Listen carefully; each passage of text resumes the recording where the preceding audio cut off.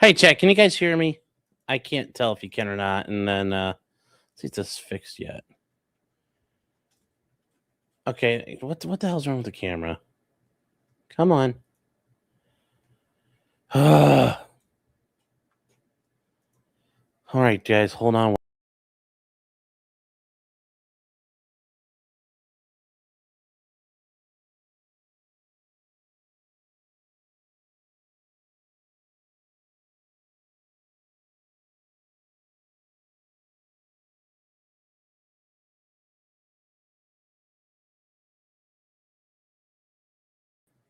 Okay, chat, can you guys hear me at all? I can't tell if you guys can hear me because I can't even hear myself right this second. You can hear me? Good. All right.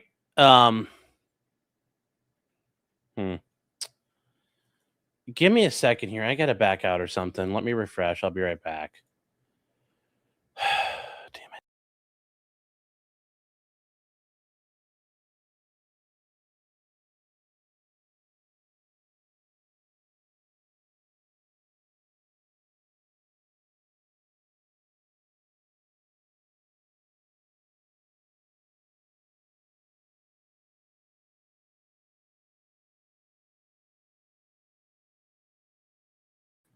There we go. Finally. All right.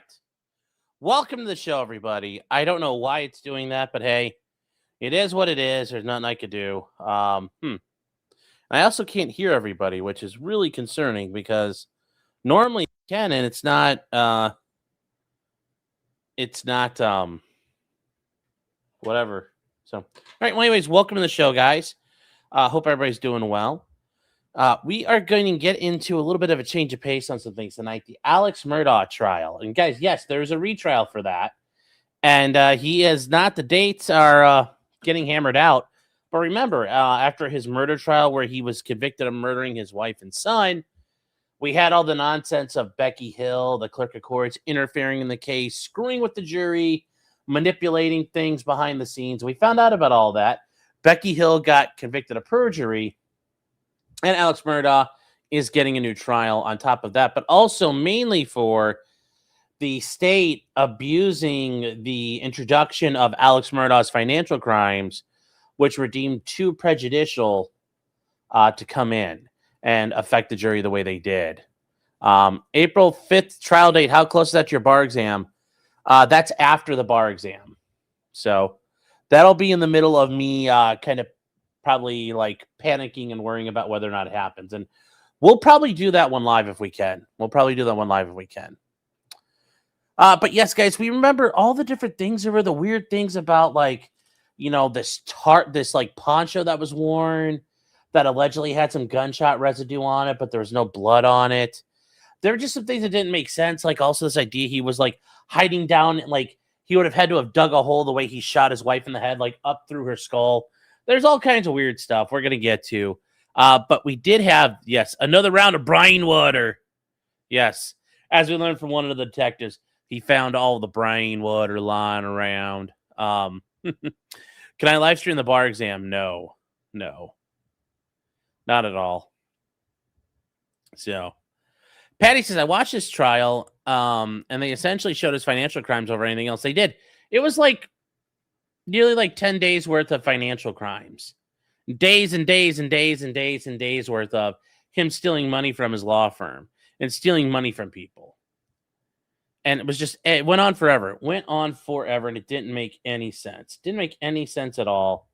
And, it didn't help. It didn't help anything. Was Becky there? Yes, she was there. Guy Remecta says, do you have to take a bar exam every time you go to a new state? Not every state. A lot of states you can you can waive in and basically you pay them a little bit of money, like a couple $100 and you're in. Florida makes everybody take the bar, and so does California. And that's to control the amount of people coming in. But it's basically a protectionism racket. So no, not every state, but here I do. This just seems decent so far. So I've heard. Yeah, Florida does not offer any reciprocity to any state in America. The funny thing is, if I have a Florida license, I can go to a lot of states. But Florida accepts none of them. And that's just, they're allowed to do that. They're allowed to do that and be ridiculous. Does Louisiana make you retake it? I don't think so after a certain amount, if you practice over a certain amount of time. Dr. Nick says the Florida Dental Board's the same. And that's just generally true for Florida in general because they don't want all these professionals coming down and basically watering down the business for everybody else. They also don't want retired professionals coming down and causing problems. So it's all protectionism. That's all this is at the end of the day. So, and oh, that's why I can't hear myself. I'm in the wrong. I think that's better now. Can I hear myself? No. Where the heck is? Oh, I keep missing the hole. That's what she said. There we go. I can hear myself now. But 2 years after now, we have to have reciprocity. Yeah. So, odds on the bar exam they're failing. Don't give me that. That's another level of anxiety I have to worry about now. So, don't. That's already something I'm starting to worry about. Like, what happens when I do it? Yes, New Mexico or Oregon don't necessarily require the bar. Yeah. Yep, some states are. So, the Adelsons can practice dental in other states then. Yes. All right, guys. So let's get started, though. They did have the hearing. Yeah, I said the wrong hole. I know. You know, just like your mom, you guys will get over it. You might be limping for a while, though.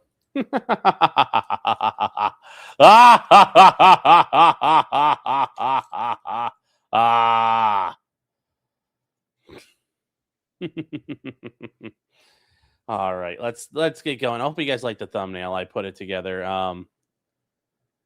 So let's see here. All right, let's oh, where I just had that up to.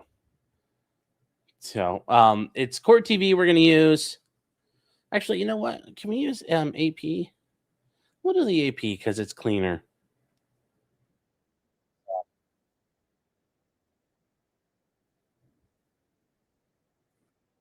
Okay. So, guys, remember the prior judge, Judge Newman, that older black guy, he's gone. We now have Judge Deborah Cashman as our presiding judge, and she's going to be a little different how she does stuff. So, we got closed captioning. We're going to go a little faster, and we'll see how this goes. So, here we go. Honorable Judge Deborah Cashman presiding. Please be seated. Good morning. Morning. Your Honor, may we have our client brought out, please? Absolutely. Thank you.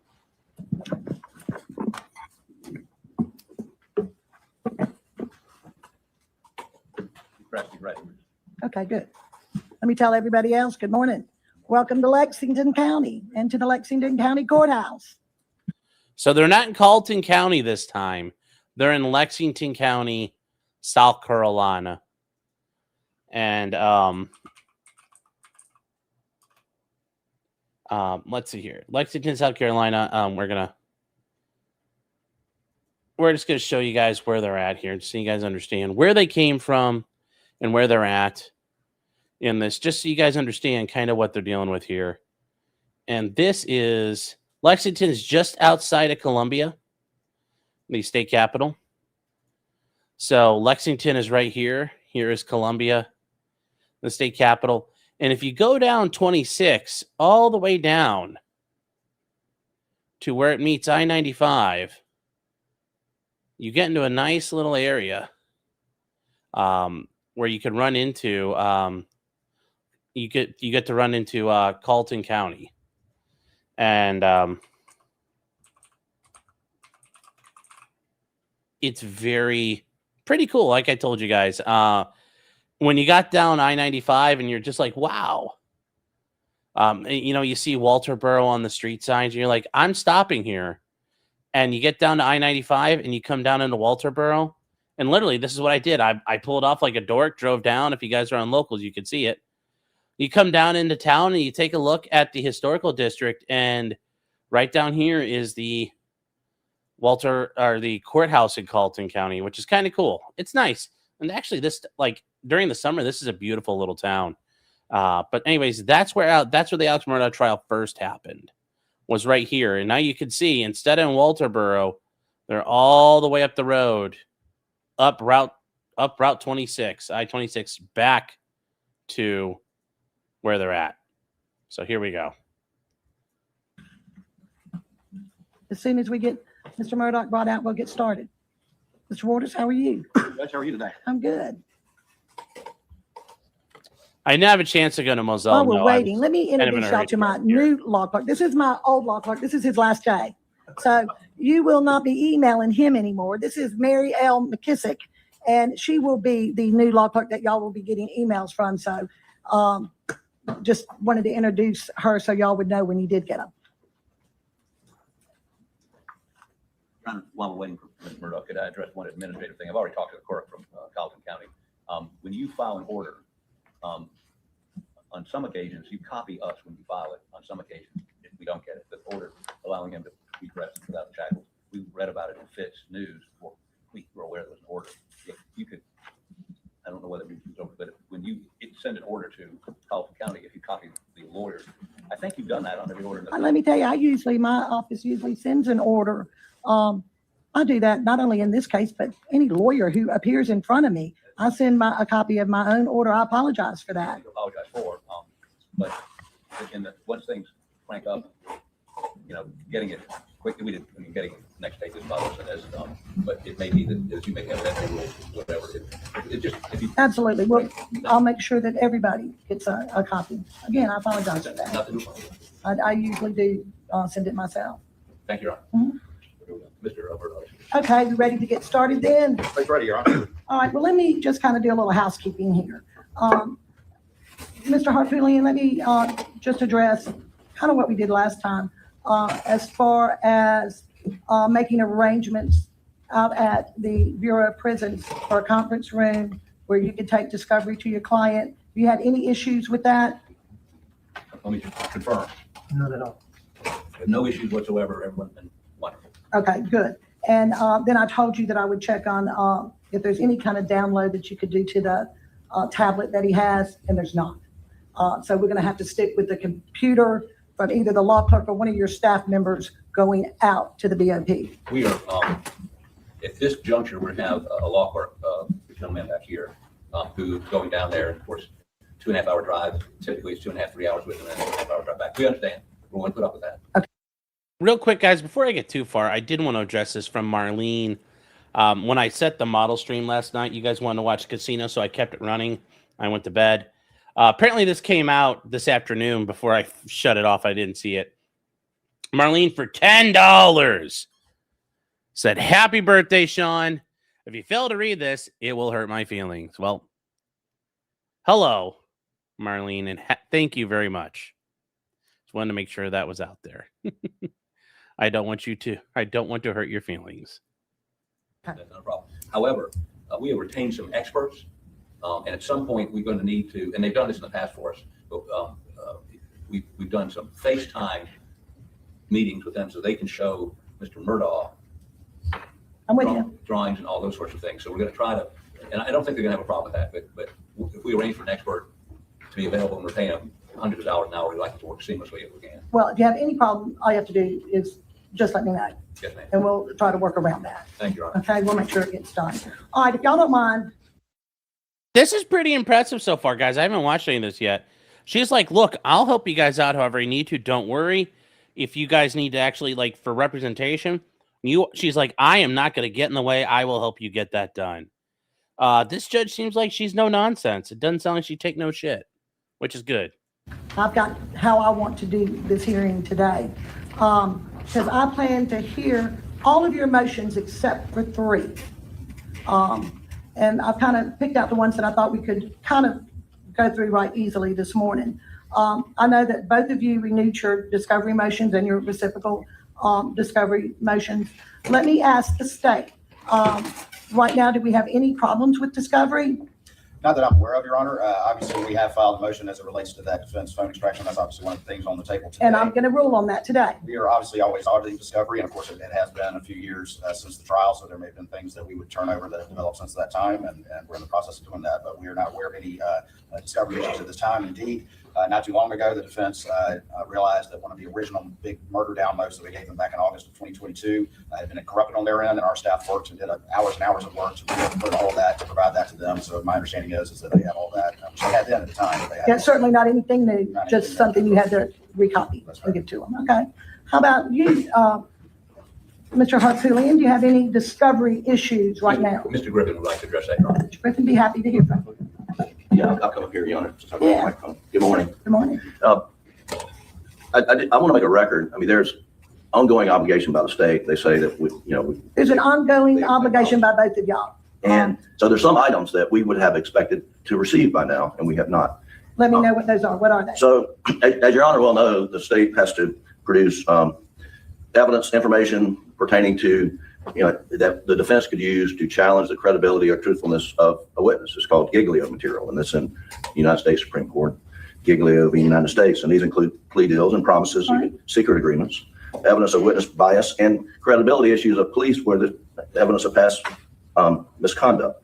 And in that category, I have a few items as to secret agreements.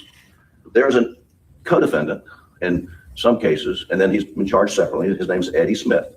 Curtis Eddie Smith, who's a distant cousin of Mr. Murdaugh, was charged on November 2021, almost 5 years ago, of ab-hand, pointing and presenting, conspiracy, filing a false police report, and that's related to a roadside shooting that involved Mr. Murdaugh. Subsequently, in June of 2022, he was indicted by the state grand jury of 4 counts of money laundering, trafficking in meth, of other things.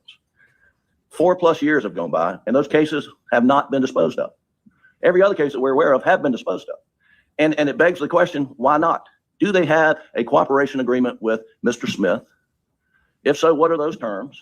He has been identified as a witness in this case since the last trial, well before the last trial. So we've got nothing on Mr. Smith. And if they have a deal, they're obligated to disclose it. If they have an understanding, they're obligated to disclose it, and we've never received it. With regard to credibility issues of police, we are aware that Judge Roger Young dismissed the murder case. And the name of that case is State v. Michael Colucci. And he was indicted in 2015. In June of 2025, Colucci's attorneys filed a motion to indictment saying that the state withheld critical exculpatory evidence on the eve of jury selection. The motions identify David Owen, SLED agent David Owen, who was the lead case agent in this case, who after this case received SLED Agent of the Year award. Judge. Yes, guys, remember, SLED, the South Carolina Law Enforcement Division. We're known as SLED. They drag us around everywhere like a sled. The guys who lied to the grand jury, the guys who committed perjury in the trial. Yes, those same guys. Young dismissed the Colucci case because of withholding of exculpatory evidence. We want to know what's in Mr. Owen's SLED agent, I think he's retired now, in his HR file. Was he reprimanded? Was he sanctioned? Well, any steps taken as a result of the Colucci matter? There's another SLED agent who was the lead SLED agent in the financial crimes case. Well, right now, we assume he's going to be a witness. He retired from or resigned from SLED. We don't know exactly under what circumstances, but then he went to work for the Charleston County Sheriff's Department. On June 8, 2026, Captain Ryan Kelly was terminated from his position, according to the Sheriff's Department, for conduct unbecoming, harassment, improper procedures. And so that would be information. We don't have subpoena power unless we subpoena them to a hearing. They have control and can request this. We don't have it, and we would like it. And so, Your Honor, that's some Giglio material, some Brady material that we have, I think we're entitled to. And as you know, Your Honor, Brady is evidence that is, could be exculpatory. We have learned through reporting from Fitz News that there was a recent murder, we believe, in Allendale County. And what has come out of that investigation and what has been leaked to the press is that murder weapons were connected to the Allendale County murder. Now, how could that be?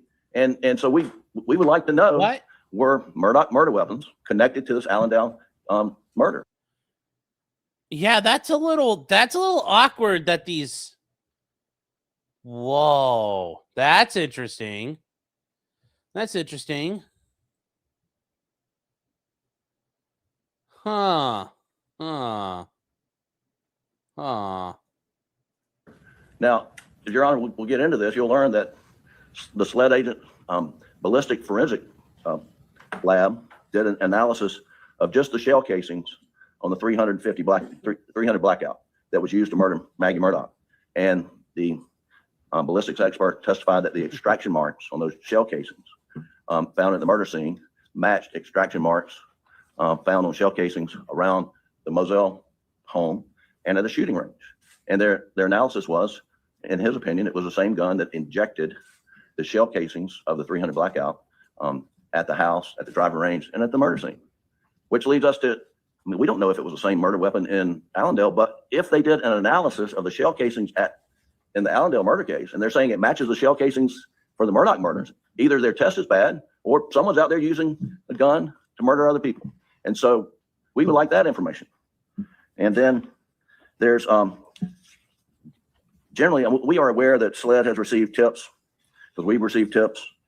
We've not been provided any information about tips of whether it's reliable or not, identifying anyone else other than Alec Murdaugh participating in the murders. We've not received any information. Have they found the murder weapons? Have they found the murder weapons since the last trial? And there's related information underlying all of those. And so we don't think the state is taking their obligation seriously enough to find out what Brady materials out there has been developed and what Giglio material out there has been developed. And this is what we are aware of today, but we don't have the benefit. We don't have the ability to contact law enforcement and get this information. So those are our concerns. Okay. Mr. Waters, let me hear from you on the Giglio. Yes, ma'am. First of all, I want to say we take our obligations very seriously. I know you. Here comes Cretan Waters, the guy who led the charge the last time. And then he got to go on the court TV and be like, howdy, y'all, I play my guitar. Hoo-wee. And have never had a problem. This is the first they've raised these specific issues. They could have given me a call, and if I ever discovered anything of importance, they're the first people that I call, and that's always been our practice.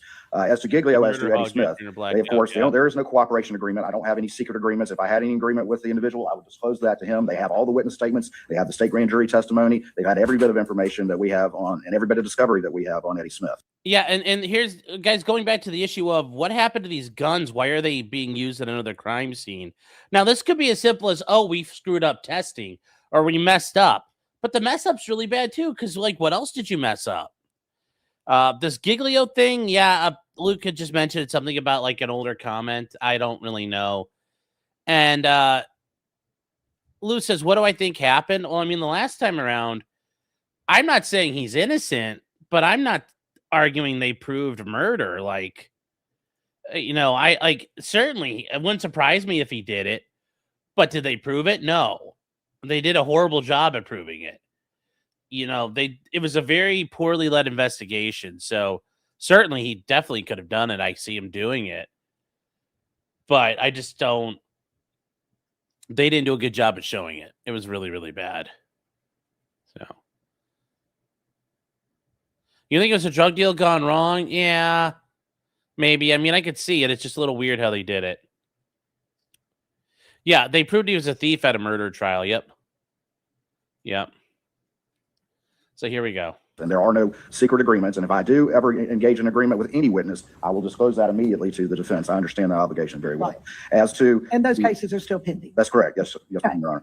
As to Colucci and Kelly, we are all aware of our Giglio obligations. And as far as the Colucci matter, the judge, as I understand, I wasn't involved in that matter, but ultimately dismissed that indictment just without prejudice, just to allow some additional information to be presented back to the grand jury that the individual said that he forgot. But there was no finding that he misrepresented anything. I've made inquiry, and I'm not aware in any HR file of a finding of dishonesty or anything like that that would ultimately trigger Giglio. I have made those inquiries and will renew those inquiries. And if anything is applicable there, I will immediately provide that to the defense, as we do every law enforcement witness in the case. The same thing with the termination of Ryan Kelly from Charleston. My understanding is SLED agent. He was a SLED agent. He went to Charleston County Sheriff's Office, and deputies served out well, and he was terminated. But the inquiries I've made, and my understanding is that none of that had anything to do with dishonesty or falsification of reports or anything that would go to Giglio, that they were personnel matters. I will, of course, re-verify that, and if there's anything that needs to be provided in that regard, I will, of course, provide that to the defense. But that is my understanding at this time.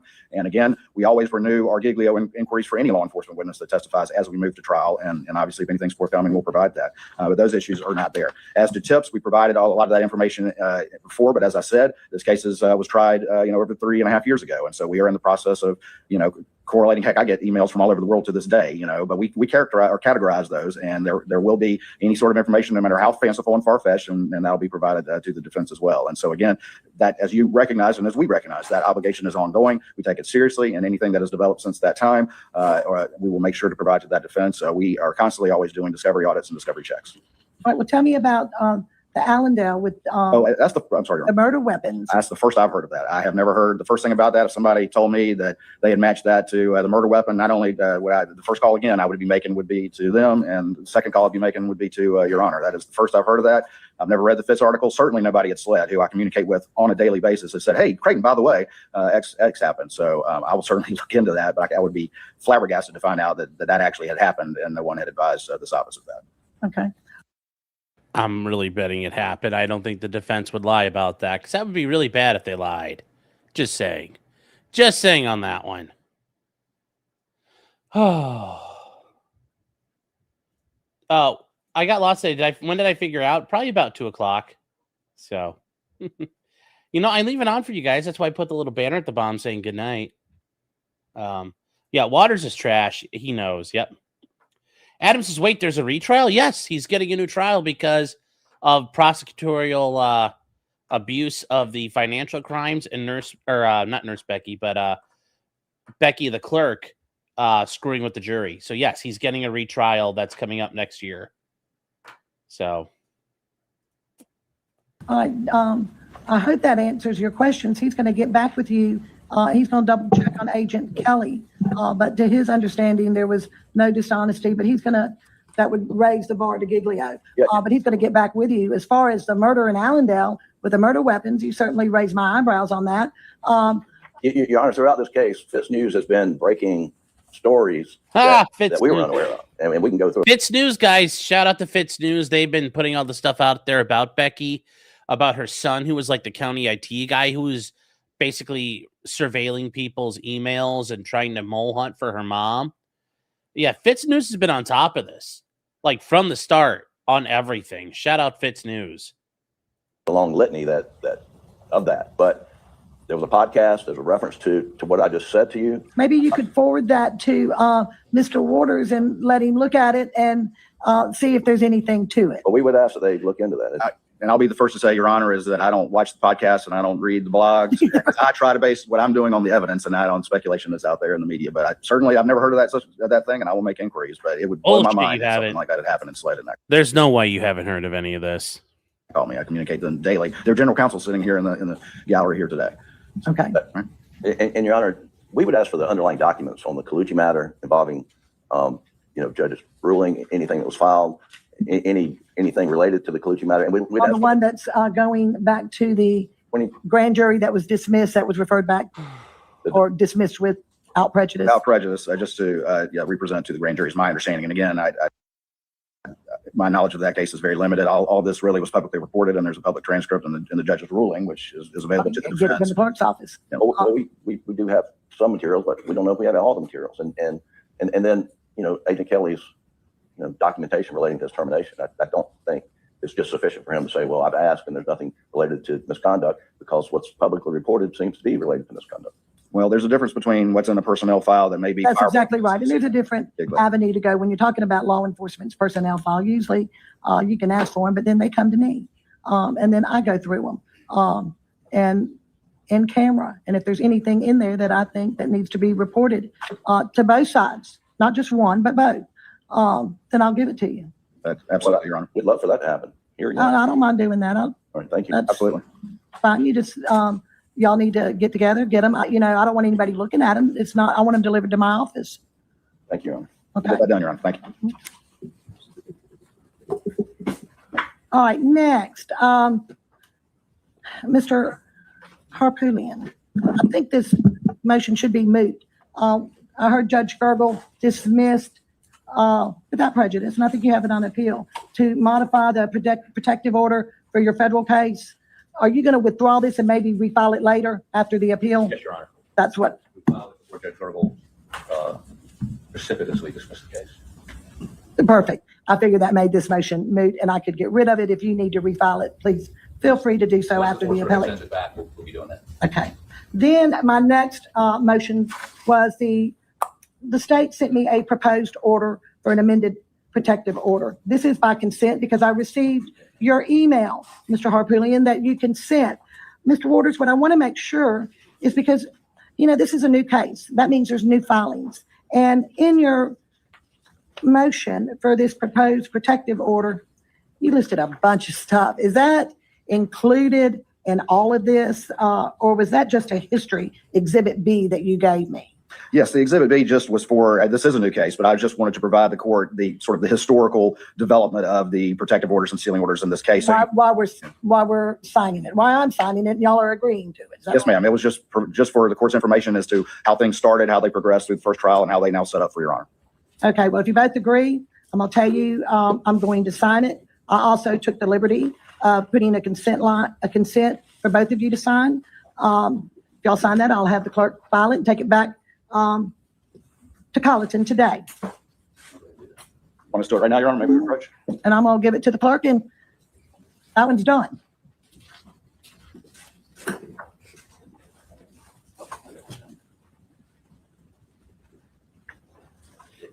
Yeah.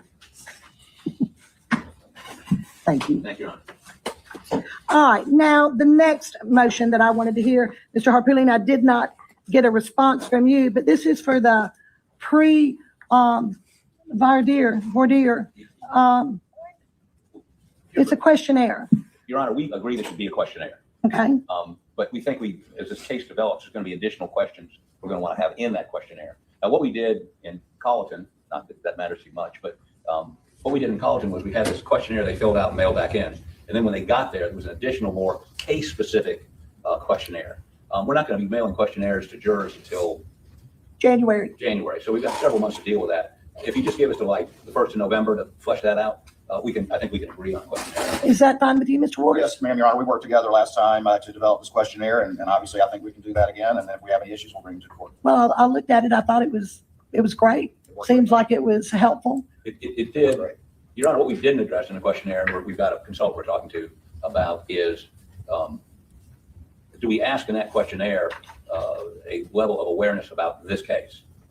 I'm not saying we should. I'm just saying we're examining that. And that's why I'd like till the 1st of November. And of course, in the question, if you do a questionnaire when they get here, obviously we want to know a little bit more about their specific knowledge of the case. But so yes, we agree there needs to be a questionnaire.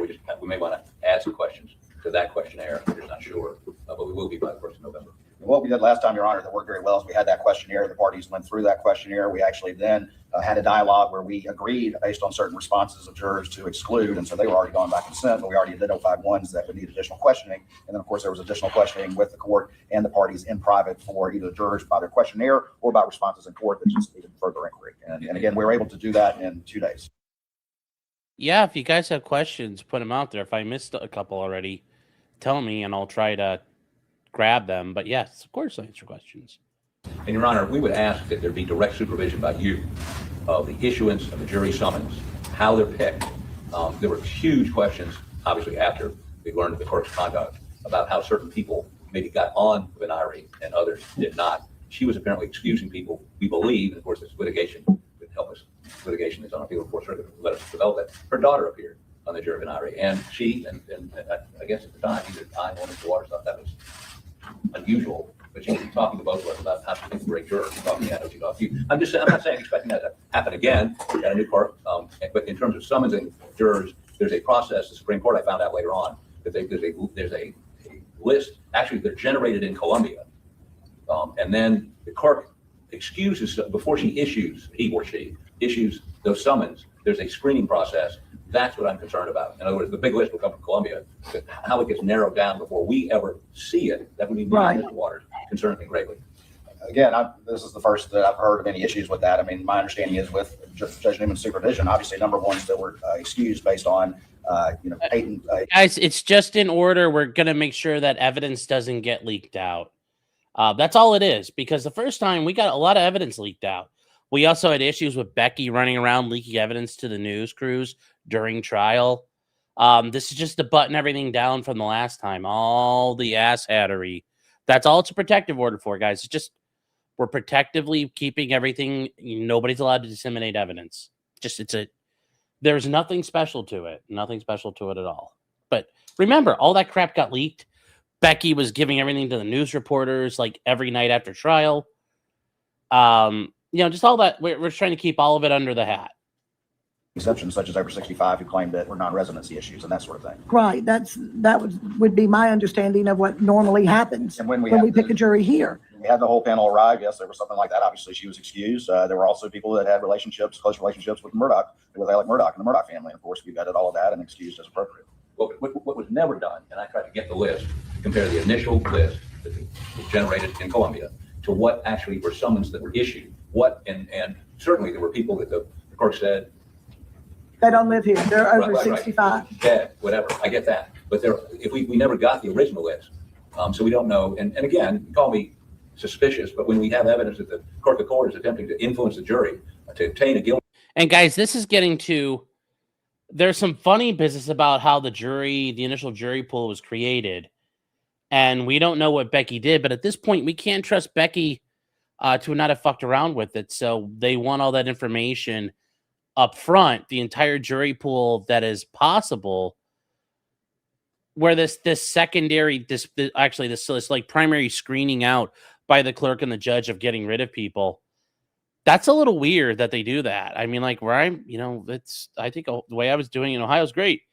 Everybody gets summoned and then you deal with it at jury selection. But doing it behind the scenes is never a good look. Verdict, so she could sell more books. When did that start? Did it start when she started winnowing down people she thought might be helpful to us? And I'm not saying that could happen again, but I think I need to mention it. I need to say to the court, I never expected it to happen the first time. I've been doing this 50 years. I've never seen the court interfere in this process. And clearly, our Supreme Court found she did. Okay. Well, I can tell you, Mr. Harpillion, I certainly don't mind overseeing it. Thank you, Your Honor. That's for sure. And again, Mr. Waters, I will, wherever this trial is going to be, I will certainly make sure that it is on the up and up. I can promise you that. and just to be clear, there's absolutely no evidence that there was any shenanigans with that part of the Yeah, process. I haven't heard of any of that, but we'll just make sure that everything is done properly.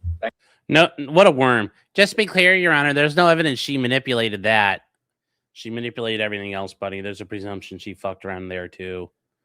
Do you think she wasn't that crooked? I don't know, man. I don't know. I'm assuming she is. That's all I'm asking. And again, I would agree. We were never allowed to look at that piece of it for our motion for a new trial. It wasn't relevant to that. And the court was not going to, and she never admitted she talked to any jurors. The court, both Gene Toll and the Supreme Court found her to be a horrible liar. So you have to prove it extrinsically. We don't need to go there. We may go. This isn't initially the reason why they're having it here is because that other judge is retired, Judge Newman, the black guy. He was appointed. This new judge has been appointed to fill in and was assigned this case. So she's holding the trial, like showing the pretrial at her courthouse. She's like, I'm not driving all the way down there. You motherfuckers are coming here. But there is a motion to change venue as well. But the reason why they're here is because this is where she works, and she's making them come here because she's a judge. Go there in our federal case, but we don't need to go there. I'm just saying, call me naive. I just want to make sure that you are in charge of this process. I'm trying to tell you, this is not the change of venue. The judge made them come here because this is where she works. This is not the venue change yet. I'm trying to explain that. Everybody just pamper your tampers a little bit. Just brakes. They need pumped. Yes, they're here because this judge works here, and she's not driving an hour and a half to see them. And it's not deferred to some functionary. No, I don't have a problem with that. Thank you, Your Honor.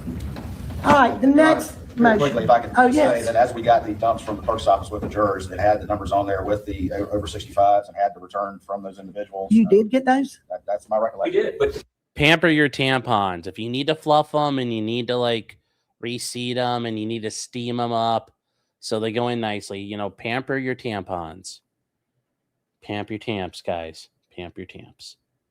the question is, who got off that list before we got it? Okay. That's the problem. And do we have any You evidence just of want that? the original list. I want the is what original you want. list, and I want I understand. you to have the original list. So when the summons go out, that everybody was on that summons list was summoned, unless you were told they were dead, and again, I'm a little paranoid after our last experience, not realizing the court was trying to fix the jury. Okay. Well, I will, I'll make sure I speak with the clerk before that process. And Your Honor, certainly Mr. Waters is not vouching for her veracity and truthfulness here today. I understand that we're here because she attempted to fix the jury, right?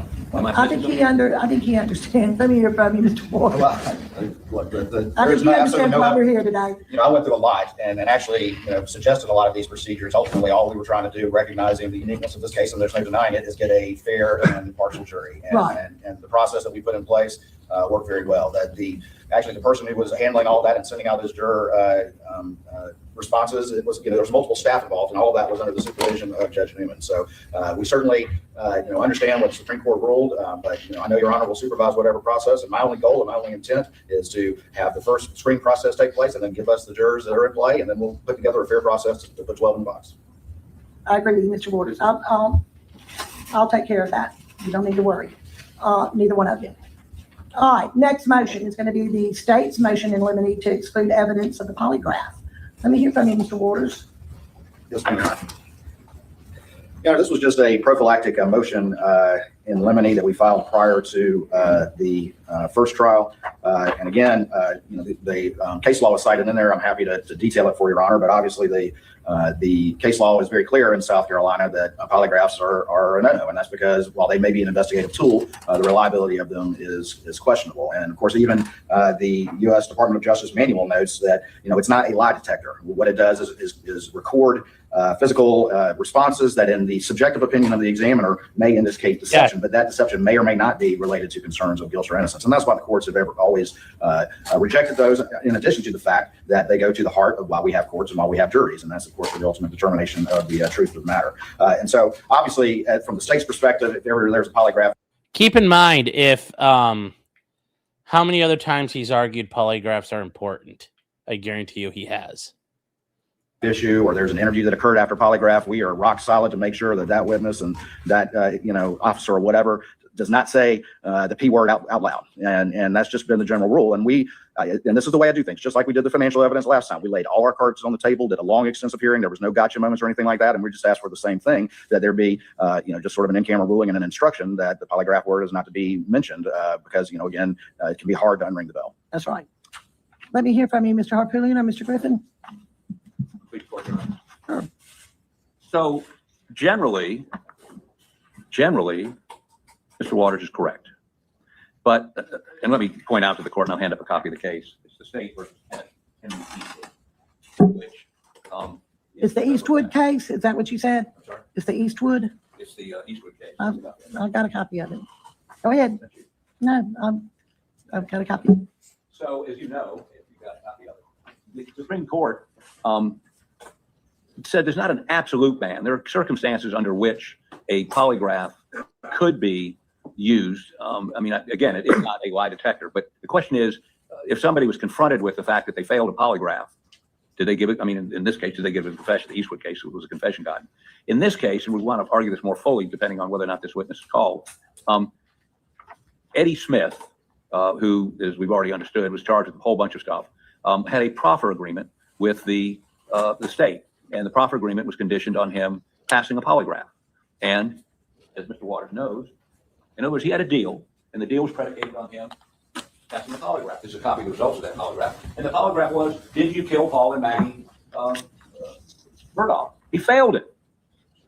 And so they, relying on that, canceled his proffer agreement. Now, I'm not saying necessarily that's admissible on cross. But it's a very good point that they don't believe that he wasn't involved. Because if they didn't think he was involved, they would have just let him go. Isn't that interesting how that works out? Isn't that how that's interesting how it works out? Isn't that? Isn't that interesting how that works out? Max Murdaugh says, Alex pupils look dilated. Did he get drugged up or something? No. But isn't that interesting how that works out?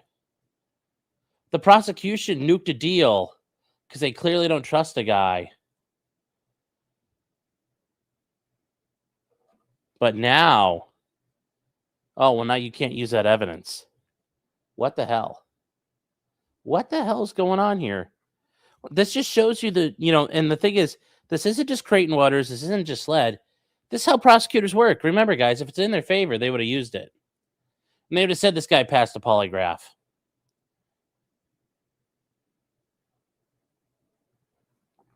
It is Brady material. It's about a witness itself, so it becomes more about Giglio.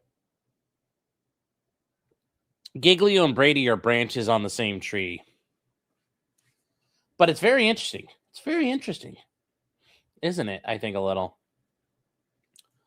Coffee Cat says, my fan casting for the lead prosecutor is Paul Giamatti.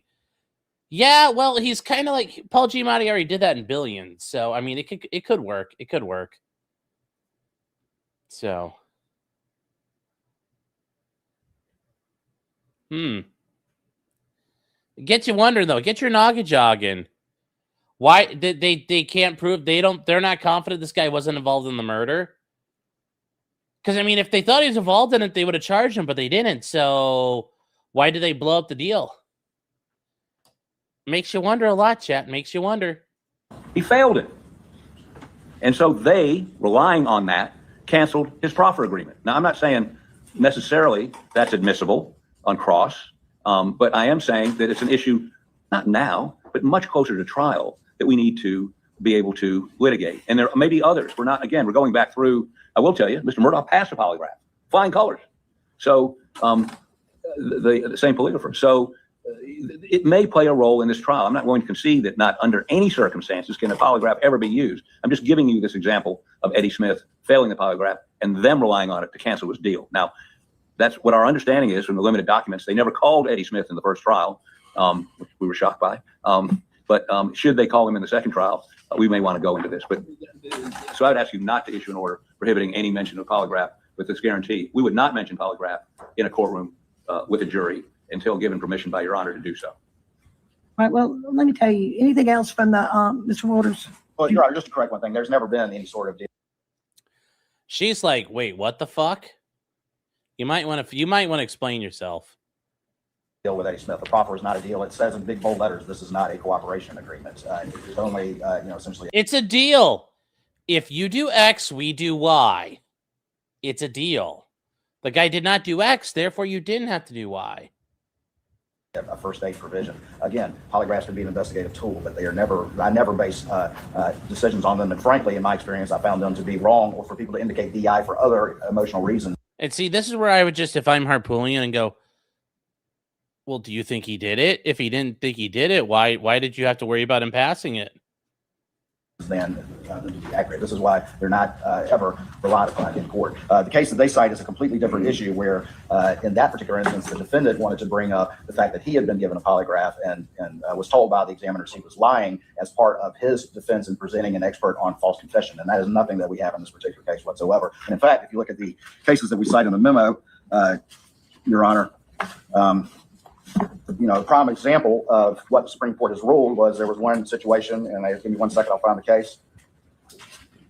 That would be State v. Counsel, which is a seminal case on that. And in that particular case, there was another witness who took a polygraph on, were you present?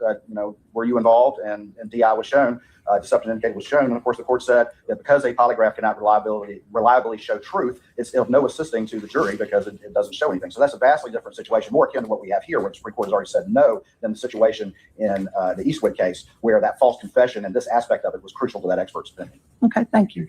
Very, very briefly. It was a proffer agreement. And the proffer is, you're going to tell us stuff, and if you pass polygraph, we go to the next step, which would be perhaps giving him something for testimony. They were using it as a screening device, no question about it. But he failed the polygraph, so he didn't get the deal. He's right, he doesn't have a deal as far as we know. And the reason he doesn't have a deal is he failed the polygraph. Now, whether we get to talk to the jury about that 9 months from now is an issue altogether different. But all I'm saying is, we would ask you not to issue an order, blanket order, prohibiting the mention of polygraph, although I would concede I would not do that without having the in-camera hearing of some sort and getting clearance from you. Well, that's going to be my ruling, Mr. Harpoolian. I'm going to rule that the results of a polygraph examination are not admissible, as well as the defendant's willingness or refusal to submit to a polygraph.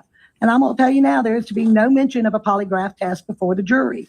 This ruling is based on counsel and case and the Palmer case. Should the defense seek to introduce any evidence or testimony or reference concerning a polygraph examination, you must notify the court and obtain a ruling outside of the presence of the jury or risk this case being a mistrial. You understand? Well, I think you're on. You probably shouldn't threaten mistrial. You should start contempt. Contempt. Yeah, you don't want me to hold you in contempt, Mr. Well, I know you Harpillion. mistry the case. And I might mistry it if you start screaming polygraph. So without letting me know beforehand.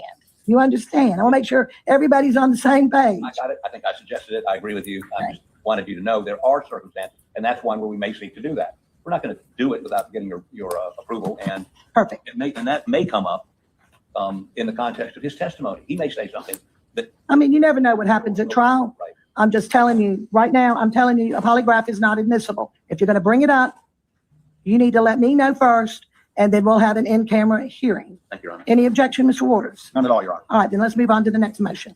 The next is the state's motion in limine to allow the state's use of the defendant's prior testimony in retrial. Let me hear from you, Mr. Waters. I've done a lot of research on your motion. Yes, ma'am, Your Honor. Obviously, at the first trial, Mr. Murdaugh, who of course had given multiple statements to the police, in which he said he had never been down at the kennels. He had told all his law partners, all his friends, all his family that he had never been down at the kennels either. And obviously, during the state's case in chief, we presented witness after witness who knew him very, very well, saying 100% that's his voice on the kennel video, which again was taken at the scene with the victims, and according to the timeline, just moments before they died.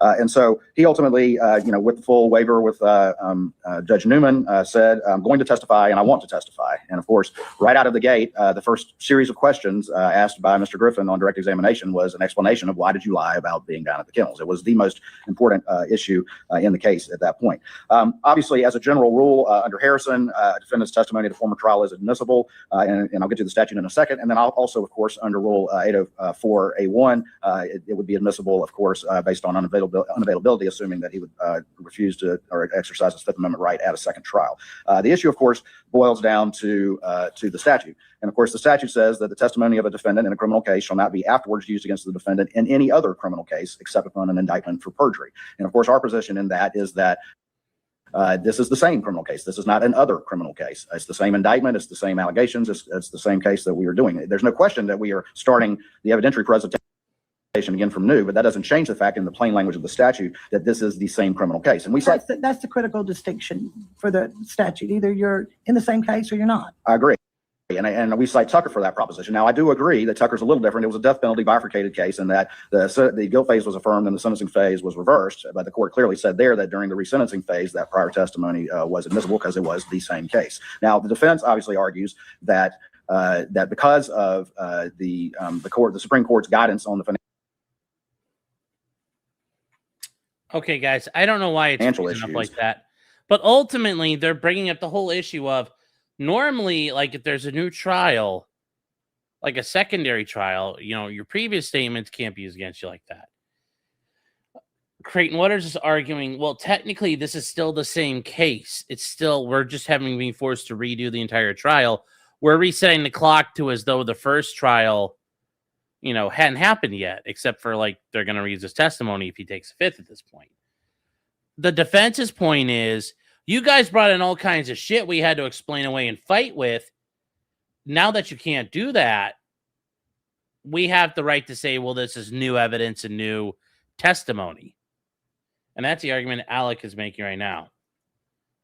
that ultimately his decision to testify is somehow impelled by that. And we would respond to that in two ways. Number one is the first thing is it's very clear that the most important reason for him, quote, I want to testify, is that he had to explain that kennel video, which again was the most important issue for the defendant to testify.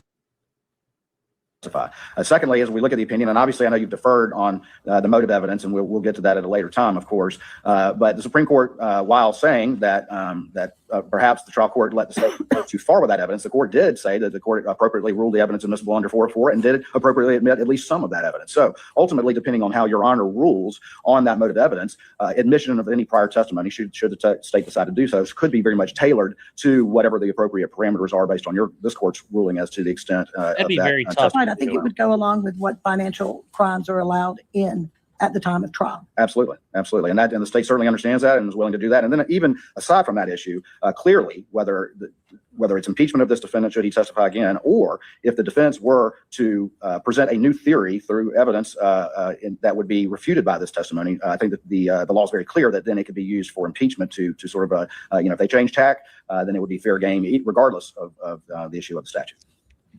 Okay. Well, that's Let me. ooh. Who's going to argue that? Mr. Barber will address. Mr. Barber, come join us. Good morning, Your Honor. Good morning. Of course, we oppose this motion on two grounds, a statutory ground and a constitutional ground.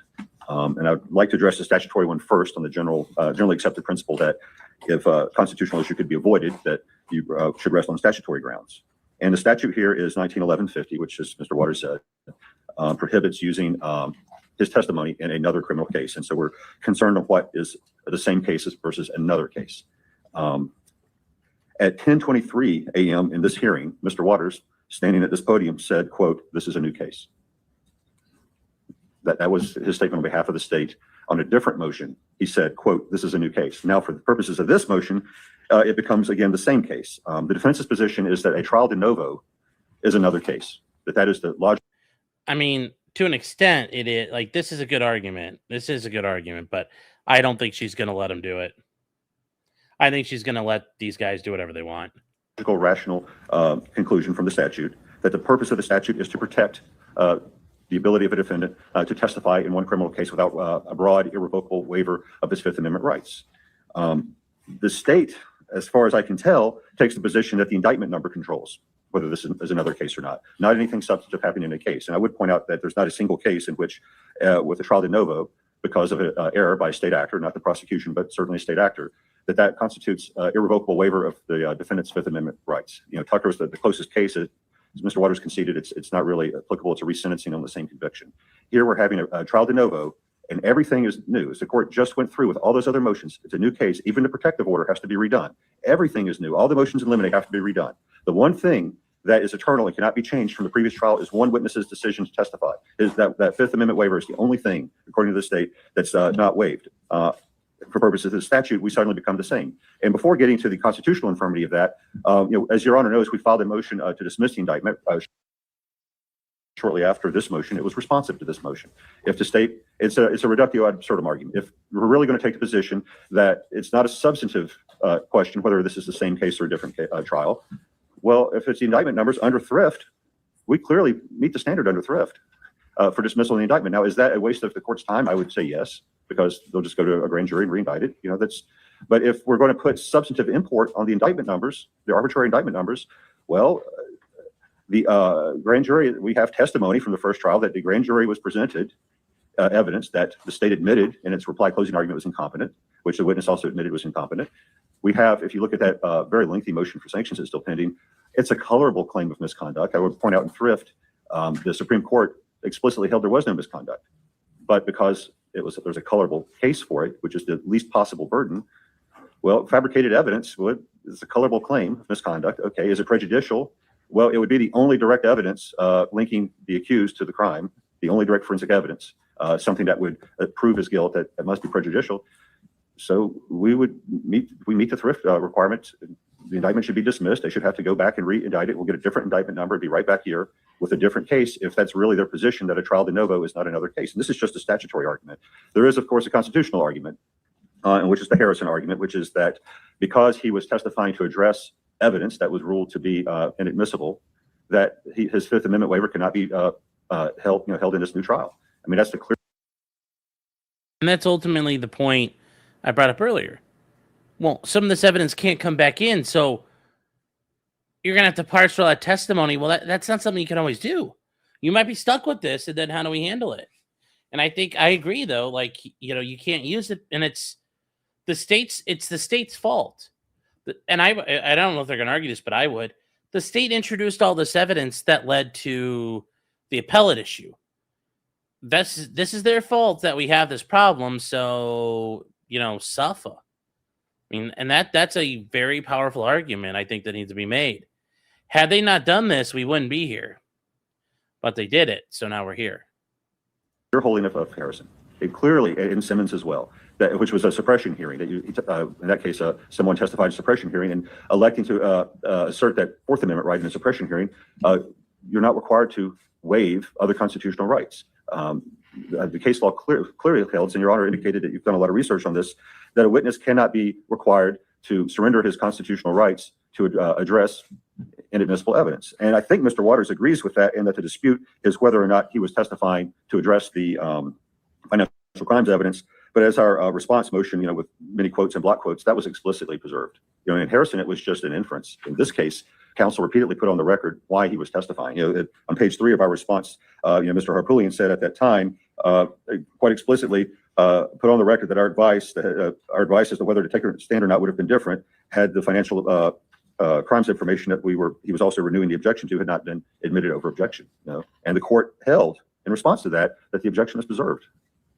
So here we are. Harrison directly prohibits this, though I would suggest to Your Honor that the statute would be an easier ruling because there's no reason to reach a constitutional question. This is another case which we just said a dozen times when discussing previous motions. Thank you. Thank you, Your Honor. Any response, Mr. Waters? Very briefly, Your Honor.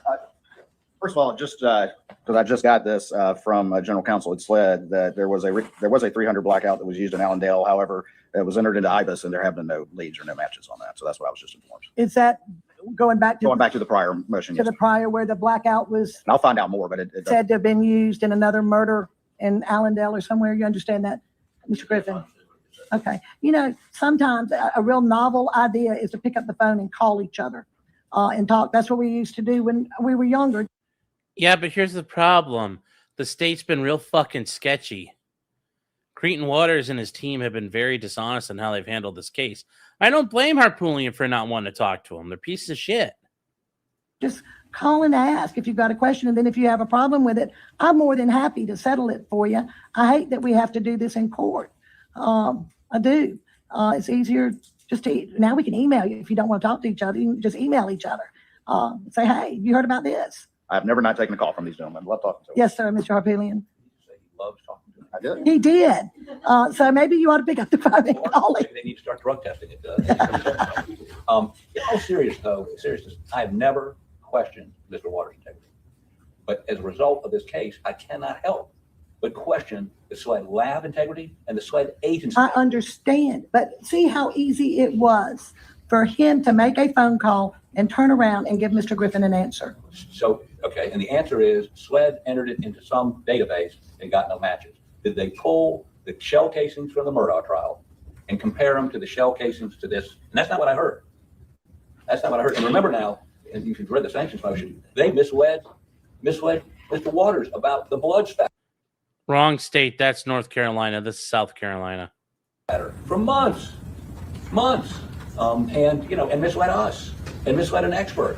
That was the SLED lab. And when we talk about DNA in a little while, that's the context in which we are approaching this case, because we were lied to. The grand jury was lied to by SLED, and he was lied to. So I appreciate the fact he calls, and I was a prosecutor for a while. Trust, but verify when dealing with police officers. Well, I'm sure he'd be happy to do that for you. I think I have personally been involved in the indictment of 7 sheriffs and multiple police officers. If I had any evidence, anybody intentionally fabricated evidence, I don't play that. There is a difference between, Mr. Harpootlian, excuse me. Let him, Okay, well, your fucking SLED guy fucking was a retard in front of the jury. How can you guys suck so bad? Well, I've done this, I've done that. So what? So what? So what? So buttons. finish. There is a difference between where mistakes or the 2 ships passed in the night and intentional fabrication. That might be their characters. It's just an oopsie poopsie chat. Oopsie poopsie. Whoops. But that's not what the evidence reveals, and obviously that will be something that we'll discuss later on. But I will obviously look into that more. But IBAN is the database where you put guns in, kind of like the fingerprint database, and then it gives you hits whether it shows up with other crimes. Would it show if you put in the casings or the markings from the casings? I'm going to find out more and double check, and we're going to run this down. But again, there is no, from what I was just told by SLED, that there are no leads or hits on that blackout that was used in the Allendale shooting. I promise you, though, that I'm going to find out more. And if you got any other questions, Mr. Griffin, just email him. He'll check it out for you. Sure will, Your Honor. And I mean, if you want some kind of verification, I'm sure he won't have a problem giving it to you. As long as, again, a phone call between him and an agent who has a stake in maintaining this conviction is okay for him. It's not for us. We want to see if they submitted it. What was the result? Is there a written result? And what I'm trying to tell you, Mr. Harpoon, is just asking. I think he will give you just that. Okay. And instead of just throwing all these questions at him at one time, just send him an email. And if you want something verified, tell him. Do you have a report to that? I understand you being distrustful. I got it. But if he doesn't know what you want, he can't give it to you. We'll be explicit. Thank you, Your Honor.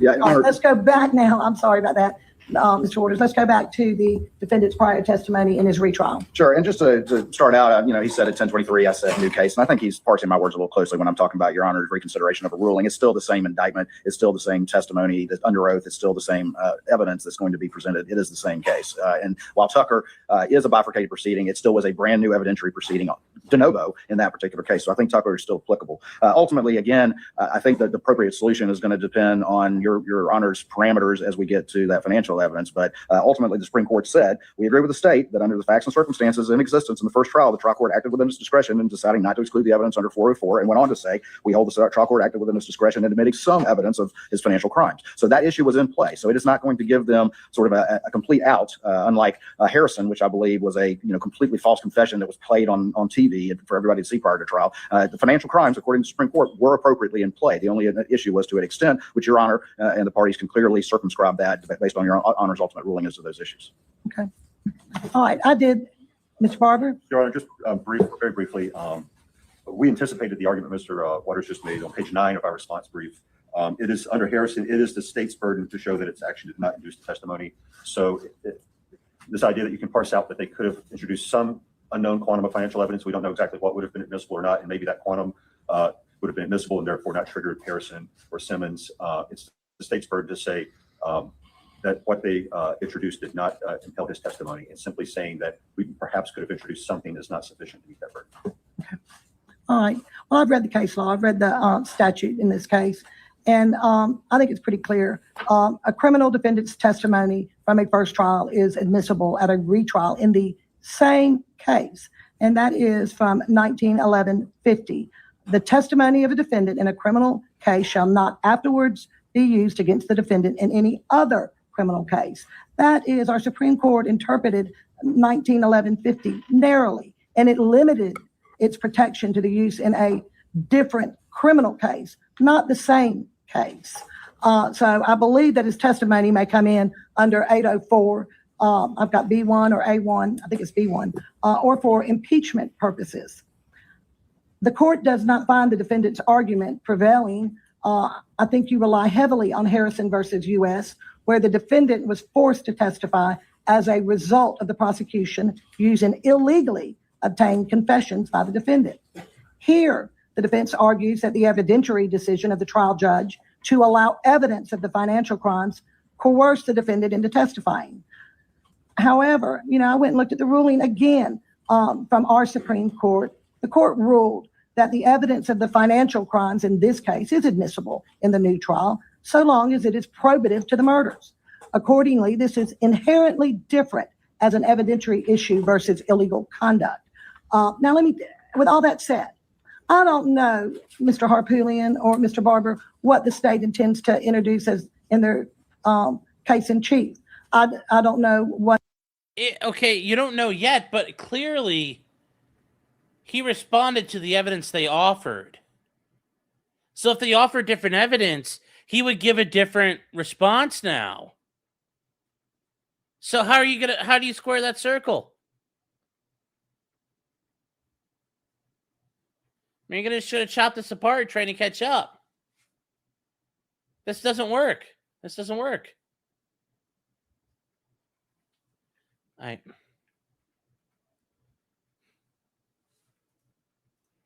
Financial crimes are going to be allowed in and what's not going to be allowed in. It's not allowed in.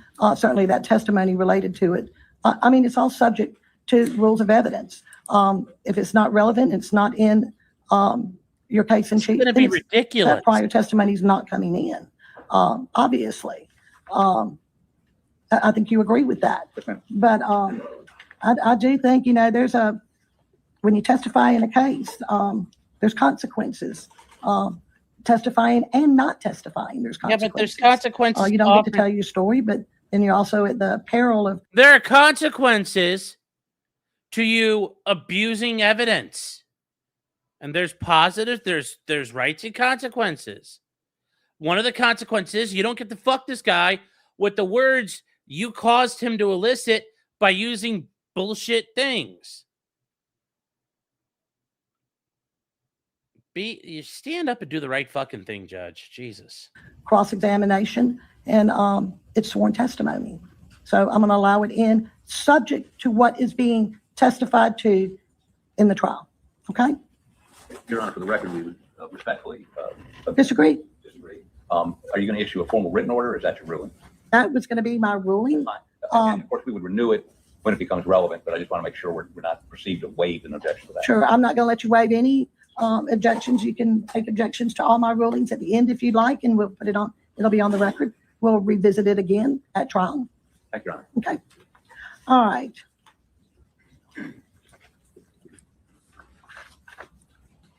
Now,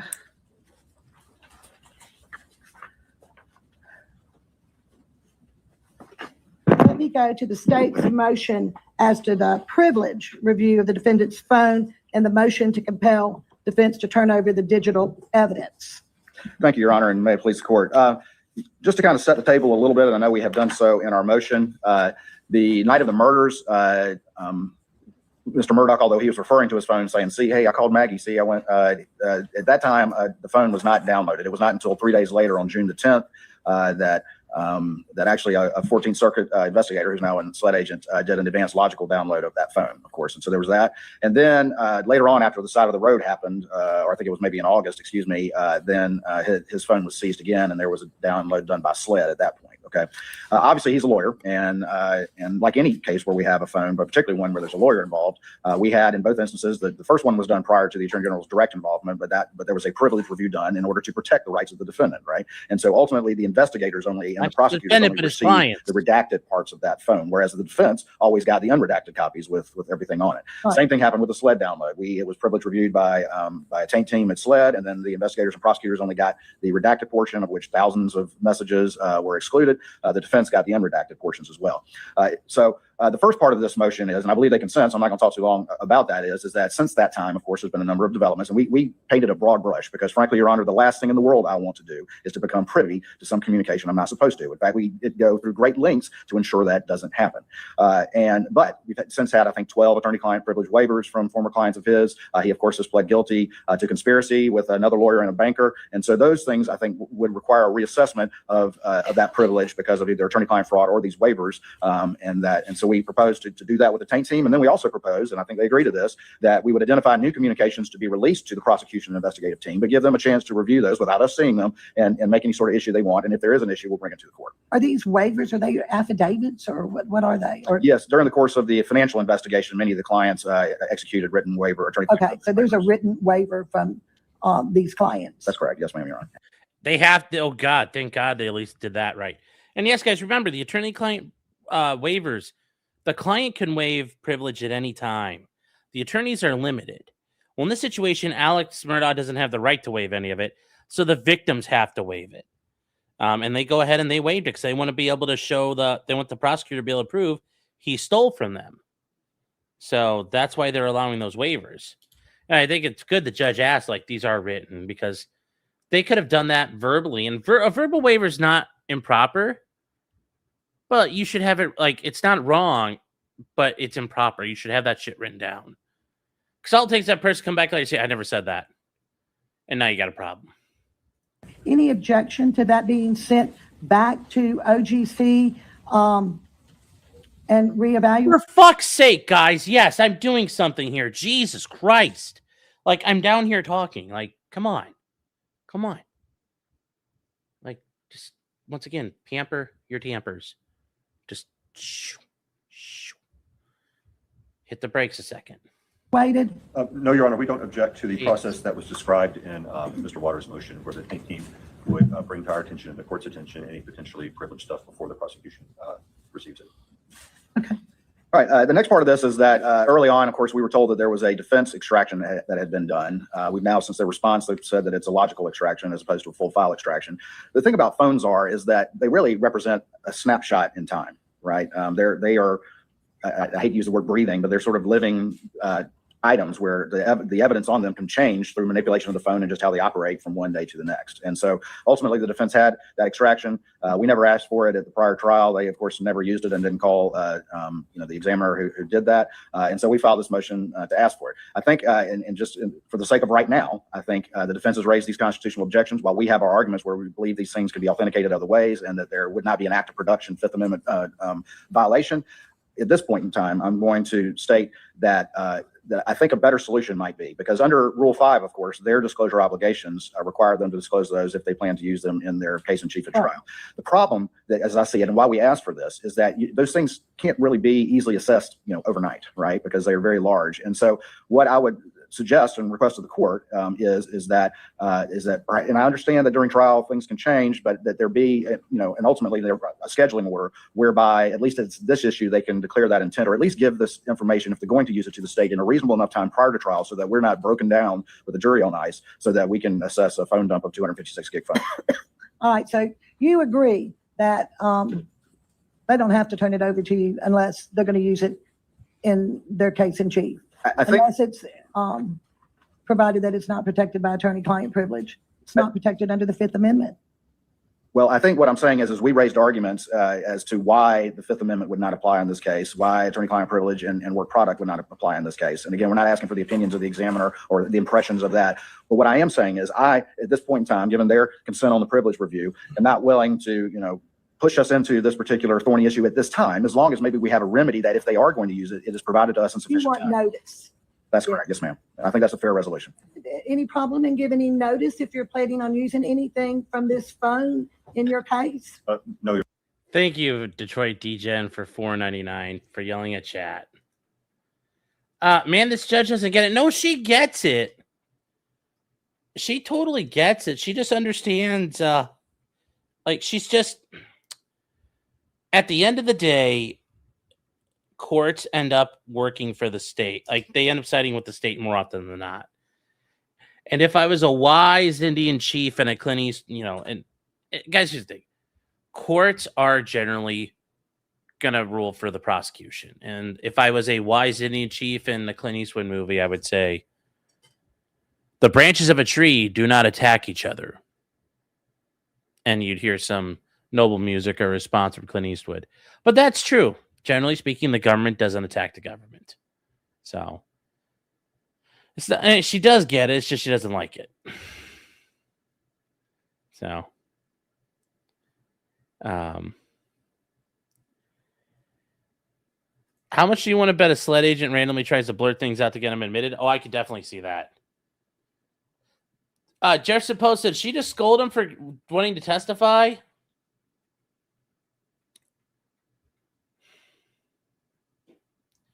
Kind of, but she just points out there are consequences to that.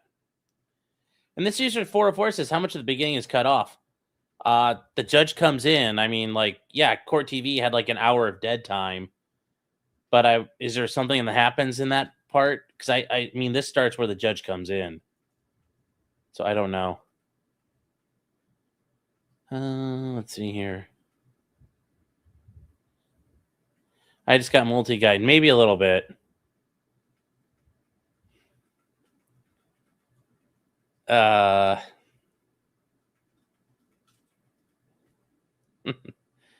it does help the state has more resources. Let's see here. Yeah, no, this is all the way from the beginning, though. I'm just making sure I caught everything up. Oh, Whiskey 77 for $5 says St. Peter can be the prosecutor and Sean would still be biased against the state. No, I think that, Alex Murdaugh probably did kill them. They just can't prove it. So, and then Taylor TC for $5 says prosecutors should be bound by prior statements. It's ridiculous what they say in one case, and they can be the very opposite. Yeah, no, I don't disagree. Sorry, that's a theory you have. You're stuck with it. I don't disagree with that idea. Michelle E970 for 21 months being a member. It says, thank you for Saturday stream. Well, thank you for being here.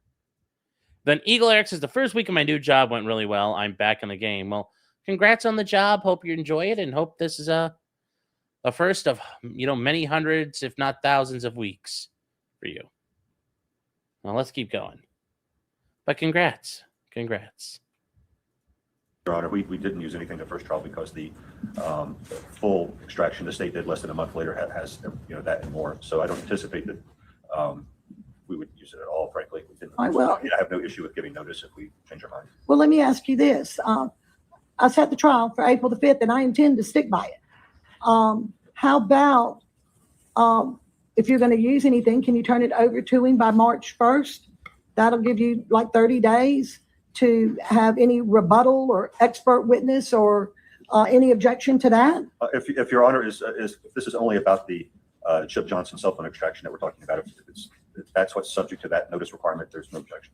Thank you, Your Honor. That's absolutely acceptable. The only other thing I would just ask, and I'm sure they would do that anyway, is that as we work out these issues, that any extraction be preserved during the course. March 1st deadline. Okay, I March think that 1st. takes care of that issue, Your Honor. Perfect. Well, we're just going right through these.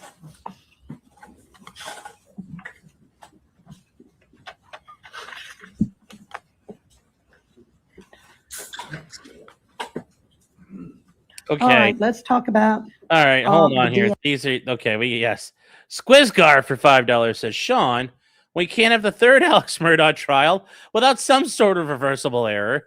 Yes, we're gonna have a whole anthology of Alex Murdaugh trials. 1, 2, 3, 4, 5, and 6. Oh, that'd be funny. And then also analytical T 17 says for $20. Please yell at chat again. I could do that. Always blame chat. When Sean doesn't share the screen, your fault. When you hate the Jannies, you're the Janny. That's right. God damn it, chat. There. It's all your fault. It's all your fault.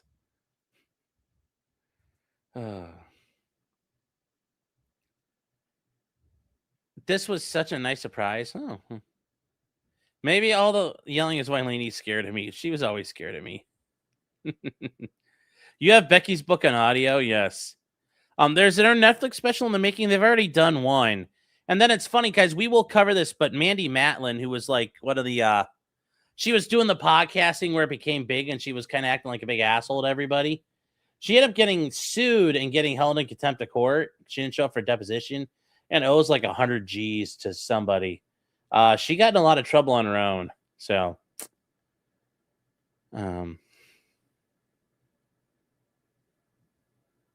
we could have gotten that for free by telling you it was muted. Yes. Oh. But yeah, no, there's a lot going on there, but let's keep going, guys. Also, by the way, chat, I went looking for shotguns today. There are a lot of like Mossberg 500s, but there wasn't like any double barrel or single barrel that was cheap.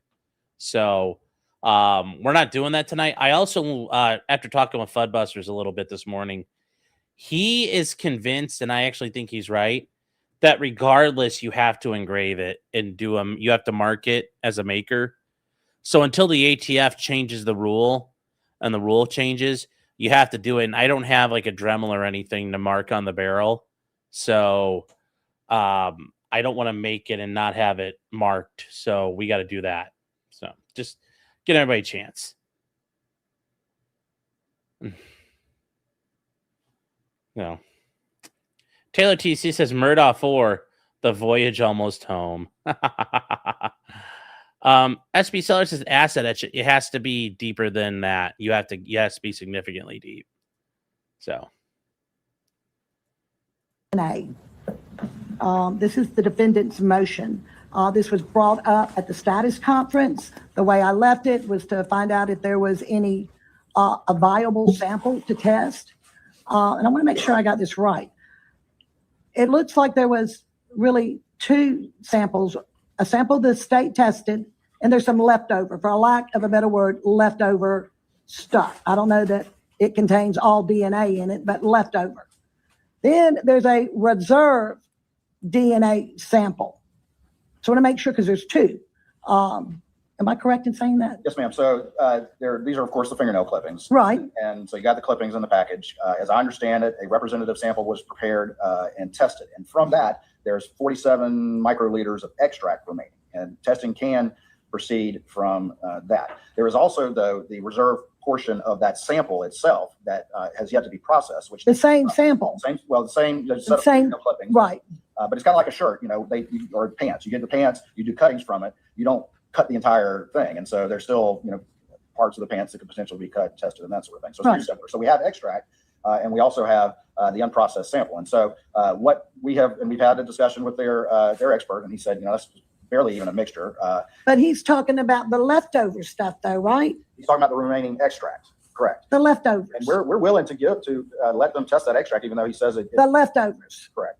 But what we would want is at least some recognition to them, because he said it's going to be consumed, that's going to be gone. We have preservation of evidence requirements and all the rest of it. Are we still talking about the leftover stuff? And then on the unprocessed, what we have said is that we will process and quantify that and then stop. Okay. And at that point, we will know the quantification. We will also know the likelihood, which is highly likely, that there will be leftovers from that, from which the defense could have that as well. And so we're willing to do that in conjunction with and in discussion with the defense and their expert, which is an extremely fair way that all parties have access to all. I read your motion. I was just, Mr. Griffin, you arguing this? Yes, Your Honor. I just wanted to make sure that they're willing to give you the leftover stuff. That's how when I read it, I'm like, okay, there's 2 DNA samples, are all from the fingernails. They want to give you the leftover stuff, but then they want to go and do a quantitative test on the unprocessed sample. Correct. And then decide what to do with it. If maybe y'all could share it, or do I have to give it all to you? So and in that conversation, we asked, to what end do you plan to use it? And we've gotten no answer. Okay, well, I'm gonna get to that in just a minute. And so our expert says the whole quantitative analysis, it does consume some minute portion. So they would be consuming the minute portion. At Othram, they do the exact same thing. If they got, and to be clear, Othram has in the past, and I'm sure will in the future, they receive DNA samples from SLED. They're in chain of custody. They have routinely tests. From our lab?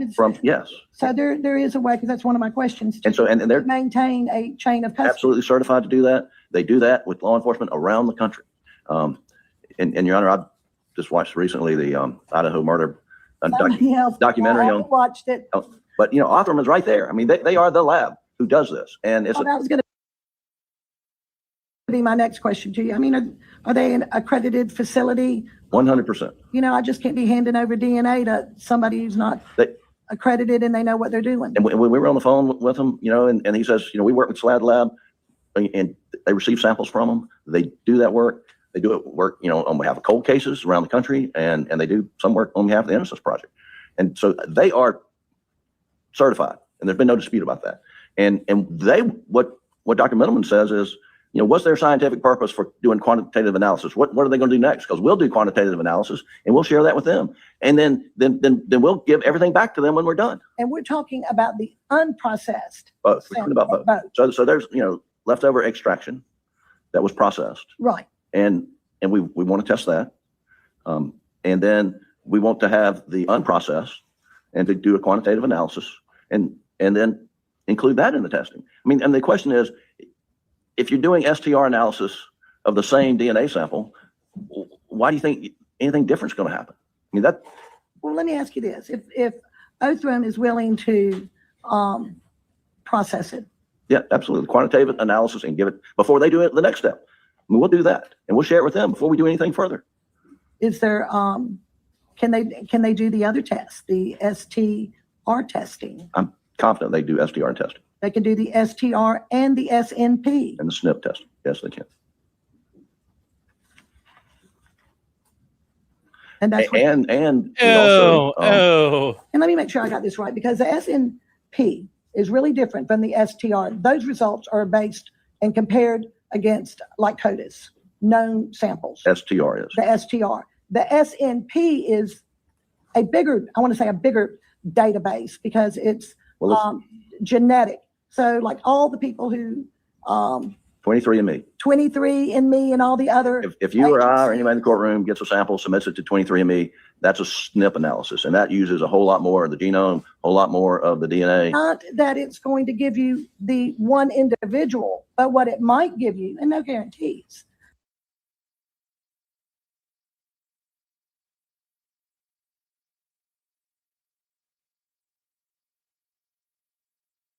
Wait, what's going on? Why is it? What? Huh? Come on.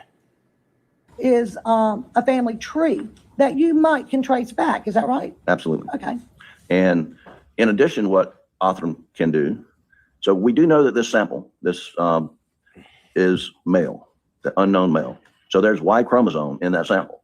Othram can test and analyze that Y chromosome, and depending on how much it is, they can go back to origin. Like, is it an Asian? Is it a white male? Is it, I mean, and they're able to do that.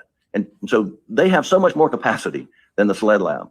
And it's expensive, and we're wasting time, and we want to pay for it, and we want to get on with it. Well, I already told you I'd let you pay for it. That's a given. That's going to happen.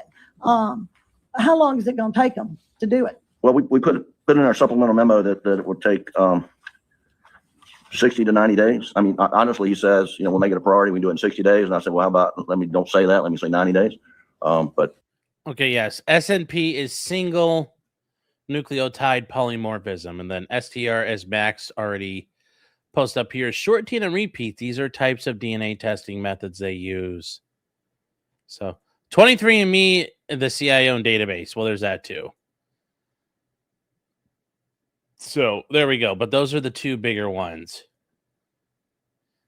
Orthram sponsors Web Sleuth's channel. Really? Really? So Othram is involved in sponsoring fucking true crime channels? Are you fucking serious? Damn, that's fucked up. That sucks. Yes, why repeat test? That's funny. Yes, 23andMe tells everybody they're Ashkenazi. So, yeah, I don't know how reliable it is. You're saying, yep. Ooh, wow. The webs that are woven, the webs we weave. but what we'd like to do is have it all at one time so we can do it all at one time. I understand that. But let me ask you this. What does your expert say about having something left over that they can give and share with the state? Do they think if they had it all, is there something going to be left over to give to the state? So they want to do their STR test again. So we would know that, Your Honor, after the quantitative analysis that we would like to offer them to do. And then we would like to share that with this lead lab. There's no reason, because they're doing the same thing. And Othram says, why? Well, if you're going to share the STR results, are you going to share the SNP results? Well, Your Honor, I didn't say we're going to share any results. I mean, I said they could do that. The rule doesn't require us to share results of scientific analysis unless we intend to use it. But right, I agree with you on that. But I'm asking if they wanted you volunteering to do the STR, which they want to do also. Well, I'm not sure they want to do that, Your Honor. I haven't heard that. I've said, to what end do you want to use this after doing a quantitative analysis? Well, what are you going to do with it? You're going to do the same thing twice? You expect a different result? I promise you they're not going to do that, because then that would pretty much cause their lab to be, the credibility to be challenged at that lab. They do the same test, get two different results. I mean, we're talking about the same sample, Your Honor. We're not, and they know the mixture. And they tell us the mixture is 99% Maggie Murdaugh and 1% unknown male. So, I mean, they've got that information. But we'll do the quantitative analysis. We'll come back and, share that with them. And then, if they, I don't know that, we want to do STR. But you can't tell me that you can share it with them because you don't know yet, because we don't know how much is there to share. Right. And so what I'm saying is we do the quantitative analysis, then we would have an idea of, if we're going to use it all or not. I mean, they didn't use it all when they took their sample, and so there's extract. There will be extract that can be sent back, and Othram will work off the extract that they mix it with a mixture. They put it in their DNA holding devices, and Othram will do the same thing.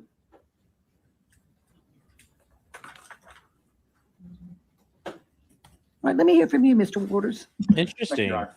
This is, first of all, the first time that I've heard that they said they would share. In fact, what I was told expressly was that they would not share anything to start out with. But I don't think they want to share the results with you. all right. Okay, Yeah. is what they're saying. However, if they want to do the STR, I think I'd make them share the results with you on the STR. They want to do the SNP for themselves, and they don't have to share it with you under their rules of discovery. Okay. Well, and so first of all, I was Unless informed. they use it in their case in chief. Right. And hopefully with sufficient notice. But my understanding is, and I was just, texted this, is that they are not accredited in STR. They are accredited in the SNP testing. Okay.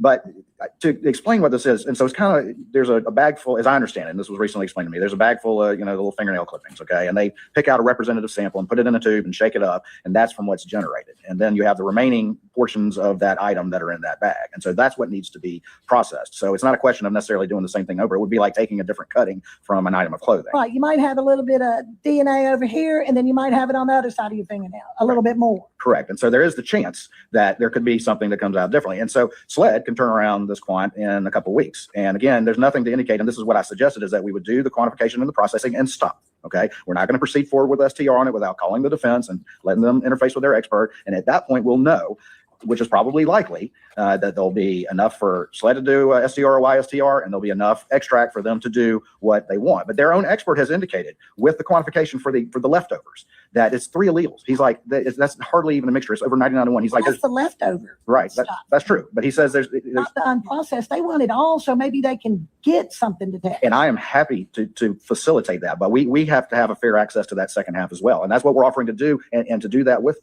the defense. So again, SLED has the burden of proof. SLED, or the state has the burden of proof. Well, SLED has custody. you can't tell me either that if you prepare the reserve sample, that there's going to be enough for them to do the SNP test. What I can tell you is that we will do the processing in quant, and that will stop. And that's when we will know. And then we can discuss that. Is there going to be enough just for STR? Is there going to be enough for one? If that's the case, then we can talk about that issue. Or what's more likely is there's enough for column A and enough for column B. But there's going to be no prejudice to that if SLED does the processing in the quant. And that's what I proposed to them, which is fair to both sides. And we will stop and have a conversation with them before proceeding so that there's no prejudice to either side.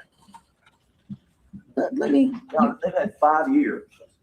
And we're on the bill for a while, but from 21 to 23, they did all the testing they wanted to do. And now we've come up and asked to test it. And guess what? Oh, we want to test it. Well, they've already tested it. And now because we asked to test it, they want to take control of our testing. I mean, that's not fair. I got it. Let me ask you something. Yeah, and I will say this, Karen or Stacy, Althram gets DNA where state labs fail. That's also what happens in all these cases of like DNA experts falsifying data. They're seen as the ones who can magically get the data when nobody else can. They're the DNA gurus. That's usually a sign they're fucking around. So I would be very careful about, saying these guys are awesome, because like that lady in Colorado, oh, she was so awesome at it. Well, it turns out she was just making it up. I mean, are they? I don't know. But that gets me very concerned when they're apparently doing that. Probably. I mean, I don't know. But that's a scary label to get, that they could do all this on their own. Zakuza says, I'm 1.5 hours behind. We'll catch you on replay. Well, there you go.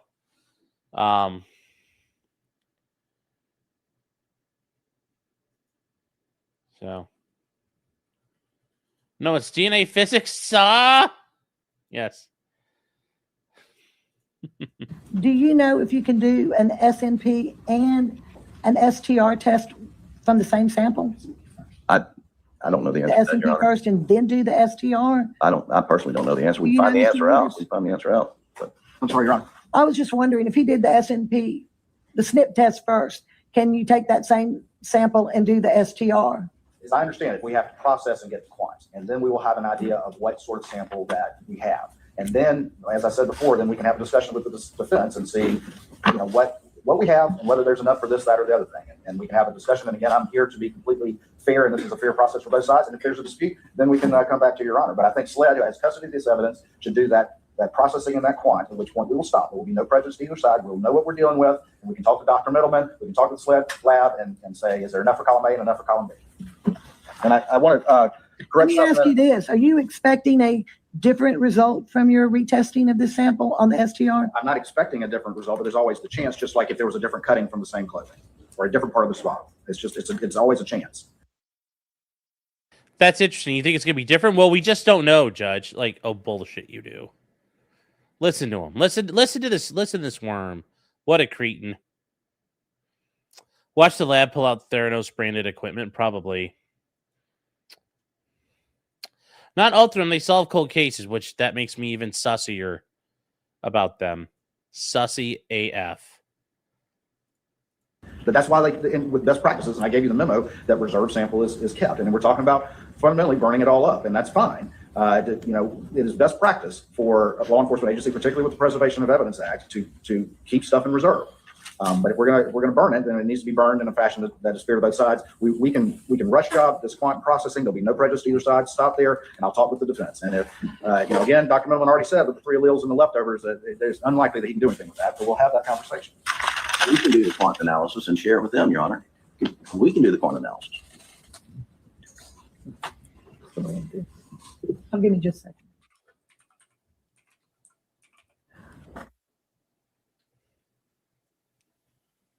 All right, let's see what happens here. Boop. Boop. Boop. He said If Othram is accredited to do STR, he says they're not. I don't know the answer to that. And Your Honor, I would accept that they're not. But okay. I need to correct. I think I said they're not accredited in either STR or STP. It's just STR. They're not accredited in according to what I'm advised. Okay, that they're not. Yes, ma'am. but they are in SNP. Okay.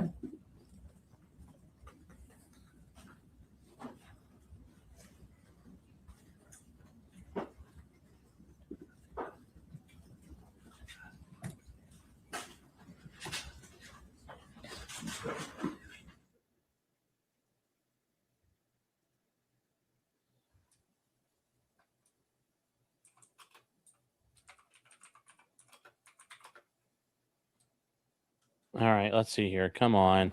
I was also advised as well that because of the FBI accreditation standards for law enforcement, that SLED has to run the processing first. So it really needs to go, consistent with their accreditation, needs to go from SLED to them. But that's why we're willing to stop and again do nothing without any prejudice. But their general rules are it can't go the other way, based on the accreditation and the FBI standards. You have any response to that?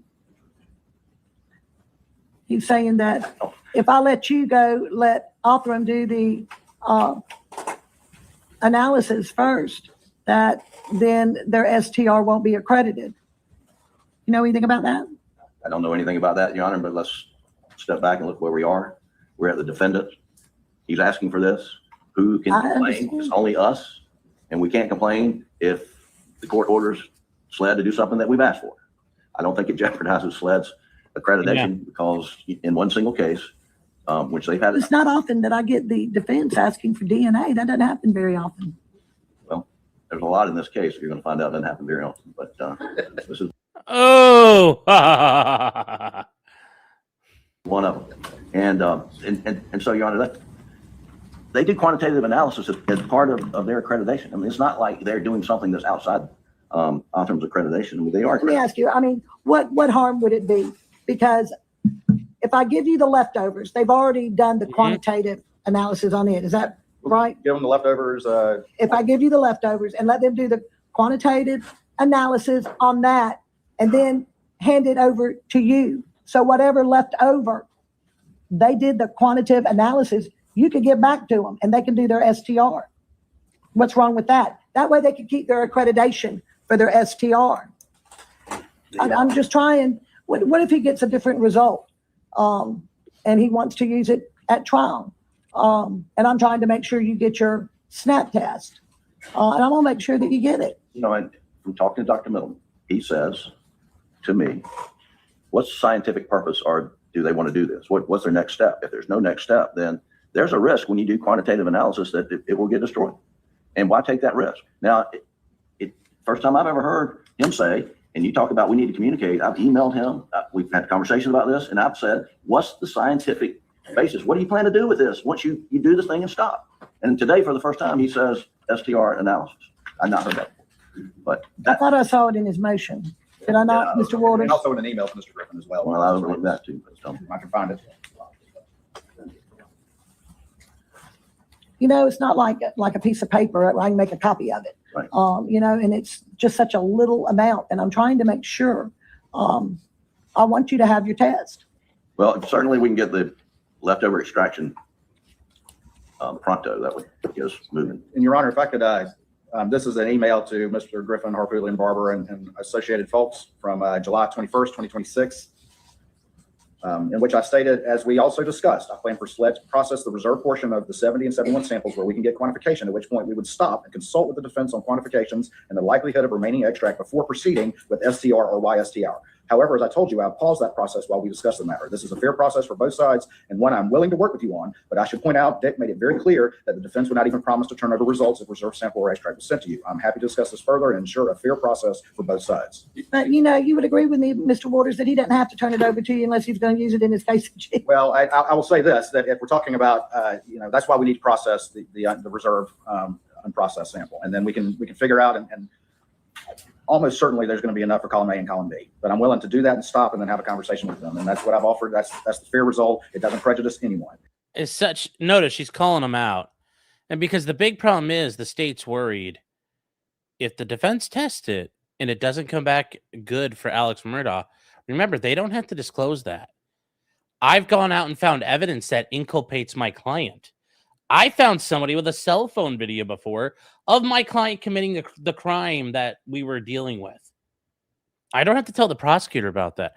I don't have to tell the prosecutor about witnesses I interviewed who said they could confirm my client did X, Y, and Z. I don't have to reveal that. I don't have to reveal DNA results, private testing, anything I could find that incriminates my client unless I use it at trial. And now Cretan Waters is worried. Something's going to happen, and he is not in control. Man's running. They are running scared right now. They are running scared. Yeah, he already knows the DNA has been screwed with. He does. He does. Calling Harpootlian by his first name is unprofessional before the court. Not necessarily. If that's how he's known, by knowing him as Dick, like that's probably how everybody calls him. Good old Pooter. I'm sure that's how he gets addressed. They don't have to reveal any private testing unless they go forward with it.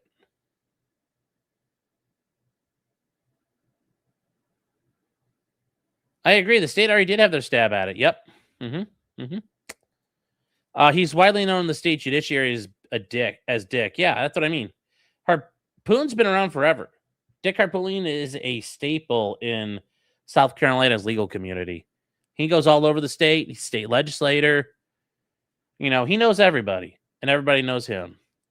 Alleganu says, how's he paying for his defense? Well, he still had money. I think at this point, though, Pooter and everybody is already, I think they're just around for the long, I think because they're getting money somewhere. I think also probably some of this is a little bit of you clout chase a little bit. It's free advertising, too. Loss is a Bubba, Dick, and Pooter and Junior. Well, remember, Dick and Pooter are the same guy. The old Harpootlian. So, Dick was there in 17. Yeah, he was there when Charleston was captured by Cornwallis. Yes. Anyways, I hope that answers some questions there about what's going on. Did I miss anything else? Oh, Eric is saying, what about 3D printed suppressors? You still have to, you'd have to embed a piece of metal with your maker's mark on it. Like I said, I would wait till the ATF rules go into effect, and then you'll have some guidance. EDW Raptor for 20 Egyptian pounds, I think. Says Murdaugh 5, Carolina Moon. EDW Raptor for 25 South African Rand. Or not, Singapore dollar. No. What's SAR? Saudi Riyal. Says Murdaugh 6, The Return of Pawpaw. It's homecoming. Says the leftovers. Let's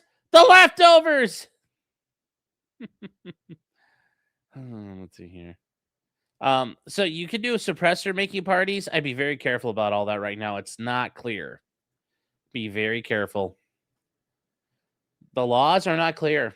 and Fudbusters breaks it down in an hour-long video. There's so much that's not right here.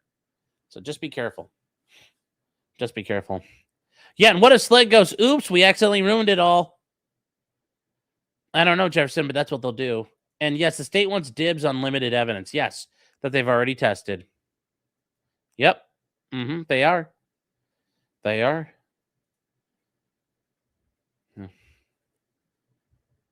How do you make the 40 years old not own a Dremel? I have a Dremel, but it's not a good one. I have a Bauer Dremel, and I gotta find it. I don't think I have the good tips. Make It Johnny says, what if you print as a maker's mark? The print into your PLA or nylon will not count. That can be defaced very easily. You could deface that with a lighter. So that will not count. Don't do that. So let's see here. Yeah, Dick and Alex are bigwigs in South Carolina's Democrat Party. Well, Alex, not anymore. Not anymore.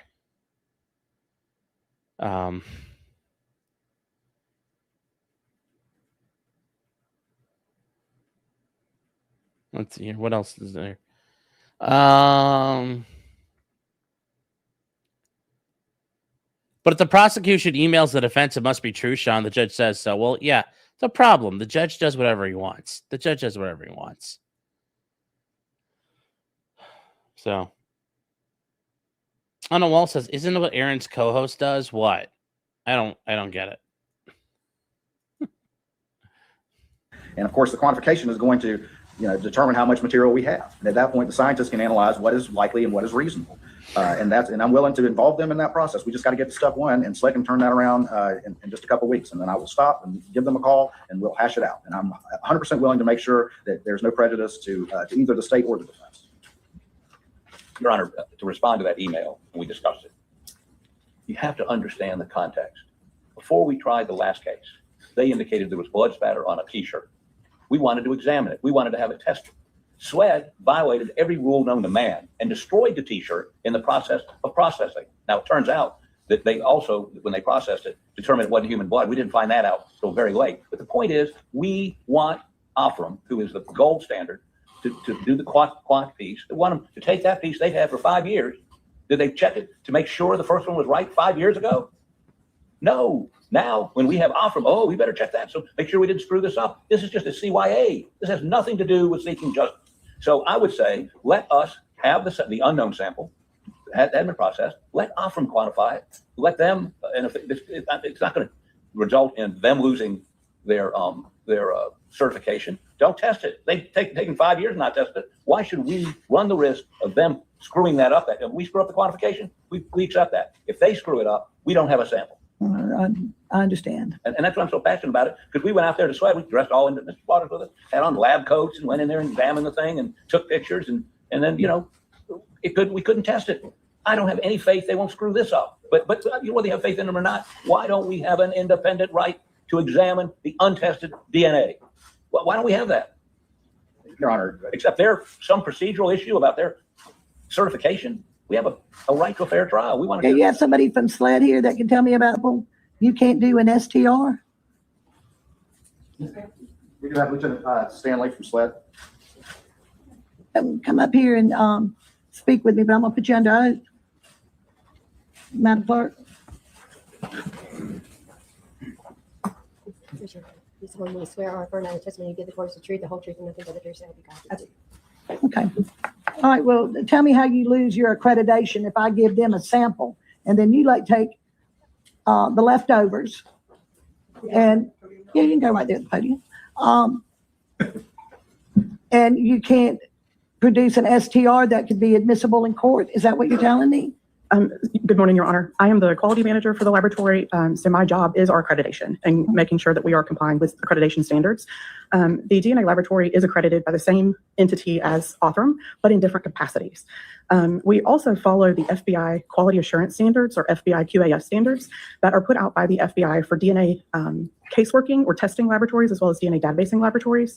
In order for us to accept data from, or accept a sample from another laboratory, they need to be accredited in some services for us to continue our testing. So it's not necessarily losing accreditation because we just wouldn't be able to accept it and perform the testing. Well, let me ask you this. What if you got a sample and it was the only sample you had that had already been processed? Just hypothetically, are you going to tell me that you're not going to do an STR on it and try to admit it into court? We may not be able to, is what I would like to tell you. We share samples with Othram, for example, or third-party laboratories, but we're typically giving them the extract or the remaining portion, and they're able to work with that for their samples. We are unfortunately not able to work with theirs. Why? I'm not as familiar with the SNP testing, so that might, my understanding of that is it has to do with the standards that are followed for the accredited laboratories. Okay. All right. Thank you. Ms. Griffin, let me ask you this. If I give you the leftovers and I give you the unprocessed sample, you have it quantitative and you do your SNP test, and then you give them the leftovers and they can do their STR test. Would you consent to it being admitted into court? Yes, Your Honor. We wouldn't raise any objection as to the To accreditation, accreditation, chain anything of like custody, that? thing like that. Now, if there's some other irregularity in the process, sure, but not because of it flowed from Othram back to SLED. No, we would not object to that. Okay. Anything else from the state? Your Honor, just as to that last hypothetical that Your Honor stated, I think that the same thing would have to happen, that after processing, you have to stop, because only then are you going to know whether there will be leftovers. And that's the whole, what I'm proposing is we process and we stop. And at that point, we'll know whether there's going to be enough for STR on SLED and enough for them to have the leftovers of that. And that's exactly what I'm saying. But if they go ahead and run the SNP without consulting with us, there may not be any leftovers, is what I'm saying. Well, let's talk about that, because why even get it processed if we're going to stop? Then what's going to happen? So we'll know at the quantification point, we'll have an idea at that point that if we proceed with SCR testing, whether there will be, like there was in the other examples, 47 or however many microliters of extract remaining for then. I actually agree with Fudbuster's reading. That's not what Jensen actually says. That it's actually kind of about transfers and some things. So be a little careful about that one. Watch Fudbuster's video. I talked to him this morning, and he's kind of convinced me that actually that's not correct. So just be careful. Be provided to Othram, which again, the original leftovers we're willing to provide. But the processing in the quant is where we kind of know what we have, and what if we do further with it, do actual testing with it, what is the consumption possibility at that point. So that's why I'm proposing that we process it, we'll know what we have, and then we can actually have a discussion of who can do what with what. And that's what I'm proposing to do, and have SLED do that. We can turn around in a couple of weeks. This is their motion to do their SNP test. Sure. And that's what I intend to rule on today. Not get halfway through it and come back and hash this all over again. I absolutely, Your Honor. But once we get that quant, then we will, and their expert will know exactly, first of all, is SNP viable? And secondly, the amount of consumption that will be necessary for that.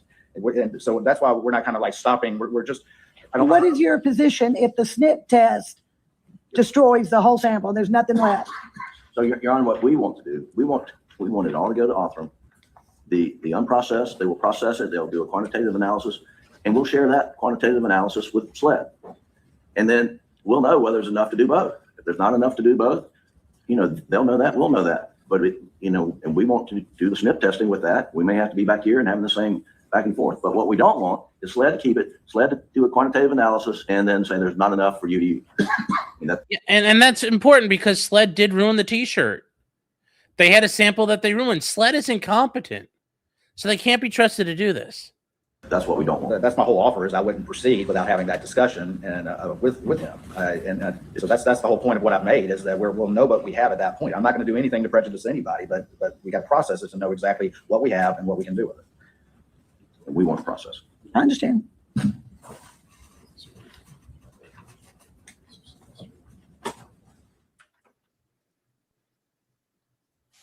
But there you go, guys. There you go. It's so funny, though. They're so desperate to do it themselves. No good, but the cops are okay. Well, it's different because it's our special lab. We're SLED. We're SLED. We get dragged around on the ground. Lestari did their testing, yes. Who pays for court if you lose? Who pays court costs if you lose an appeal? You get charged at cost, but generally speaking, if you're a criminal in prison, there are costs you never fucking pay anymore anyways. So yeah, just a lot of words saying no, we don't want to do it. Yeah, and Sled could fuck it up. Yeah. Yeah, if their accreditation restricts them to not handling sloppy seconds, that kind of makes me think they're not reliable as a lab. Well, I mean, there's a problem with it because the issue is if it's been partially tested, you run into issues. Territory says, could the state gather DNA through prison cutlery? They could. Like, if you were using a knife and a fork, and as you're walking up to you pass your tray through the door, and you have a plastic knife and a plastic fork, or something like that, they could take it off your plate and bag it, like if you did a pop can. Yeah. That'd be really hard. There's a lot of chain of custody issues. I wouldn't rely on that. Generally speaking, if you're already in prison, they don't need that. They could get a DNA request to pull his hair if they needed to. And that's something that they would be able to get. So no, it's not going to be something like that if you're wondering how they do it.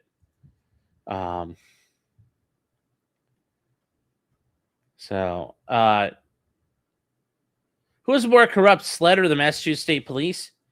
A lot of state level law enforcement that can be pretty corrupt, and Sled and Massachusetts State Police are like competing for the title. Imagine being a criminal in prison. Yeah. Eat with your finger, sir. Yeah, well, that's the other thing, too. Most states take your DNA upon felony conviction. Yeah.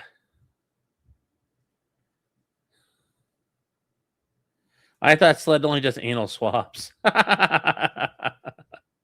Funny chat. Let's keep going.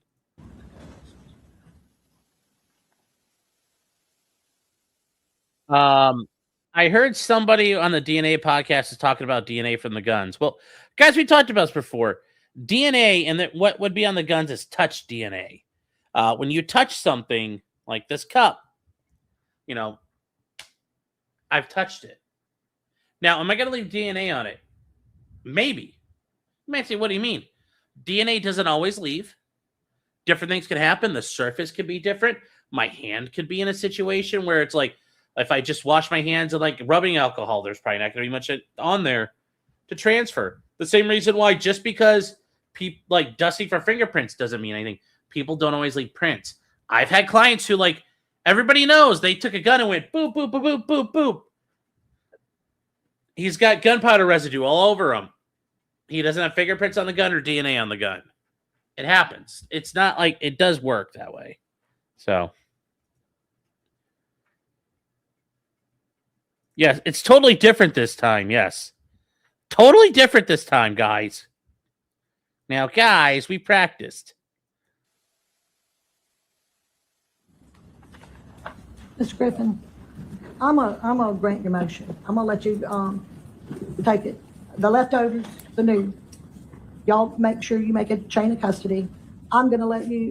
Oh God, Cretan Waters and Sled are gonna be fucking having a panic attack. Because let's say it comes back as nothing. Uh-oh.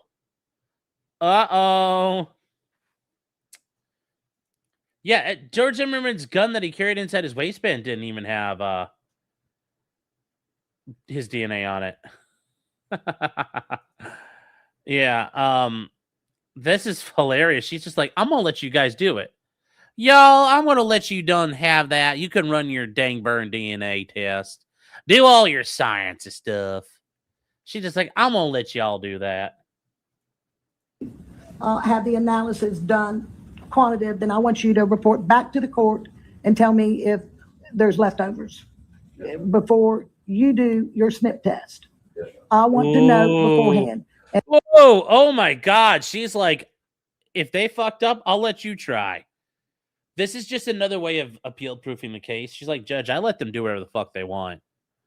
So this is a way to appeal proof it because I think she even realizes Judge Newman kind of sucked. Can they ask for a different judge? It's a woman again. Remember, Judge Newman was a man. So the trial judge was a man the first time around. So,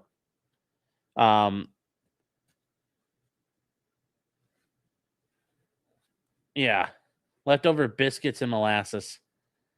So Fauci runs the Sud Labs, yes. Yeah, no, I'm not talking about the guns. We were just mentioning that just period, like as a good example of something with DNA on it. So, but I think it's the DNA that was on one of the was the DNA that might have been under a fingernail or something like that, I think is what they're talking about here. So, what if the DNA comes back dolphin? Well, then we're going to have some awkward conversations, Johnny. Yes, and that's the fingernail clippings thing, yes. This user 404 says, Yas, daddy. Well, yeah, you got to do it like, Yas, daddy.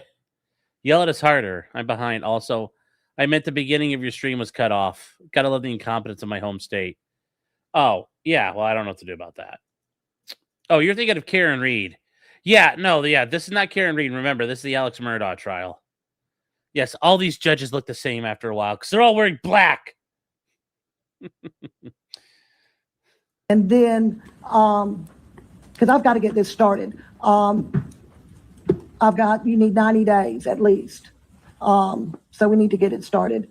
I want you to report to the court, let me know, and then I'll have a discussion with y'all on what we're going to do. All right, thank you. Okay? Thank you, Your Honor. Thank you. All right.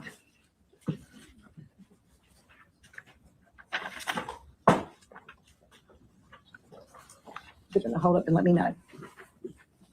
All right, let's talk about transfer of venue. Who's Your Honor, before you do that, you have a 5-minute recess. I'm sorry, I have a bad habit of keeping right on going. Absolutely, we can. Court's going to be at recess for, let's say, 15 minutes, so I can give everybody else out there a break too. And she's like, everybody needs to go take a leak. Everybody go hit the pisser. Proceed with the defense's motion to transfer venue, please. So Alex Murdaugh wants to transfer venue. So here we go. Your Honor, let me at the outset, and we attempted to try to negotiate something with Mr. Waters, which has not been successful. But the only person in this courtroom that has a constitutional Sixth Amendment right to a fair trial is sitting right there. Now, the state has some due process concerns if we want. Oh my God, chat! Can you hear that? Somewhere. Inject that right into my veins. Inject that right into my veins. Just inject that right into my veins. Your Honor, let me at the outset, and we attempted to try to negotiate something with Mr. Waters, which has not been successful. But the only person in this courtroom that has a constitutional Sixth Amendment right to a fair trial is sitting right there. Now, the state has some due process concerns if we wanted to try it somewhere that was. Finally, someone says it in court. I'm not the only person to say it on the record now. There's only one person with Sixth Amendment rights. It's the defendant. It's not the state. It doesn't matter. They get a little bit of due process right. But ultimately, we can't find a fair venue, Your Honor. Well, that's a hint you shouldn't try the case. But finally, someone does it. Finally, I heard this argued. This is based. Mega based. Mega based. You knew that was going to make me happy? Oh, there you go. Yes, he watches. Dick Harpoolian. That's right, chat. Dick Harpoolian watches this show. He is the most honorable of my chatters. To take away from the great Kirsha. He is the most honorable of the chatters. He is the most based of the chatters. Absolutely based. Yes. Dick Poot the goat. Totally, for instance, inaccessible. We want to go to Oconee County. I'm going to be there next week. Hopefully you'll get back. But, we understand that. But they don't have beyond that due process right any pick, if you will. They're not entitled to the venire they would like to have. The venire we have to have is the venire that's the fairest to him. The venire we have to have is the one that's more likely to either have not formed an opinion, or if they have formed an opinion, it's such that they could disregard it and base their verdict on what you tell them and what comes out of that witness stand. I mean, that's black letter constitutional law for the last 200 years. Now, this is a complicated situation because the media coverage of this has been in my experience, unprecedented for a number of reasons that go beyond just the fact of the notoriety of the case. I tried a death penalty case in Newberry County 25 years ago, covered gavel to gavel by Court TV, watched all over the country. There was no social media, there was no internet, there was no, we actually had newspapers where people got their news. And Social media wasn't invented then. wasn't even invented yet. We had three networks, three television stations. And it got some notoriety. It was a pretty famous case. The son of the Episcopal bishop of the state was charged with murdering his wife, who was the daughter of a state senator. Got a lot of coverage. And Henry Floyd heard the case and had a jury from Oconee County seated. We didn't even have it. I mean, because of everybody in the county knew one or the other. So I've been through this process before, but no, I mean, the most notice I got was I get a call from somebody from Arizona who watched it. And I got back to the office telling me what I'd screwed up that day. But nothing like what we've seen in this case. Wall-to-wall coverage internationally, nationally, and the state. When you start talking about, and they talk about media markets, it's irrelevant. Whether you're in Greenville or Charleston or Beaufort, it didn't matter. It permeated everybody's consciousness. 10 million people watch this. And if they didn't watch it live, they watch it on YouTube or Court TV that night, or with the feed on their phones. I mean, it just permeated everything. So what's the solution? Well, first of all, I don't believe the state is arguing we should go to the 14th Circuit and try to pick a jury. And we have enclosed a copy of an order issued by Judge Kelly, I think yesterday or the day before yesterday, in a civil case where the defendants in that case, with a lot more resources than us, developed all kinds of factual bases as to why that case, which is related to the boat death case, the Parker case, should not be tried in the 14th Circuit. And he moved it to Spartanburg. And we would ask the court to allow us to introduce all the exhibits relied on by Judge Kelly in that matter into this matter, so that Your Honor will have the ability to review all those. We'll get them and get them to you if necessary. There's statistical studies. Judge Kelly's order is a work of art. I read it yesterday. And like you, I think you probably would agree with me. Well-reasoned, factual basis is extraordinary. And that's a civil case where, Right. you know, there is no Sixth Amendment right on either side. So I would say, and I don't believe anybody's going to seriously argue that we go to Colleton County or even Beaufort County and try to pick a jury and waste our time down there. That's number one. So where do we go? Now, we suggested Charleston. And why did we suggest Charleston? A whole number of factors. One is it would be convenient to the 30 or so or more witnesses from Colleton County that will be testifying in this case. They won't have to travel, go somewhere, spend overnight, or travel 4 or 5 hours in a car one way and back. That's number one, convenience of witnesses. Two, the jury pool in Charleston is larger than the entire jury pool for the 14th Circuit. More people. And why is that important? Because once we got through the questioning of the hundreds of jurors that were brought into Colleton County, only 14% remained. 86% went away. And so if you're going to have to bring, again, being as old as I am, I've been through this exhaustive process before in a case I tried in 1983, a death penalty case. We went through 400 jurors to get 12 in a death penalty case. Took 4 weeks to get the jury. So this will be complicated and we're going to, closer to trial, we would ask for attorney conducted voir dire, but we would concede that's not allowed by the statute. But we're going to ask you to conduct individual voir dire of each and every juror with some very specific questions and allow us to approach you if we think there's additional questions needed. But everyone's going to know of this case, and everyone is going to perhaps have a preliminary opinion. The question is, can they put that aside and base their verdict on what you tell them what they hear from the witness stand? So the second reason for Charleston is not only is it convenient, they've got a courthouse with 16 courtrooms in it. It's not going to shut down the county judicial system to try that case there. They did the Slager case there. These are good other points that he's raising. Like, look, we can do it here. It's not going to break the back of the courthouse, because Colleton County, guys, that entire courthouse got paralyzed for a month. It was insane. So they're just pointing out, like, we got a place we could do this. Court operated normally, nationally covered case. Courtroom was packed every day, and it got a lot of attention. And right across the street, they tried Dillon Roof for 3 or 4 weeks. Didn't shut down the city. Now, to that suggestion, the Attorney General has suggested a number of other counties. But before I get to that, I'd like to address, and they have handed us an affidavit this morning, which I didn't say I was admitting anything. you're not putting this in. I didn't say I was admitting anything. I just stated that as a courtesy. What are you gonna do with it? I need to hear what you did. It's your I'm gonna say this is wrong. Well, that's funny. Like, he's like, I just handed me an affidavit, and what are you gonna do with it? Oh, nothing. Then why'd you fucking give it to him? Well, I want to see what you're gonna do. It's like, what the fuck? Like Dick Arpolian's like, what the fuck is wrong with you then?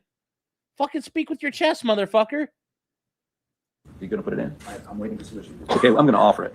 if I- Okay, Well, sure, I don't, object at this point. As a courtesy, I gave him an affidavit of our investigator that I potentially was going to admit, depending on their evidentiary presentation, and did that as a courtesy. Now he's going to put that in. If we're going to do that, that's fine. Well, you're handing them discovery. You're handing them documents. Oh, I'm going to hand you something and I don't want you to use it.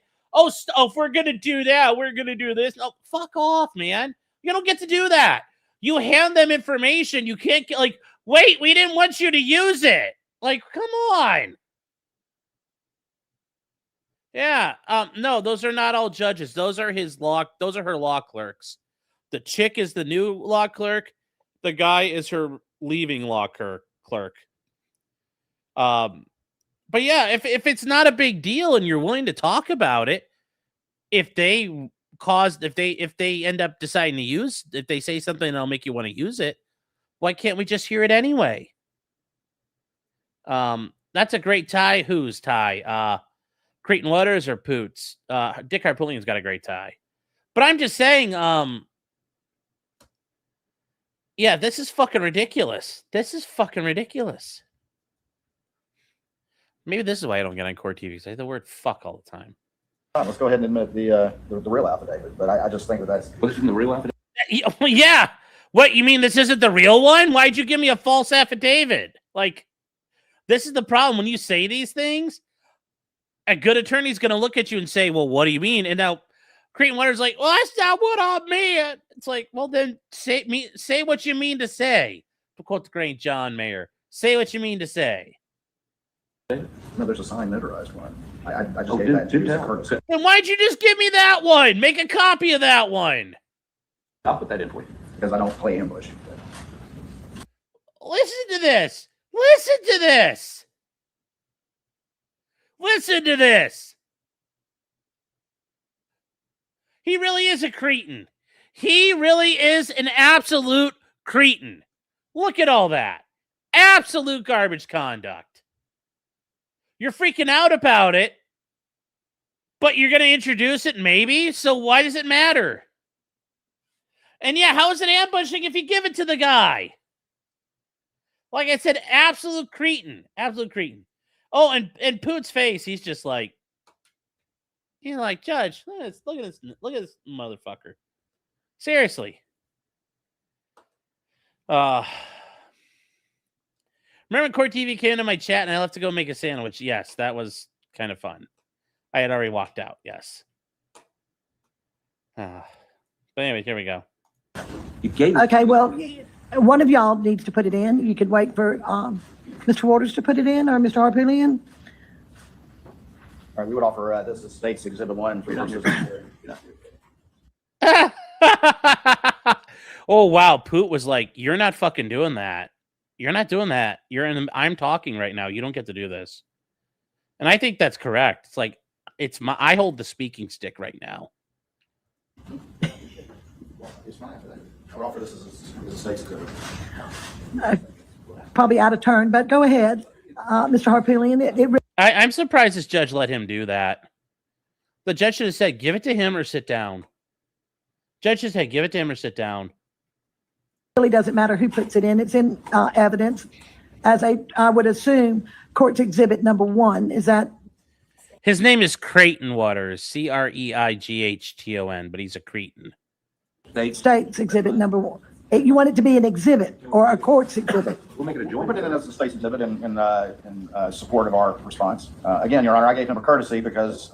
And he just jumped the gun on you. Is that what you're telling me, Mr. Waters? And I told him I didn't know if I was putting it in or not, but as a courtesy, I was going to go ahead and give that to him, so I wouldn't be handing it to him right in the middle of the hearing. But I was waiting to see what, if any, evidentiary presentation they made before deciding. Mr. Harpoolian, he doesn't want you putting in his exhibits. So he's going to jump the gun and put in State's exhibit number 1 for you. So could you? You get to see it. Yeah, I'd like to see a copy of what it is y'all are arguing over. As long as you're looking at it. Okay. Thank you. And I can summarize. It's the same argument he makes in his brief that Charleston is too expensive. And although he didn't get an affidavit saying it floods, that he did put that in his response. So as to the flooding issue, we've checked. Nobody can tell us the court down there, other than during a hurricane, has been suspended in any way because of flooding. And of course, I'm sure the state will take judicial note, or you should take judicial notice that galoshes or wellies, if you will, can be placed on your feet to get you through any sort of sodden street in Charleston to get to the courthouse. So I don't think that's a serious objection, although they made it. The major objection they have is it's too costly. Oh my God. What Poot. He's just like, fuck these people. Fuck these people. So, yeah, that is hilarious. That is hilarious. Oh, wow. Anyways, you guys, the place where they're talking about is Oconee County, South Carolina. South Carolina. South Carolina. They are all the way up here in the corner, all the way up in the corner of the state. Columbia is right here, and then where Carleton County was is right down here. Like, this is Carleton County, and then like Columbia is like over here. So they're going to go all the way to the other end of the state. So there you go. That's what they're talking about. They also mentioned something about Charleston flooding, and they're like, well, you put on fucking boots. And that's a base comment by Pootlian. So I'd like to call a witness, please. Oh, yeah, Sure. Clemson. Bill Barber Yes, to the stage. Clemson is right there. Clemson is right there. So, I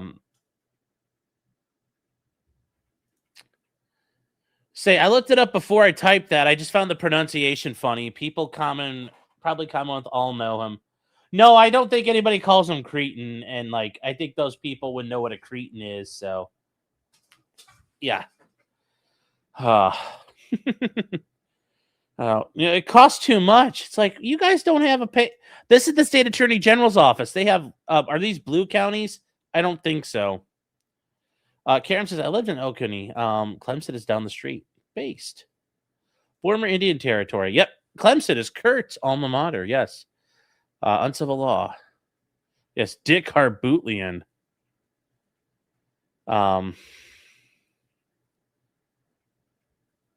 Very posh women in South Carolina. The $250,000 man, he says. There are only posh women in South Carolina. No hoes, for sure. Oh. So, let's see here. Okay, I think we're all caught up. Did I miss anything? Oh, yep, here we go. We're the state that had Whitey Bulger. Go Massachusetts. So, yes, there you go. Yes. Then Luke Priest. It's been a member for 6 months. Thank you, Luke. Says, happy haircut, Sean. Hey, it's growing in. It's growing back. I told you guys. It's going to grow back. We're going to be fine at some point. It just takes a while. So, little JJ, where's Kurt? He hasn't posted much in a while. Kurt is getting ready for a pretty big trial he's got coming up in about a week and a half. The federal civil rights lawsuit he's filed goes to trial. So, wish him luck. You look like shit, King. Thank you. Well, but anyways, Kurt goes to trial, and he's been kind of working on all that and getting ready. So, he's doing real practicing attorney shit. So, good for him. Wish him the best. Hope he wins. Please.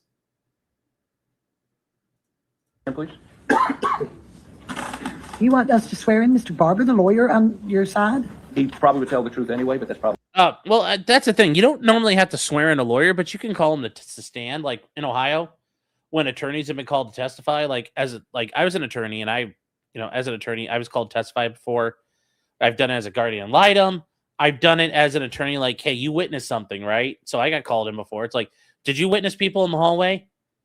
And I had to go in and testify to that. And the judge told me, you're not under oath. You're an officer of the court. You're in an obligation to tell the truth. I also had some judges swear me in. Like, that has happened too. So. The safe process. Raise your hand. Nothing on Bible. Do you solemnly swear or affirm that the testimony you give before the truth, the whole truth, and nothing but the truth? I do. And Your Honor, as he takes a stand, their allegations are so ludicrous, I have to respond with my own ludicrosity, if you will. Okay, go. Continue on, Mr. Harpootlian. Mr. Barber, where do you live? I live in Mount Pleasant, South Carolina. And where do you work? Where's your office? We have an office in our, I principally work in an office in downtown Charleston within walking distance of the Charleston Courthouse. your church in Broad. It is on. So they're going. I'm confused. They want to go to Charleston County or a Coney County. It doesn't make sense. Like, I think they're giving multiple options. State Street near Broad Street. Okay. And do you drive to work every day? I do. And how long does it take you to get from Mount Pleasant to basically 2 blocks, 3 blocks to the courthouse? It takes 15 minutes. Okay, and that's rush hour? Yes. Okay. Yeah. Now, also, before you get on the bridge to come over the Cooper River Bridge, are there any accommodations that someone was in a trial in Charleston could stay in? Yes. And just give us a sample of what those facilities would be. There are, I believe, at least 9 budget hotels clustered at the base of the Ravenel Bridge on the, both north and south of 17. And you can get a room there at a reasonable price? Yes, there's a Comfort Inn, a Holiday Inn, a Hampton Inn, there's an Indigo Inn. It's like the prosecutor's staying at the Motel 6. They're going to the Super 8. They're poor. There are various, economy, extended stay suite. There's 9 of them total. There's everything you can imagine. And there are more in the vicinity, correct? Yes, and I pass those every day going to the office. Now, when we tried this case in Colleton County, do you know where the state folks stayed? They rented a big chunk of a Hampton Inn, did they not? They stayed at a Hampton Inn. I believe it was at the Interstate 95 interchange. Okay. And do you know and if you Googled how long it takes to travel from that Hampton Inn to the Colleton County Courthouse? I have not. I know that it took, at least I've driven it before, that the Cracker Barrel was there, but we went to there. It was it was a comparable 15-minute That's drive. Cracker Barrel. Yeah, it's about 15 minutes, right? Yes. About the same time it would take you to drive from one of those Mount Pleasant hotels, budget hotels, to the courthouse. Yes, if you wanted to get in early, there's a lot of the hotels north of 17 have a highway on-ramp that's right there at the hotels without even having to stop light. Okay. And then does the Charleston County Courthouse have a parking garage? It does. And if we went to the Charleston County Courthouse, do you believe that we could get some spaces set aside for the prosecution and the defense and perhaps even witnesses to park? All I can say is it would be incredible to me if attorneys for the state of South Carolina could not obtain parking spaces at a South Carolina judicial facility. And does the state, And then it's like, do you think they'll get their parking validated? Because they're broke. the solicitor's office in the courthouse, is there not? It's either in the courthouse or adjacent. There's actually a collection of buildings, so there's 16 courtrooms, in the actual judicial center, but that doesn't include, I believe, magistrates courts have a whole separate building adjacent to it. And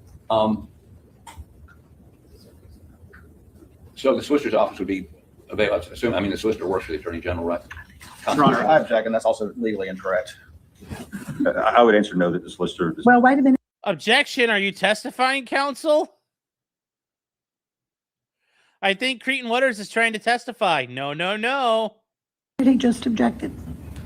Be glad to hear from you. Well, Your Honor, the only point I'm making is the solicitor certainly make space for a prosecutor from the AG's office to prosecute when they're down there doing statewide grand jury cases. I'm sure they cooperate with the solicitor's office. They're all in the same game. They all both are constantly. Well, I don't know that you know that to be true. Well, that's been my experience. Okay, it probably is true, lady. Come on now. Come on, honey. You know it is. Your experience. Also, is that girl? Oh, God. I thought that microphone. I thought that was her hair because it's blonde. I thought she had some weird, like, Cindy Lou Who, like, curled poof going on. Like she poofed out her bangs. Oh, my God. Fuck a goober. I'm such a goober. 12 years Okay? as a prosecutor. If you want to talk about your experience, that's fine. I just don't want any testimony saying that's true. Y'all don't know it to be true. All right. Go ahead. So, based on your driving in every day and based on those hotels, do you believe it's a 15-minute drive from those hotels to the courthouse? Yes, I pass the hotels every day. And now this affidavit, you read this affidavit?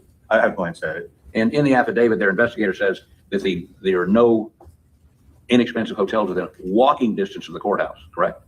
That's correct. I don't know all the hotels within walking distance of the courthouse are certainly expensive ones. I never really thought of that because, after all, when we were at Walterboro, no one stayed at a hotel within walking distance of the courthouse. There are no If we hotels. had a trial in, say, Richland County, I would imagine that the Columbia area prosecutors would stay at home and not rent a downtown hotel. So when I looked at hotels, I immediately thought of the 9 affordable extended stay hotels I passed going into work every day to the courthouse. Because you're within 15 minutes of the courthouse. Yes, and I have Googled the price of those. I did that the day before yesterday, and the different ones and different prices. The prices are not elevated because of the Masters tournament. Because the Masters tournament, no one stays in a Hampton Inn below a bridge in Mount Pleasant to go a 6-hour round trip to Augusta. Okay. The prices are comparable to the Hampton Inns anywhere. They're not significantly more expensive, with the exception of sometimes the weekend prices are higher, or usually higher because you're near the beach. So there is some peak then. They would go up on the weekend, but It's the same price as any other Hampton Inn or Holiday Inn. did we have any weekend court sessions in Colleton County? When we were in Colleton County, everyone went home for the weekend. It was the only chance to go home. So if there is an increase in price on the weekends, that would not affect the price they would pay during the week. Anybody would pay during the week, including us. We may stay actually in one of those budget hotels. We're on a budget. Yes. Yeah, presumably, it would, the weekday prices would be what would be relevant. Okay. I believe that's all I have from Mr. Barber. I'd like to continue with my argument. Want me to him to be able to cross? Well, you might want to cross-examine him right quick. Fine with me. I just, because of the affidavit thing, I'm sort of confused with who's going what when. Would you like for him to cross-examine him now and then you can continue? Yes, please. All right, go ahead. Well, I have him on the stand so I can let him down. Go ahead, Mr. Waters. Thank you, Your Honor. May it please the court. Good afternoon or morning or whatever it is, Mr. Barber. How are you doing today? Good, sir. It's just in the afternoon. Yep. When was the last time you stayed in a hotel in Charleston? It's been a while. I will say that I had my best friend visit 2 weeks ago, and I put him up at the Hampton Inn that I'm speaking about, and I paid for it. Okay. And you mentioned that there's a parking garage there in Charleston near the courthouse. Do you park there frequently? It's been a while since I've parked there. It's been a while since you parked there, so you don't have. I have parked there in the past, so I've seen it with my eyes, but I haven't parked there recently. Right, and so it is true then that parking garage is filled to the max very early in the morning, and it can be very hard to get a spot there. Is that correct? I don't know. I will say this: I have parked there on occasion, not for just because it's a parking place. It's been about 3 years I've done this, but just as a place to park. And I remember one time I had to go to the court's office for doing some personal affairs. The probate offices are in there, and it is mostly full, but that's because it's mostly reserved spaces. Mm-hmm. That's right. It's mostly reserved spaces for people who work, for the state of South Carolina. And when you testified earlier, you haven't actually talked to anybody at the court administration or at the clerk as to who manages that parking garage, as to how many spaces could be, if any spaces would be reserved for anyone. Is that correct? I have not spoken to the clerk about the parking. All right. You would agree that Charleston, on a larger scale, probably has the most big city traffic of anywhere in the state? I would not agree with that. All right, where do you think has more traffic? If you've ever driven through York County, the Charlotte traffic going into York County, I would probably nominate that as the worst in the state. Okay, so second then? The traffic here in Columbia, especially around the what's called Malfunction Junction, but also coming in when I do come in. Wait, they call it Malfunction Junction? And that is said though true, guys. Charlotte traffic, like I got through Charlotte pretty okay, but I came through like on a Friday night. It was still pretty thick. Like there's a lot of fucking traffic going through Charlotte. And Columbia, I drove through Columbia. I hit Columbia like at, 10, 11 o'clock at night. So it wasn't too bad, but it was still pretty intense. Pretty intense still. Columbia, sometimes I'm staying a little north and come in down Bull Street. That is a nightmare every day. So you're saying the traffic in Columbia is worse than the traffic during rush hour in the Charleston metropolitan? I'm saying that it's worse than the traffic coming from the Ravenel Bridge side of Mount Pleasant into Charleston. Would you at least agree? I want to, if I can finish, you had a very broad question about the Charleston metro area. It's certainly true that if you're coming in from Somerville, right, down I-26 in the morning, that is extremely difficult. But I don't think that no one's going to be doing that. And I don't have experience with that. I've seen it. But coming from those hotels in Mount Pleasant every day to Charleston, it's a consistent 15 minutes. Well, it was a simple question. You wouldn't say it's the worst, but you would agree that the traffic in Charleston during rush hour is a lot. Would you agree with that? I would agree that it is typical of a city of its size. And traffic downtown, particularly during rush hour during the business day, is a lot. Would you agree with that? Honestly, it's a bit dead down at the Broad Street area. If you go up to King Street in that area, yes, but down where the courthouse is, no, it's really not. Would you agree that parking is difficult in downtown Charleston? I would agree that parking is difficult in downtown Charleston if you're not permitted to park in the, I think, 9-story parking deck that the courthouse has. Oh. You would agree that when you talk about spaces being reserved for maybe prosecution, that doesn't include witnesses and law enforcement and all of that, that would be necessary for the state to do what it did in the first trial, and that is to not let court break down once for 6 weeks. In fact, the only time court did break down was after 2 witnesses in the defense case. Is that correct? I'm sorry, you were speaking fast. I didn't quite catch the question. You would agree that if there are parking spaces being reserved for a large prosecution team, that doesn't include spaces that would be needed for witnesses and for law enforcement and that sort of thing, that would be necessary because the state has the burden of proof to prevent court from breaking down in a large complex trial. No, if you're asking my agreement, I guess then my opinion is that the parking deck is available for people there at the behest of the state because it's the state's parking deck. Would you agree that the Charleston area is one of the most expensive, just generally expensive areas in the entire state? I don't understand what you mean. The expense of what? Cost of food, cost of groceries, cost of hotels, cost of anything down in that area, as opposed to, let's say, Newberry or Lawrence. I don't believe that the groceries are any more expensive. I've spoken to the hotels that I've spoken of are no more expensive. If you went to a fancy restaurant, they have more fancy restaurants, certainly, than most parts of the state So does. you don't think But oh god, he's trying so hard. They don't want to go. They want to try this. They don't want to move it. And they're so desperate. They're fighting so hard over the stupidest things. So that would cost more if you chose to do that. you don't think the cost of living is higher in Charleston? McDonald's is the same price in Charleston as anywhere else. Can you listen to my question? You don't believe the cost of living is higher in Charleston than in many other areas of the state? I believe that it is because the real estate prices are higher. So I don't believe is relevant here. All right. You mentioned something about people going home on the weekends. So do you know if all of the prosecution team went home on the weekends, or do you know if they actually had to stay and work because they had the burden of proof for 6 weeks? I have no idea what the prosecution team did over the weekends. All right, because you would agree that a complex trial is pretty much a 7-day-a-week job. Would you agree with that? Oh, absolutely. Let me ask you this: Charleston? You would agree has a lot of tourism? Is that correct? Yes, It's probably the premier tourist destination in South Carolina, or one of them. one of them certainly. I mean, it's a great place. Right? Yes. Most historic city we have, right? Yes. Okay. And Charleston has a lot of events. Is that correct? What a lot means there are several events during the year. Okay. All right. And would you agree that the spring season is the busiest tourist time for downtown Charleston? Did you research that? I would, the spring, the winter is less.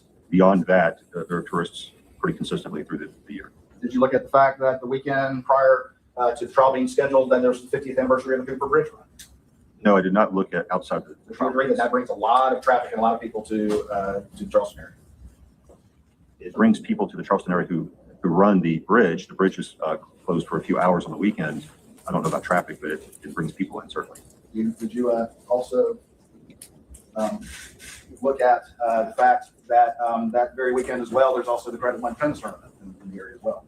No, that's not anywhere near the area we're talking You know, that about. affects the traffic downtown Charleston. I've been to that tournament before. It's in Daniel Island. It's nowhere near. It does not affect the Broad Street downtown area. Would you agree that that same weekend is also Flowertown and Somerville? Somerville is very, very far away. I don't know what happens in Somerville. So let me get It's this a different straight. city and different county. As a Charlestonian, you would not say that that particular weekend in particular, much less April and May, are not the busiest tourist times with the most influx of people than probably the rest of the year. You wouldn't agree with that? No. Okay. All right. I can tell you, Seaweed would be when the most tourists would be there. Which what would be? Seaweed. South of the wildlife expo. You would agree that the state has an obligation to try its best to be good stewards of taxpayer money. Do you agree with that? Yes. And you would also agree that the statute specifically states that in considering venue changes, that what must be considered is logistics and expense, and that at least one of those, the most convenient one of those, should be chosen. You agree with that too? No, you added on what should be chosen. I do not agree that the state of South Carolina cannot afford to try a case in Charleston, South Carolina. But you don't agree that section 172185 says that in making a determination whether to proceed as allowed by this section or to order a change of venue for trial, the court shall consider all the logistical and expense elements and consistent with the demands of justice, choose the method that results in the least expense and greatest convenience for all parties. You don't agree that that's what the statute says? They're consistent with the interest of justice, yes. All right. And I understand consistent with the interest of justice, but would you agree that Charleston is one of the most logistically challenging counties in all of South Carolina? Absolutely not. Disagree? Absolutely. All right. And would you agree that Charleston, downtown Charleston, is one of the most expensive areas in all of South Carolina? Again, that's a very difficult question to answer when you're not saying what's being purchased. Food. So where you buy your food. As I said earlier, the same places cost the same amount of money. There's plenty of food. The McDonald's doesn't cost any more. The fast food costs what fast food costs. If you go to one of the many expensive restaurants, it will be expensive. So it's your testimony here today that spending weeks down in downtown Charleston would result in no greater expense than if you were in many of the other counties of the state. Absolutely. And to your earlier question about logistical difficulty, the logistically difficult counties are the counties that don't have the infrastructure to support the trial. You know, there was no place to eat. There's no places for us to stay, for example, in Walterboro, right? There were no hotels. There were hardly any restaurants. You know, you were bumping, there was a huge crowd. That's why they had the food trucks come out. Those were the logistical difficulties. I eat lunch in downtown Charleston every day. If you want to get a sandwich, it costs what a sandwich costs. It is not especially expensive. Let me ask you one last question.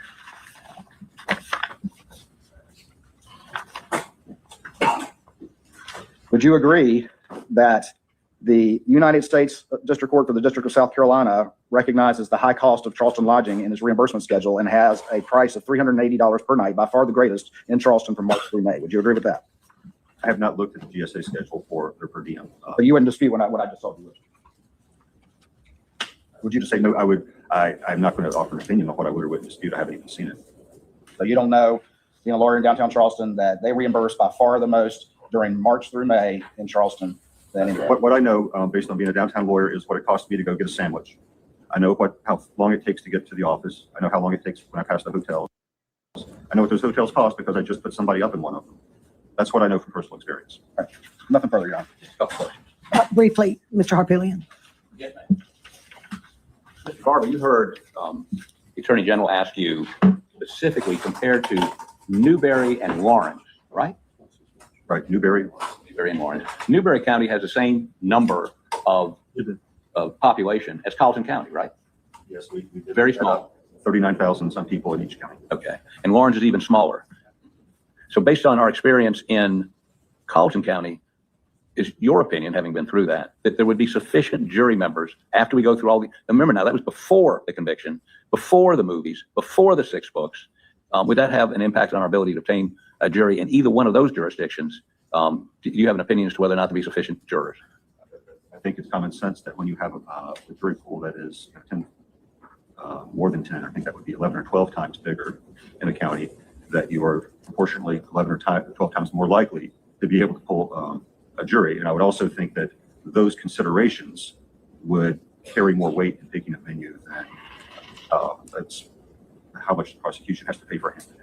And you understand that the solicitor for those 2 counties is Mr. Stumbo, who will be the new Attorney General in January, and his boss, and has been the elected solicitor from those counties for about 20 years. Do you understand that? All of that, except I didn't know it had been 20 years. And that he would have had the ability to, running for re-election, to have a much more knowledgeable and relationship with jurors than we would ever have, than Mr. Murdaugh. In other words, he would have, it would be home cooking to have him doing that in those counties, don't you think? I honestly don't know what happens. I've never driven through Lawrence, but I would assume that the local prosecutor who's been there for 20 years has tremendous knowledge of the local population. Okay. Thank you. I have no further questions. Nothing further. Your Honor. I would like to commend Mr. Harpilian on going ahead and conceding the election, the general election in November. Can I excuse this witness? Yes, ma'am, Your Honor. All right. Now, let me ask y'all something, because here we are talking about counties and where we're going. Am I correct in assuming that y'all have agreed to transfer venue from Colleton County, and not only from Colleton County, but out of the circuit? No, Your Honor, we have not agreed to that, as our motion states. And again, I don't want to jump the gun. I'm responding to Your Honor's direct question. But of course, our point was we actually tried to negotiate without conceding anything, and we're essentially told Charleston. And there were no other counties that they were willing to consider. So are you telling me that you would have conceded had they picked somewhere else? I said, just as I said in my motion, that I'm always happy to have a reasonable discussion. What I can't do is just have the defense dictate the most expensive and what we consider the most logistically difficult county in the state. That's the point that we're making. And that I think I put in my motion as well. We're happy to have discussions. Absolutely. The state has an interest in picking a fair and impartial jury as much as the defense. And despite what he says, the state is entitled to a fair trial as well. That says in our appellate opinions all the time. I want to get somewhere where we can get 12 in a box and get a process that win, lose, or draw is going to be one that sticks. And that's the state's goal.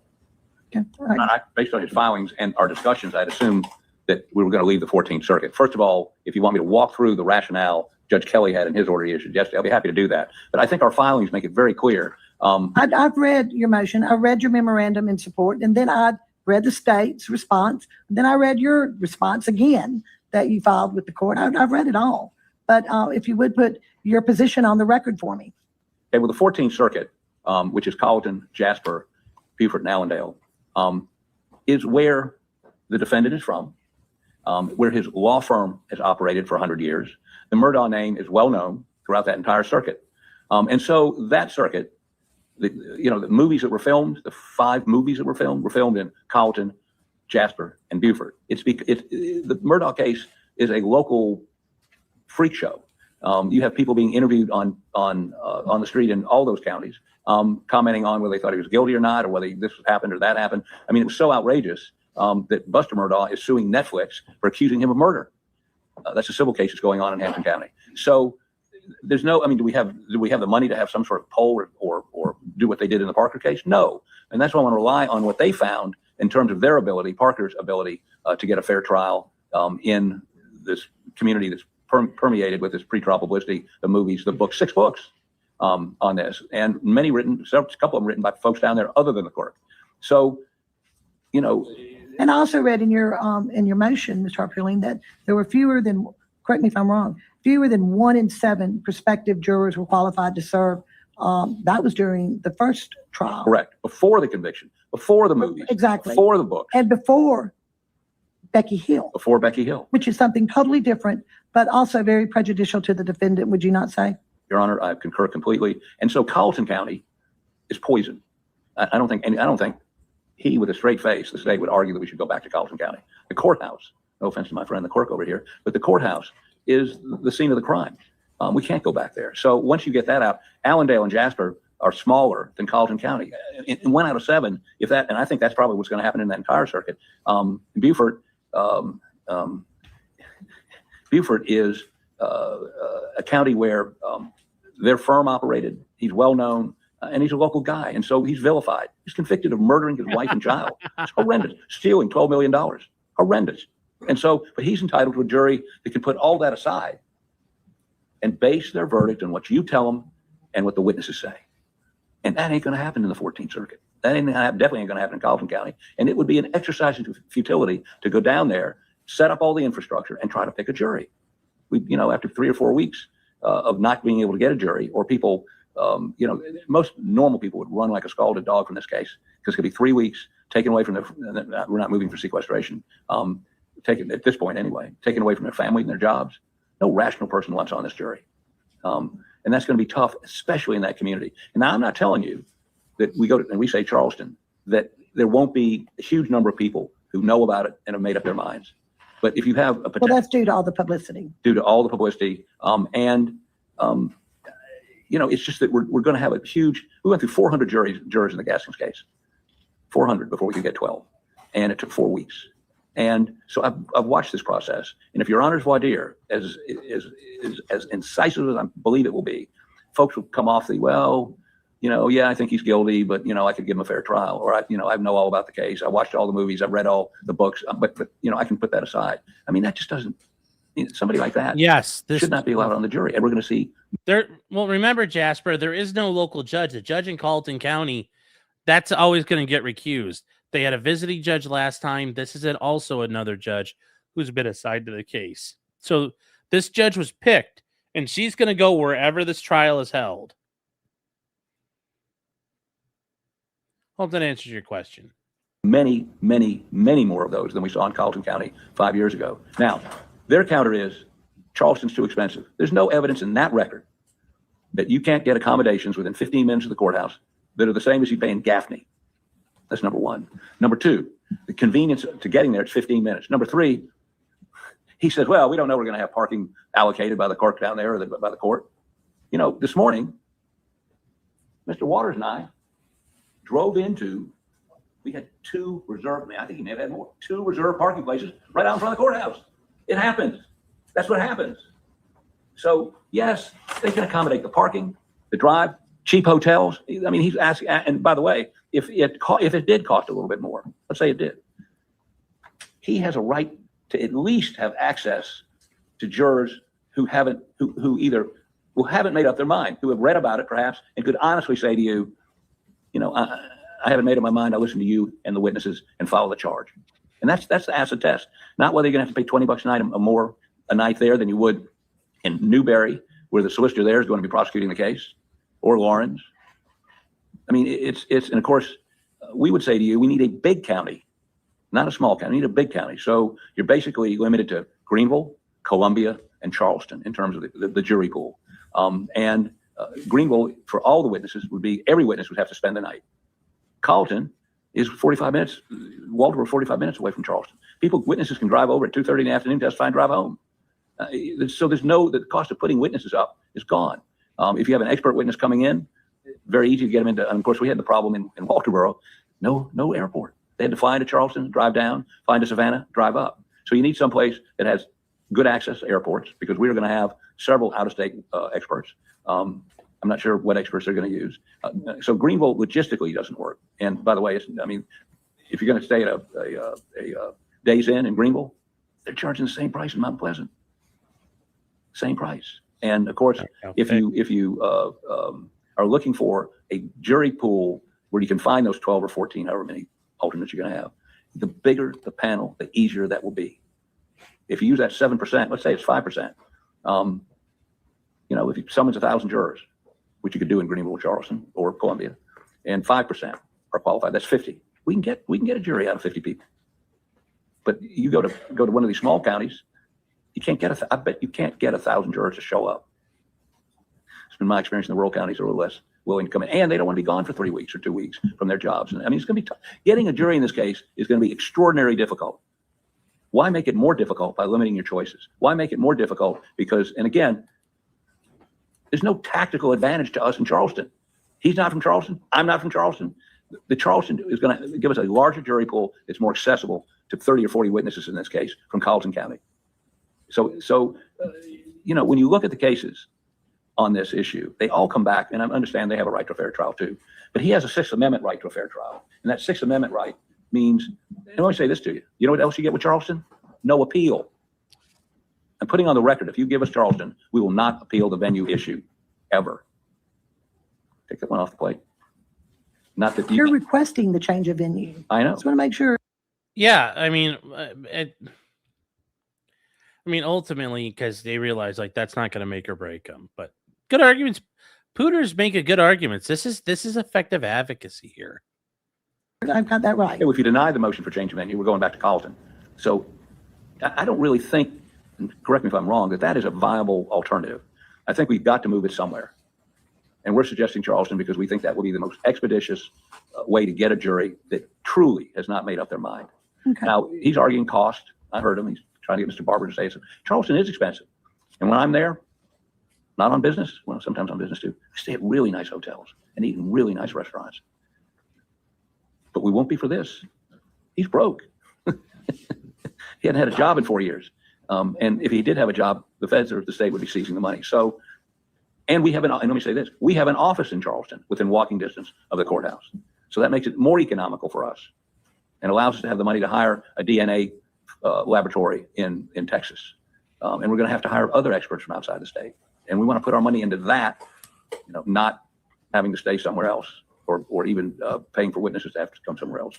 Now, our memo talks about, all kinds of things and the factors. But Your Honor, first of all, I would say to you, if he gets up here and argues we need to go back to Carleton County, then he is, and I don't know why he would do that. I have no idea why he wants to go back to Carleton County. Maybe it's his lucky courthouse, but it's not rational and compared to what his Sixth Amendment rights are. Okay. Happy to answer any questions you have. Thank you. All right, well, let's hear from you, Mr. Waters.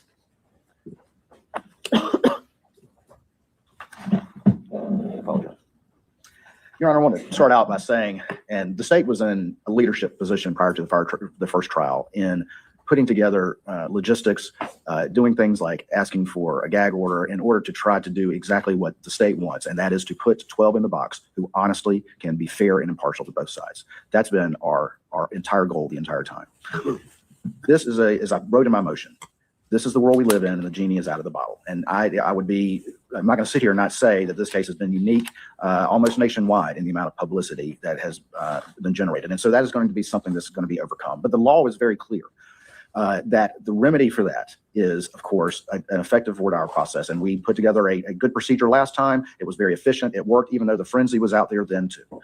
I want to be clear that I'm here to be reasonable because as I said before, I want to pick a jury that win, lose, or draw will stick, and that we have a fair to both sides. And I believe that we can do that. But the issue, of course, is not pretrial publicity. Long gone are the days where people got their news from the evening paper or the morning paper, and it is ubiquitous out there. So we're going to have to rely on our citizens and identify those citizens who can put whatever they may have heard aside and honor their oath to be fair and impartial. I also want to be reasonable here when I say that I'm happy to consider any other option. But I also am a steward of the taxpayer money, and the statute also requires the least logistical expense. I also, as I said before, we didn't let court break down for 6 weeks, and it was a logistical huge effort that I give credit to a lot of these staff members back here and keeping one witness coming up after another to get this thing going. And so I'm thinking about those things, and I have been in court. I love Charleston. Charleston is one of my favorite places in the world. I've been to court down there many a time, and it is always a logistical difficulty. And to contend it's not the most expensive city in the state, I don't know what to say to that. So I have to at least not be, when the defense says Charleston or nothing, I have to at least say, Your Honor, there's problems with that, and we believe that there are other choices in the state that would be better, which I am happy to talk about and consider those other choices. That's been the state's position. In the end, Your Honor, all I want is a fair jury to the state and to the defense, and have us be able to present our case to citizens who are going to abide by their oath and be fair and impartial to both sides. And that's the process that we're looking to have happen. Okay, thank you. Anything else from the state? I mean, defense. I'm sorry. So much to say, but probably not. Thank you, Your Honor. Thank you, Mr. Harbillion. All right. I understand. It sounds to me like y'all are just agreeing to disagree. Y'all just want, each one of y'all want a different place to hold it. But let me tell you, I read your motions, and I took them seriously and went through and did some work on them. And I'm going to tell you, after reviewing the motion submitted by both sides, I even went back and looked at the transcript of the jury selection that was conducted back in January of 2023, and also the opinion from our Supreme Court. I'm going to order that venue be transferred to a county outside of the 14th Judicial Circuit, because I believe that the defendant cannot receive a fair and impartial trial in Colleton County. I'm making this ruling in pursuant to the South Carolina Code 172180, and it's supported by case law. That would be State v. Law, where the circuit court retains the power to transfer venue outside of the circuit where a fair and impartial trial cannot be had. So I'm transferring it not only from Colleton County, but out of Colleton County completely. I find that the defendant has satisfied his burden under State v. Manning, where he's demonstrated actual juror prejudice. And unlike the ordinary pretrial publicity case, the evidence before this court is based on the actual results of the voir dire conducted in this case in the January 2023 trial. Fewer than 1 in 7 prospective jurors were qualified to serve, demonstrating an extraordinary degree of community exposure and prejudice. Second, under Reamer versus U.S., the interference with... Remember the Reamer case that we talked about during the arguments from the Supreme Court and the actual opinion that was issued. So much fuckery happened in that courthouse. The jury process by an officer of this court is deemed presumptively prejudicial and cannot be measured by any voir dire. Ultimately, the decision to change venue lies within the sound discretion of the trial court, providing that a showing of actual juror prejudice is made. This ruling rests on 4 grounds. First, the exceptional rate of juror disqualification during the January 23 jury selection. Second, the community prejudice arising from the size of the county and the long-standing association between the defendant's family and the 14th Circuit.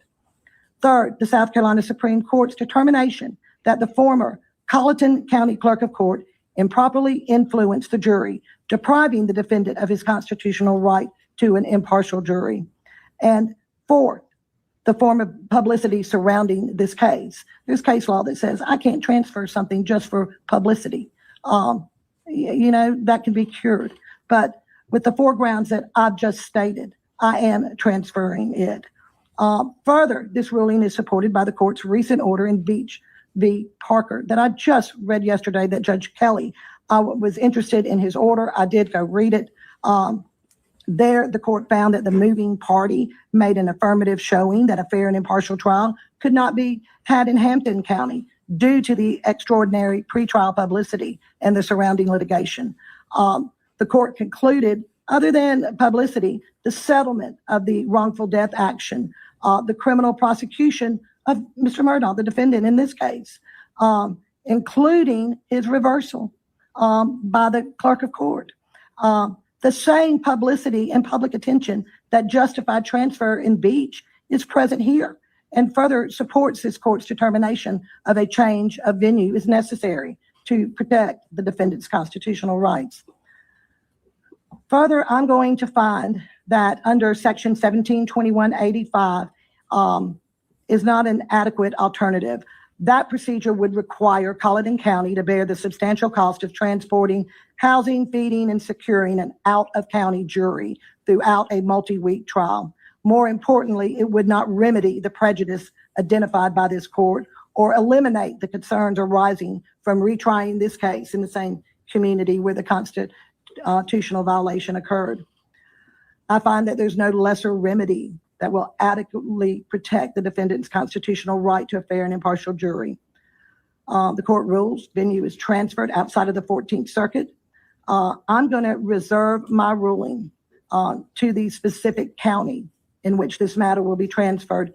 You know, let me tell y'all, it takes a village to get this case transferred. For those of you who don't know, there's a lot of other things besides walking into a courthouse and sitting down and trying to try a case. You know, we have to consider security, transportation. Is a courthouse adequate?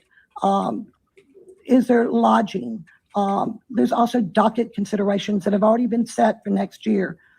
There's a bunch of matters to consider. So what I'm going to do is I will think about it. I need to look at it. I will tell you, Mr. Waters, you are correct. Cost is a concern because Colleton County does bear the cost of the retrial in this case. Colleton County is not a rich county. It's a poor county. So that will be at the foremost of my thoughts when I transfer this case. I was in hopes that the two of y'all could agree on a destination, but since that's not happening, I will decide and I will let y'all know. I will issue an order. I will do a formal order on my transfer of venue and also will designate the county into which we are going to try this case. Okay? Any objections? None from Your Honor. She's gonna pick. She's gonna like throw it at a dartboard and like thwack. Yes. Oh, so the state's a bunch of pores, and Colleton County's got to pay the cost. Well, maybe you shouldn't have had your prosecutor fucking around. I don't know. Maybe you should have had the clerk not fucking around. Yeah, what is Cretan Waters going to do when the judge is actually being fair now? This is tough. This is tough. I don't know. They're going to have a tough time. This judge seems to be invested in doing the right thing. She's going to pick Dorchester County. There's a Dorchester County in South Carolina. Oh, there is. Okay. It's a county in South Carolina. It's the county right next door. I don't think she's going to do that. Because, guys, here's the thing. It's like literally, like, here's Walterboro. Like, here's Colleton County. Like, that's like right next door. I don't think she's going to do that. She'll go somewhere else. Francis Marion National Forest. That's pretty badass, by the way. But that's like, it's like right next door. Like, I don't think she's going to do that. I don't think she's going to do that. So. Perfect. Thank you, Your Honor. You're welcome. All right. Now, the last motion, Mr. McCullough. I know you've been sitting here since 10 This will be fucking hilarious if that happens. o'clock. If you could come up and just for the record, state your position. I believe I've got, Mr. Waters, I believe I have your stance on this, but I'll get you to put it on the record and let me rule, please. Go ahead, Mr. McCullough. Your Honor, the benches are hard and life is short, but I wouldn't have missed the Charleston travel log for anything. I wish I would have. Go ahead. Your Honor, I don't want to detail I'm here representing Myra Crosby, a former deposed jury in the criminal trial, which you're obviously familiar with. And given your nature of preparation, I know you've read my initial filings.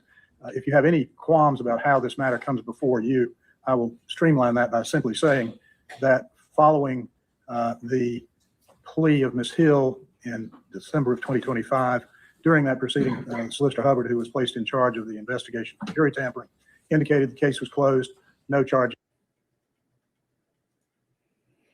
would be filed. From that point, shortly, several months after that, in March and then again in May, we filed Freedom of Information requests for the jury tampering investigations, which were closed and therefore no longer susceptible to any exception under the Freedom of Information Act. And we sent that to SLED, the Attorney General's office, and to Mr. Hubbard's office, Solicitor Hubbard's office. In response to that motion, I think it is correct, and I don't want to preempt, but Mr. Waters is here, the General Counsel for SLED is here, and I spoke to Solicitor Hubbard outside and just confirmed their positions are not in opposition to the remedial attention to the protective order, but they do say that they all three, as agencies, are constrained by a protective order, which includes at least, if not is, the protective order of Justice Toll from January of 2024, issued preceding her new trial motion hearing. At that time, she issued a protective order, which I think the primary concern was to protect the identity of the jurors in the case that may have been to some extent interviewed in whatever jury tampering investigation led up to that point, January 24. And of course, that investigation continued after that hearing, after January 24.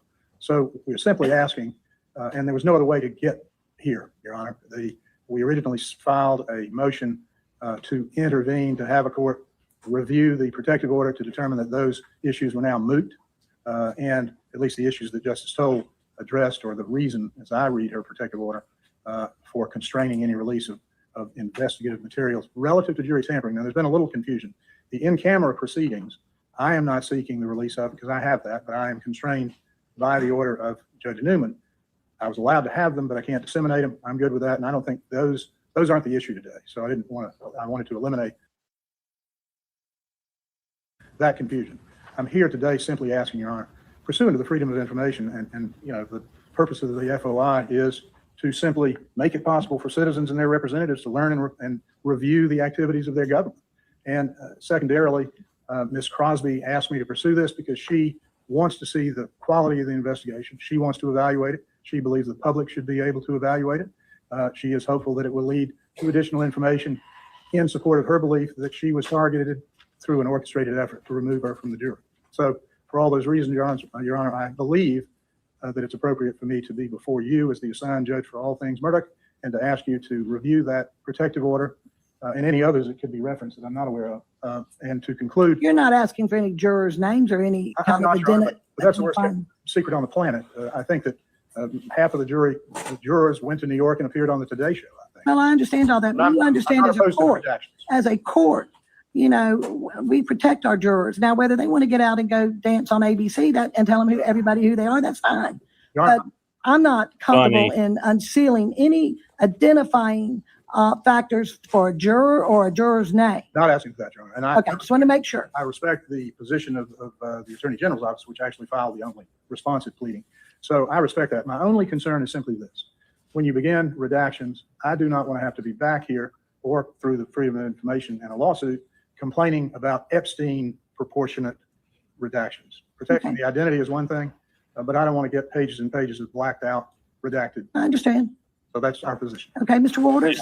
Thank you, Your Honor. First of all, as we detail in our response, there were multiple protective orders during the course of this. Right. Of course, the first thing we have to talk about is what you just recognized, is that the court promised those jurors over and over again, both Judge Newman and Justice Toll, we're not going to release your identity. And we deal with this all the time. Just because I might be subject to state grand jury secrecy doesn't mean somebody who's subpoenaed can't go run their mouth about it. And I still can't run my mouth about it, right? Except as necessary in court. So, and so the other thing is that we also wanted to protect, of course, ongoing investigations, which have resolved at this point. And so that's why we have filed a motion to unseal. However, our motion to unseal also includes the sealed portion of the initial inquiry that got that juror kicked off the jury. Okay. And that's important that come out. In fact, I find it interesting how Mr. McCullough says he wants the public to judge what happened, but he doesn't want them to see what was the basis for the exclusion in the first place. And so there is, that needs to be unsealed at this point now. There's no reason to do that. Of course, redacting identities. And that, of course, is the only limitation that we have, is that those juror identities be redacted. The main difficulty in that is there are some MOIs. Those are easily redacted, and other personal identifying information that are normally redacted to protect people's privacy. The MOIs are going to be easy to do that, memorandums of interview, but they are summary documents only. And there were of course, body cams of interviews and that sort of thing. And so that's going to be a little bit more difficult. It's going to take some time to do,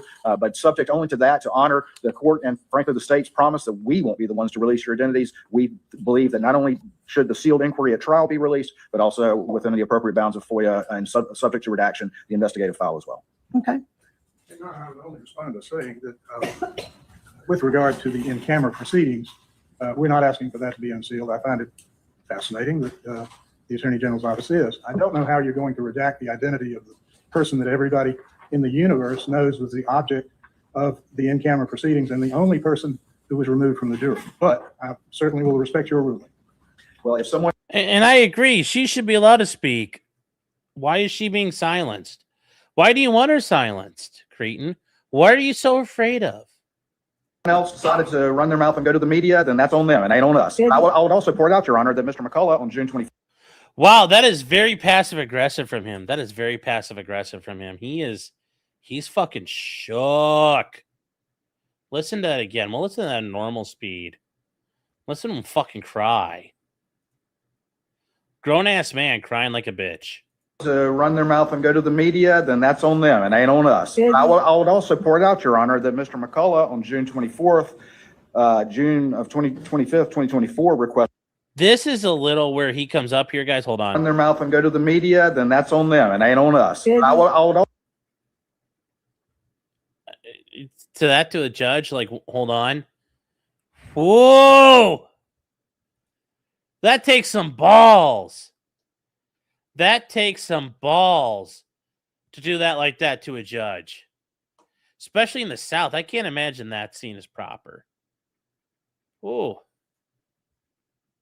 also point out, Your Honor, that Mr. McCullough on June 24th, June of 2024 requested unsealing of the in-camera proceedings and then filed on September 4th, 2024, a petition to intervene with the Supreme Court to seek it unsealed. So on multiple occasions, he has requested to have it unsealed. So, And I achieved my goal, which was to have access. Look, I like for everybody to know everything. So this is the deal. We're going to unseal it.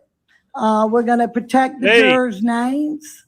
I want that redacted. I want any identifying information concerning a juror redacted. Unseal the rest of it. Thank you, Your Honor. that's exactly what the state wants. Thank you, Judge. Thank you. All right, now with all that done, let's talk about when we shall meet again. Already, yes. I'm telling you, I'm keeping us on schedule. We're going to get this done. My 2 dates for my next hearing. And let me just tell the lawyers this. I did have a motion to exclude evidence. And the state's motion to admit evidence of motive. And that's going to involve the financial transactions. I think a ruling at this time would be way too premature. I want to be closer to trial. I probably will not even consider those motions until the beginning of next year when we start doing pre-trials. However, Mr. Harpootlian, in your motion to dismiss, I was told I would be getting a supporting memorandum, which I do not have. I pushed that out because the state hasn't been able to respond to it because they haven't been afforded the opportunity. They don't have it. I will push that out to the next pretrial hearing.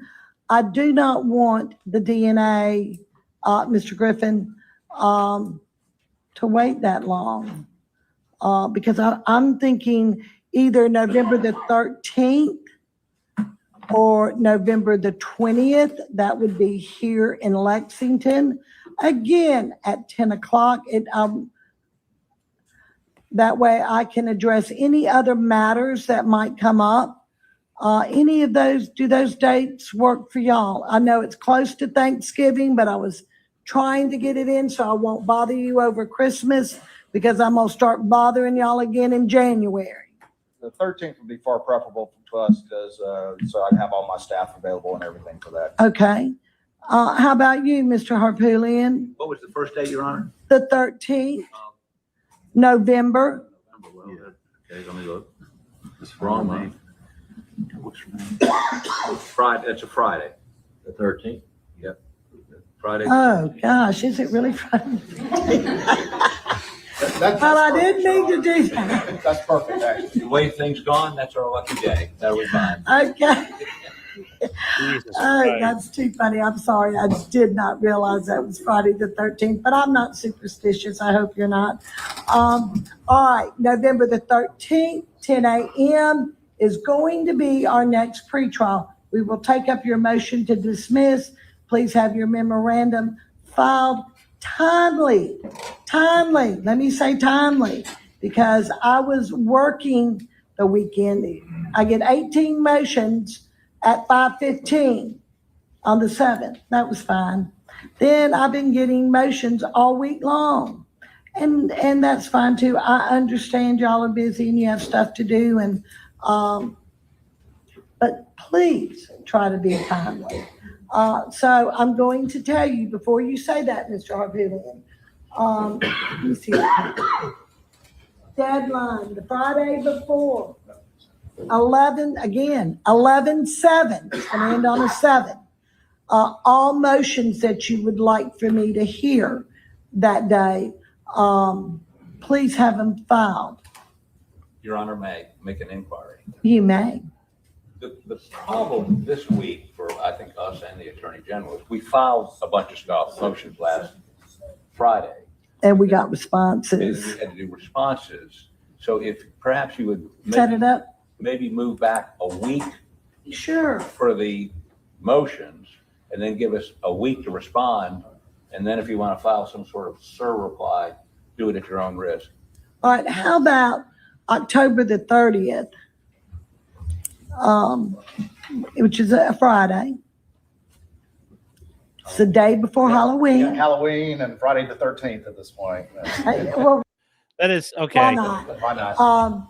That is funny enough. That's okay. Just to have your motions in, then y'all can respond the following week, and I'm putting my deadline for the 7th. Yes, response deadline will be the 7th. So 30th, 1st, File your motions, 30th. response by the 7th. So I'll have time. I mean, We'll believe it or talk not, about it. y'all, I really do sit down and read every motion that y'all file. Would you like us to shorten them a little bit? Always. The shorter, the better. But I do read all of them. I think the 6th is actually Friday, Your Honor. It's 11/6. 11/6.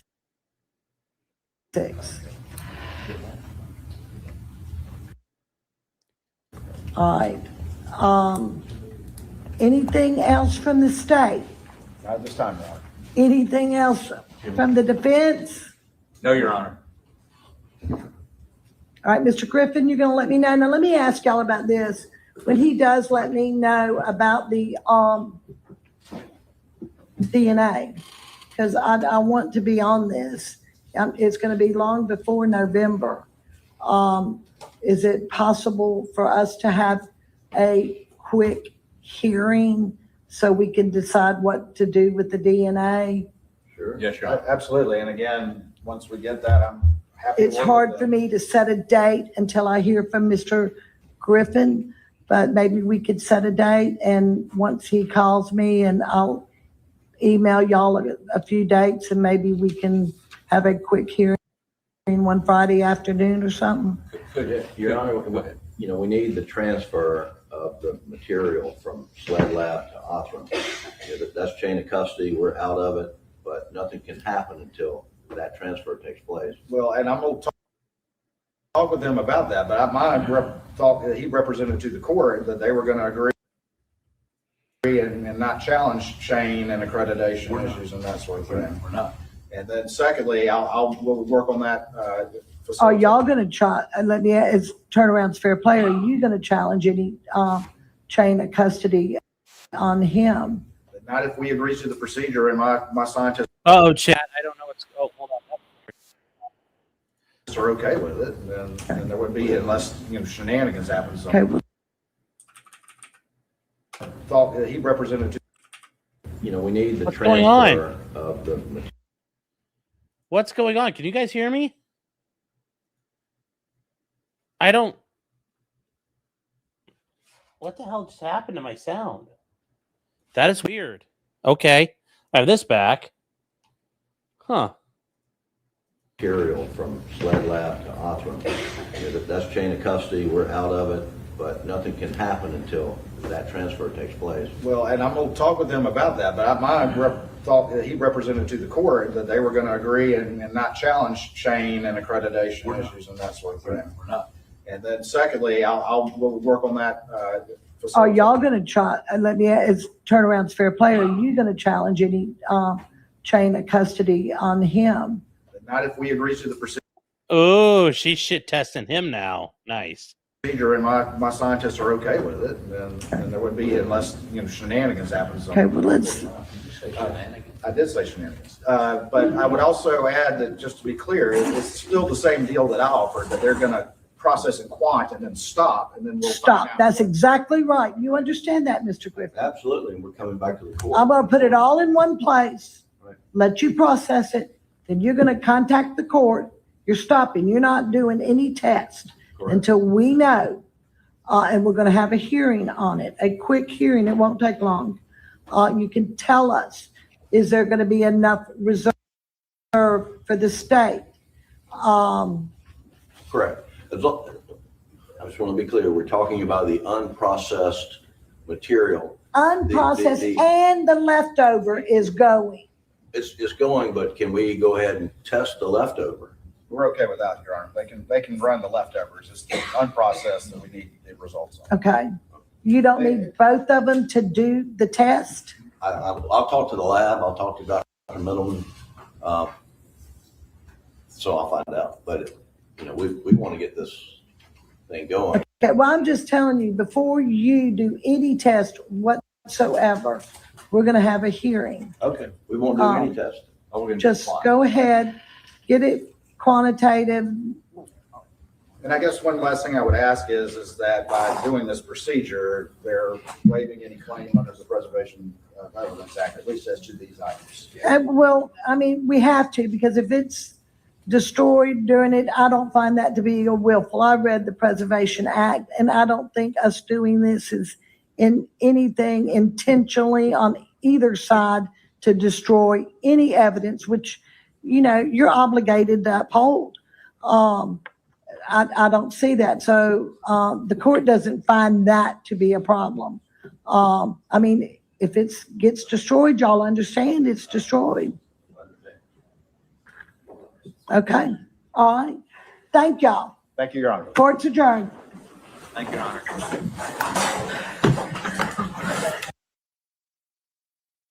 All right, chat. Those are some big wins for Alex Murdaugh. His testimony coming in is a problem, but I think ultimately I think there's going to be more discussion about ultimately what evidence does come in may change this calculus for him. But as of right now, there's a lot of good wins for Alex Murdaugh here. The venue's getting changed. They're getting to test what they want. Katie's saying, whoa, tits in the audience. What are you talking about? Plenty of time for a model call-in show. We might do one. Let's see here. This is called being niggerly. Yeah. Well, Sled destroyed evidence. They did 100%. 100%. And Cretan Waters is worried about the DNA. Oh, yeah, he's scared. He's running scared for some reason. I don't understand why. Jefferson Post for $2 says, love how Harpoolian humiliates the prosecutor procedurally. I agree.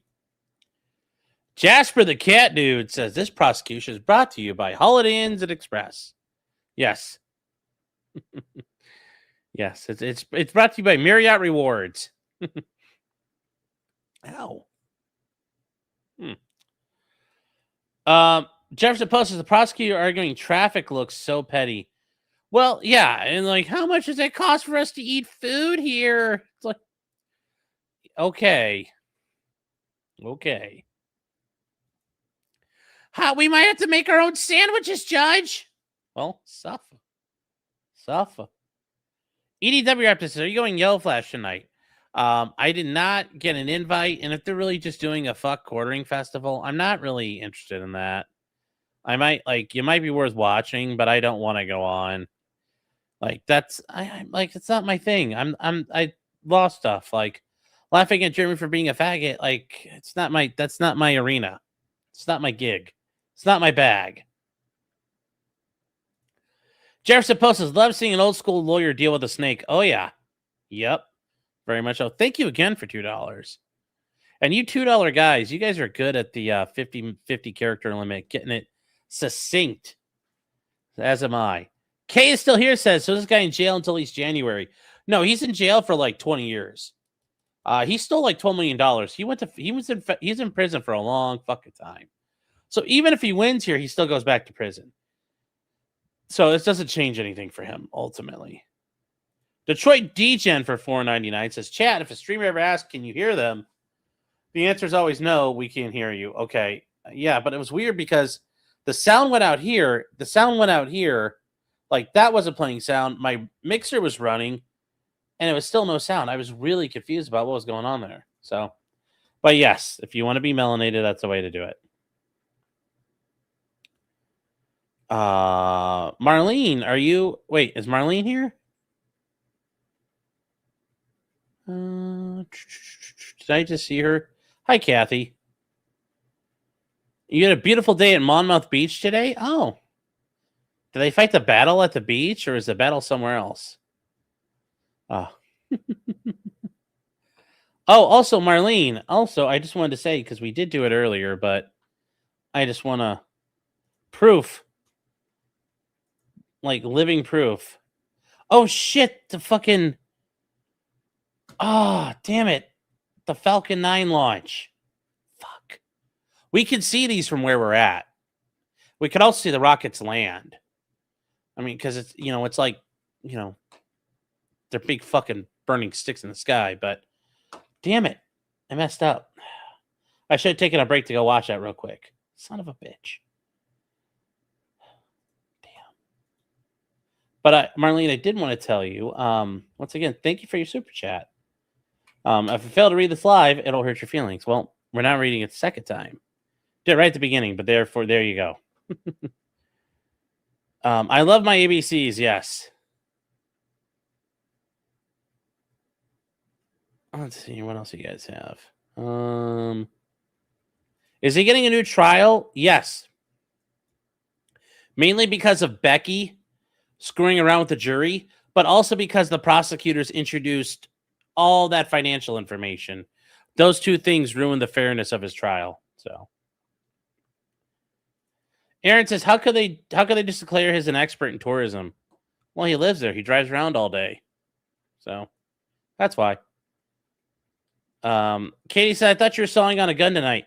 Yeah, I couldn't find a shotgun that was good enough for what we want to do. I went to like 2 pawn shops and a gun store, so there wasn't anything good to work on. I might buy like I found like an 1187 that might be worth it. You know, cut the barrel down to like 14 inches and just like make that just, you know, have that with like slug and buckshot in it. Be a fucking street sweeper. I might do that. The problem is I have to do the engraving. You have to do engraving on it with your information, and I don't have anything to do that with, so I'll worry about it another day. Also, I was trying to find a single shot or double action or double barrel shotgun to get like a Mad Max style sawed-off shotgun. So we're gonna keep looking, chat. We got a whole week to figure this out. The Jared stuff is getting super old. Yeah, but it is. I mean, that said, I like jam, like blackberry jam or strawberry jam. According to being overdone, nah. He deserves to get rode into the ground for what he does. He won't stop. Tom Bodette will leave the light on for Creighton Waters. Yes. Yeah, I think he's going to get a chance for a fair trial. Yeah, back to prison for financial crimes. I don't think he's a killer. I don't know. I mean, it wouldn't surprise me if he did it, but they can't prove it. And Marlene says, I love Monmouth. Okay. Well, dang, that's awesome. And then Bella for 10 sobs. Hey, guys, Clyde is sleeping with 2.0. I heard him snoring out there, so. You get this, Clyde, for now. You get this, Clyde, for now. I live next to the Cape, so my wife said it shook the entire house. Wow.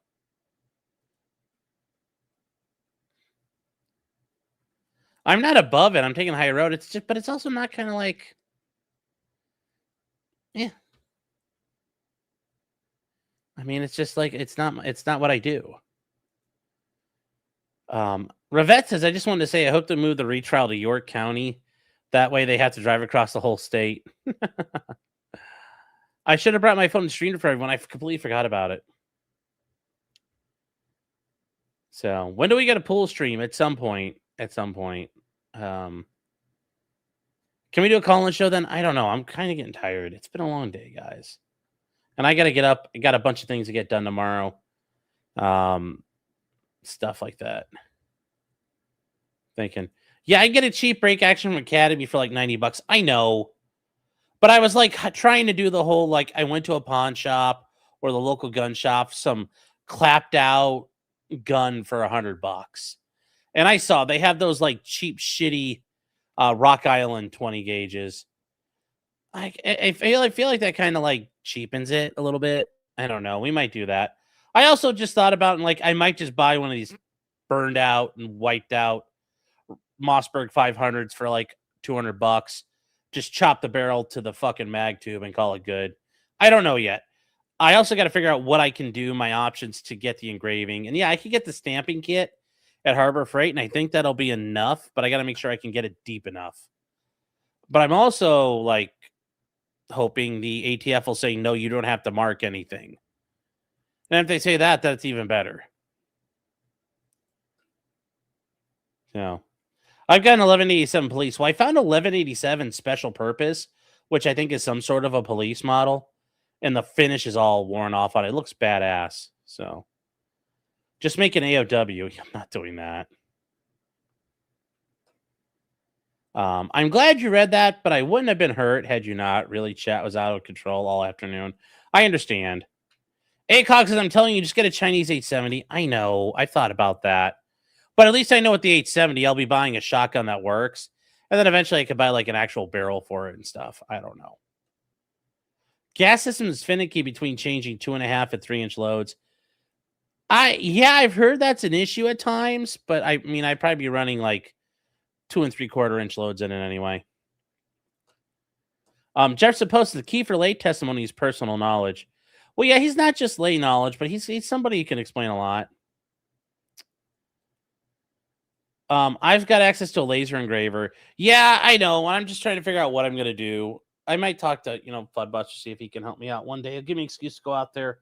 I don't know. I'm going to figure something out, but we'll do it one day here, chat. Just trying to avoid having to do extra work on it. Do you see that the DOJ will reportedly be back ending the NFA? Watch the Senate shoot it down. The Senate doesn't have to be involved if we go through the courts. The DOJ can take a knee on every lawsuit if they want. So, how does 2.0 like her new position? She's loving it. When is the wedding? We are working on that right now. You'll play in the shower. Well, we're trying to work on getting. We have a pastor in mind, and part of planning it out for him is giving him enough time to plan out his church and all that and his family stuff. So we're working on the date. I need a Clyde animation for every bullpen donation. I'm pussing out. You're damn right I am. Big old floppy pussy. Big old floppy pussy. I've got an old double barrel Stoger I'm gonna sashimi. Yeah, but I'm not like I went online and looked, and like those Stogers you could buy right now are like $400, and I'm like, I'm not buying a $400 gun just to fucking butcher it like that. I mean, I had this double barrel shotgun I bought for like $40 from a gun store that I used to go to, those down the street from the courthouse I used to go to a lot up in Toledo. And I bought it. It was like bought from police sales. He bought all the sheriff's department guns. And it was this beat to fuck double barrel.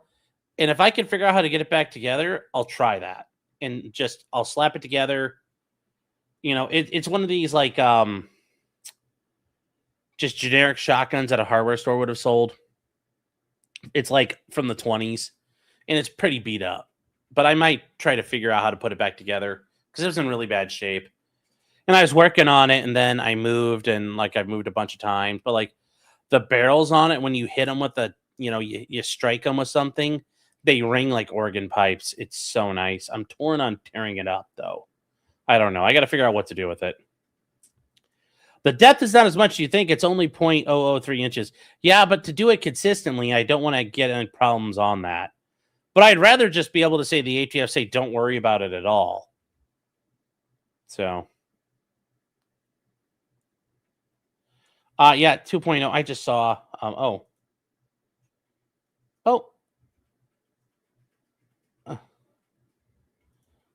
okay. Here we go. From my producer chat. Here we go. We can hold on.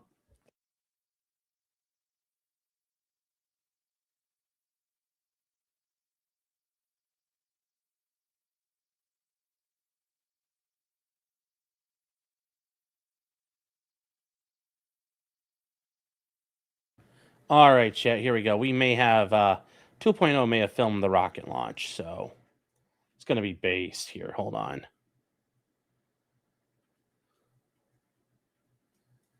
Let's see here. Thank you, sweetheart. Not buying a gun just to butcher it. Sean still isn't a boomer yet. I mean, yeah, but like, oh, by the way, Keopathic, I found an Arasaka for like $4.99 out here at the one store I went to. I was like, ooh, that's not too bad. And it didn't look too clapped out. The rifling looked pretty decent.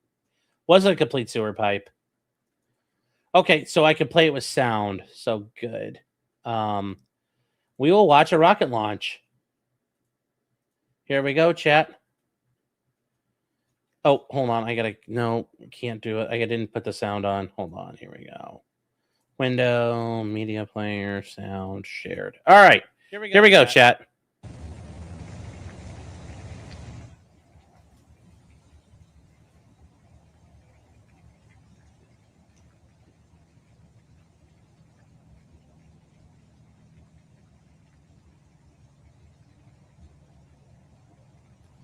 People are going to figure out where we live now by doing the declination and everything, I bet. But there we go.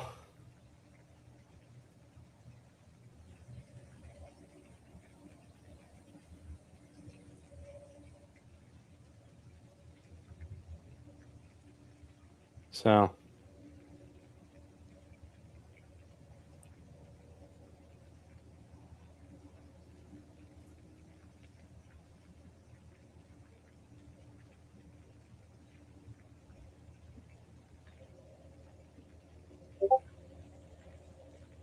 But yeah, there we go. Look at it go.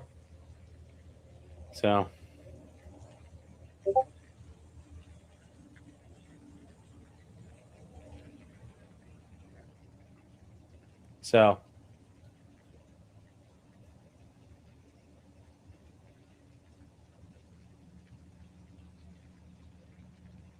There we go. So that's nice.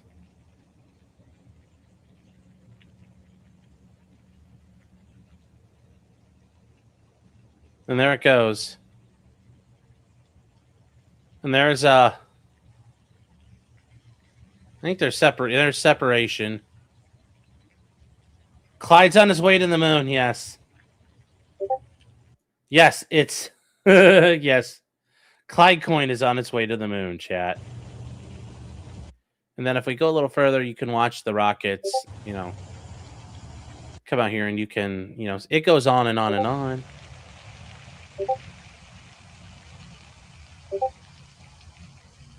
Very good film coverage. Look at it go. Cosmonaut Clyde.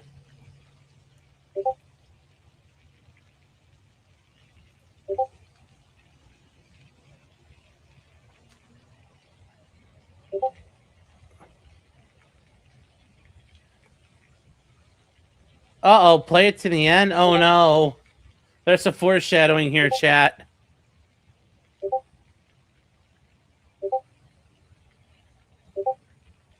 Yes, that sound is a fountain.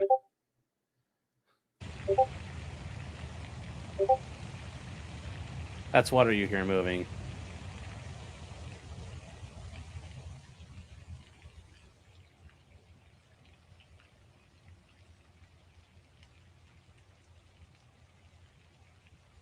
Here it goes.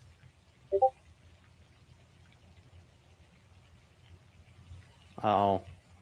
We're watching. We're watching.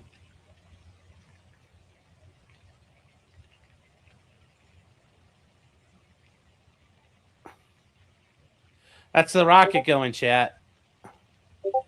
Oh, yeah, the Beep Boops Discord, guys. Sorry, it's going crazy. I don't know what's going on.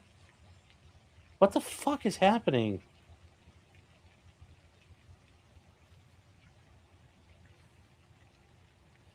Okay, Swisscar, if you keep doing that, I'm gonna mute you, dude. Please don't stop with that. Anyway, what? It didn't show. Hold on. Get to the end. What?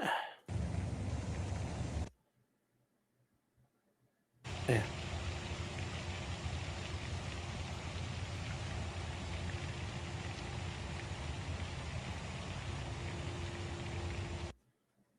Play at the end of the show. It didn't show. I didn't see it explode. Where does it explode? I was looking for an earth-shattering boom. Is this where it booms? Is this the I think that's just separation. Huh. Oh. Oh, I thought it was like, oh, okay. That's why I was just 2.0 still messaging me. Okay. I was confused. I was like, what the hell's going on?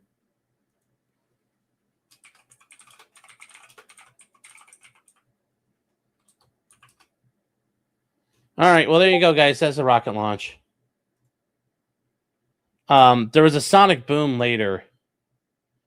She did not get to record that, but yes. Buy your Clyde coins, chat. They go to the moon. No explosions, lame, yeah. But it's still got to go. Still got to go. It needed new batteries. Oh.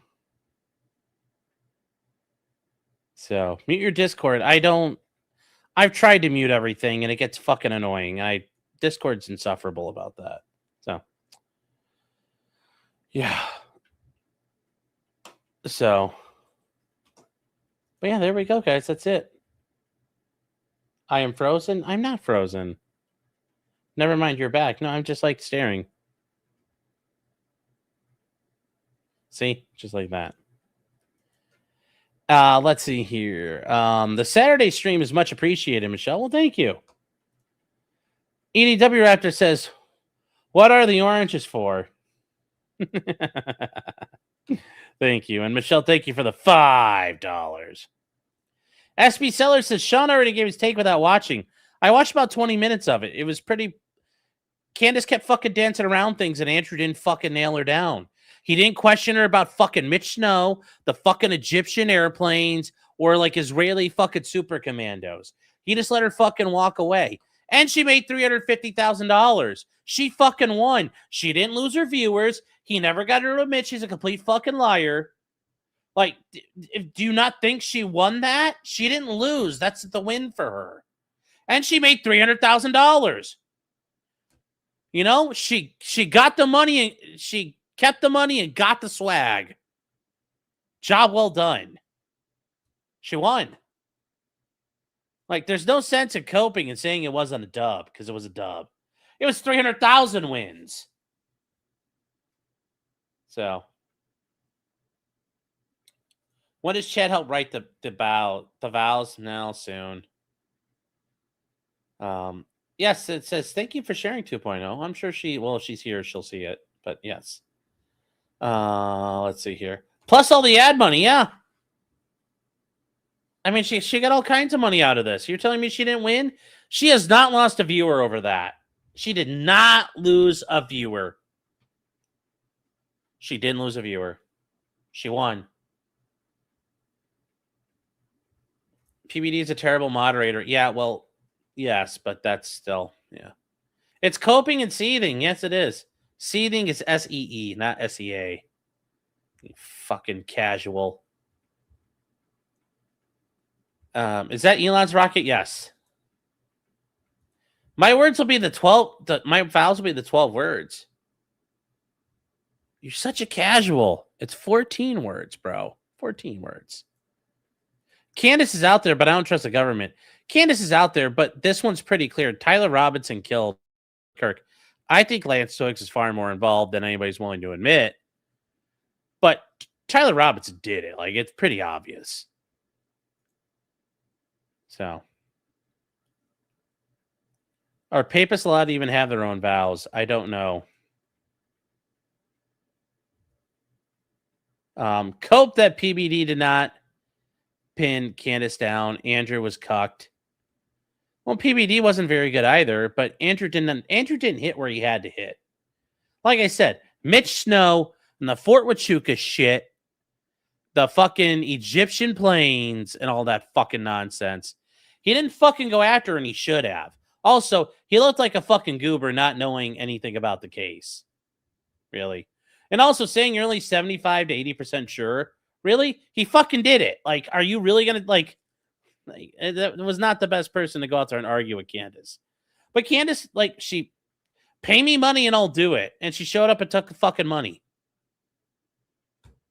Like, she fucking won. Could I live stream the wedding? Maybe. I'm getting him good tonight. Well, you got to be factually accurate. Cog was right. Oh, now I'm just fucking around. Yeah. Oh, now I was just clocking you to make sure you knew. I said the wrong things to make sure you knew that you're legit. Okay. You set a trap for me, huh? To quote famous people. Yeah, Candace shifted goalpost, deflected, and proved nothing. She still won because she admitted nothing and got the money, yeah. She's not losing it. She won't lose a goddamn super chat over this. And then when it's all over, she'll move on and say it was rigged, and she'll move on to another conspiracy or another talking point. People like her never quit. Like, that's the thing. They're never done. Aaron thinks they're Uden. Yeah, well, when it comes to things that don't involve the Minnesota Vikings, you got to be careful about taking Aaron's advice on it, okay? The commissions of violent felonies and international relations and espionage and special operations. I'm not trusting the Steel to a Morning Show on that one. Just saying. If I want to know how to go sing karaoke at Stoney's, yes, that's my dude. But otherwise, no. Who the fuck paid her that kind of money? Andrew Wilson. And then Brian Atlas from the guy from the Whatever podcast apparently threw in like $100,000 of it. So, yeah, Lance Twigg suckered him into it. Wouldn't surprise me at all.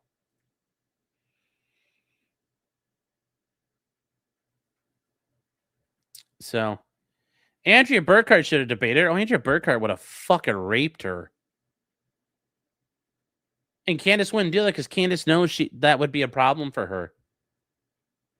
People like Candace are smart. They're like Jake Paul. You don't fight people who can beat you.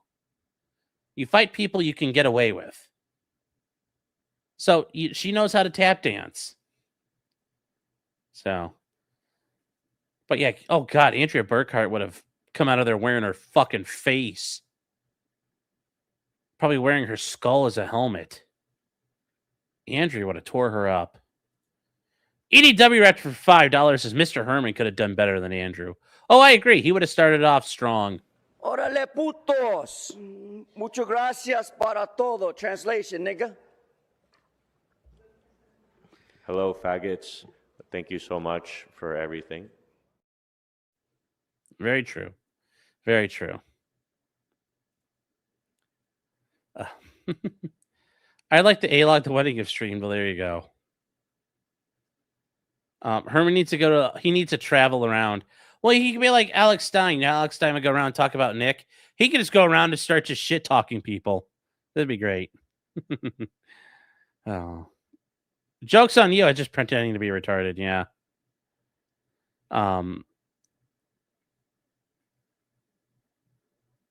He only goes hard on whatever hose. Well, I mean, he was trying to go hard on Candace. It just didn't work. You know, the whatever hoes are dumber than Candace, and Candace is smart enough how to bob and weave. So, she's a slippery snake. She is right about Macron's wife. Oh, no, she's not. And yeah, she's been a far left grifter forever. Yep. Mm-hmm.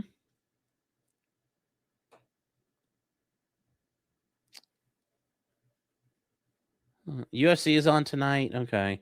She's controlled opposition, so of course she'll stick around. Yeah. Aaron says, just don't go to the uneven patio at Stoney's. What's wrong with the patio? Is it suffering from structural failure? What do you mean it's uneven?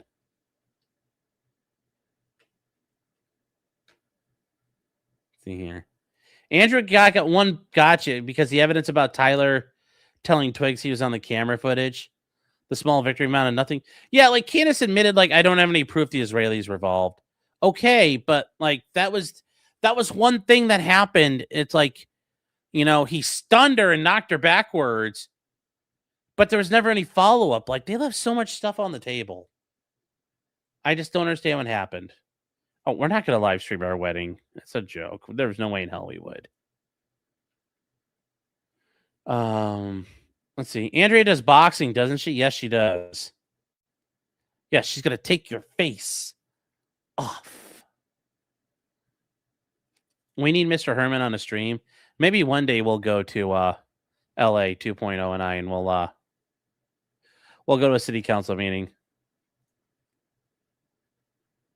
These videos, these don't represent the views of anyone. He represent me. Yes. It's hard to debate someone who's absolutely delusional. Yeah. I mean, somebody who's absolutely lost their fucking mind, it is really hard to argue with. Have you gotten your video card yet? No. I'm working on that. Things on list to do. Let's see here. What else? You know, you promised us TTS during the wedding. I know. We change our mind. I could write off we stream it. We're not going to be doing a lot. Andrew needs to work on his 1-2 combos versus Black Woman looping. Yeah. Like he just let her keep dancing around and should have just like, who the fuck is Mitch Snow? Why did you believe him? Do you really believe Brian Harpole fucking killed Charlie Kirk? Do you really believe he was at Fort Huachuca? And if she says no, why would you put something out there so fucking retarded? Oh, well, I just don't know. It's like, do you believe everything you're fucking told? There's just so many ways he could have fucking butt fucked her to death. But he didn't do it. He didn't do it. So Candace got it. Candace won. You still need a video card. No, I'm waiting on some information. I got one. I know you do. Message me if you want to. We'll talk, okay? If you have a pastor, how can we donate a tower cake? He's a pretty base pastor.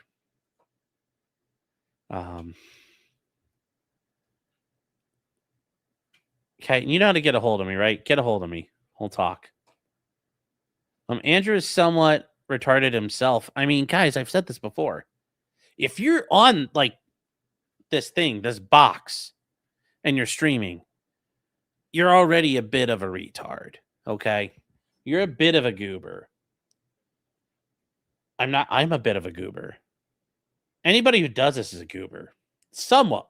It's shades of goobery. Some people are big goobers. Some people are little goobers. But you got a little bit of goober. You got a goober streak running through you a little bit. You got a little bit of it. Okay? So, regardless who you are on the internet, you're a bit of a goober because you're on here doing this regardless. So, just saying, chat. Is my co-husband gay? You mean you have a co-husband? You have two, or do you mean my CO, like corrections officer husband? Yeah.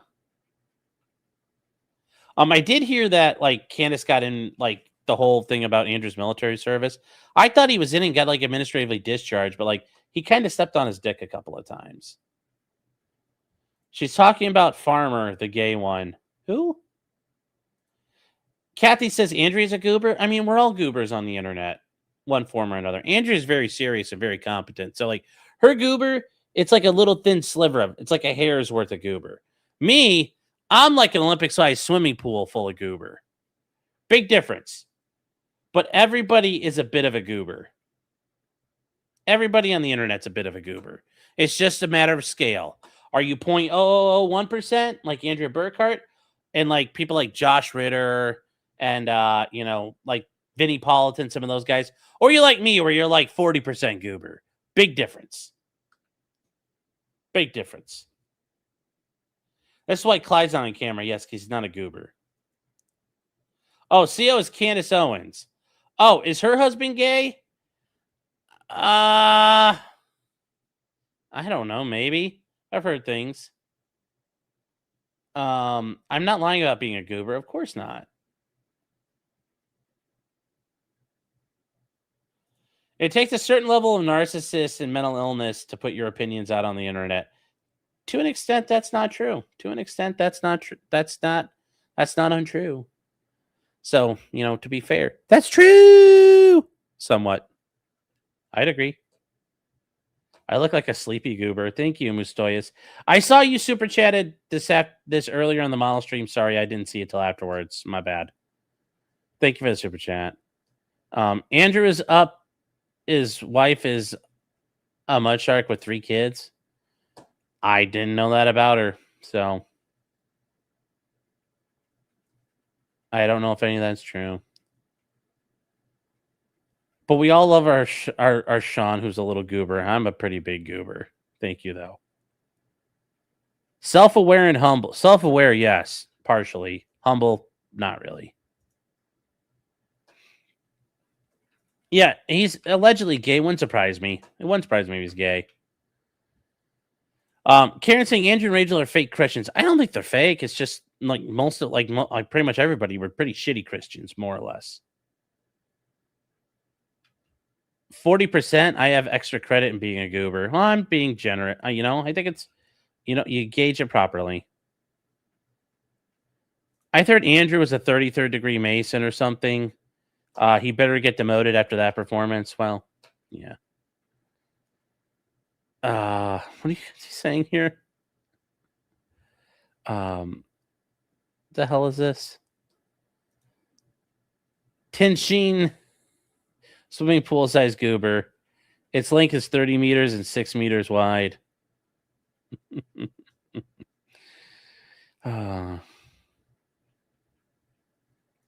Sean, put on Venti's latest video about Andrew Wilson to fill in these blanks. I know he's got a history, and I know he was kind of like sector involved for a while back in the day. So I know that about him. I don't really care enough to know that much more about him. He's friends with Rob Knorr. I really like Rob Knorr. And then he's also, friends with Ryan Mullally. And I really like Ryan Mullally too. That's all I really care to know. And I like him because he fucks with that fucking Brian Shapiro guy all the time. He fucks with him and makes him crazy. And his wife, Rachel, makes Brian Shapiro lose his shit all the time. So they're not, they have some things they do. People who spend half the day talking about how Christian they are pretty fake. Yeah, well, there is that. Katie's saying swimming pool size gooner. No gooning allowed, chat. No gooning allowed. Like we can't do it. Can't do it. I'm done shilling the CIA propaganda. Never goon. Never goon, chat. Never goon.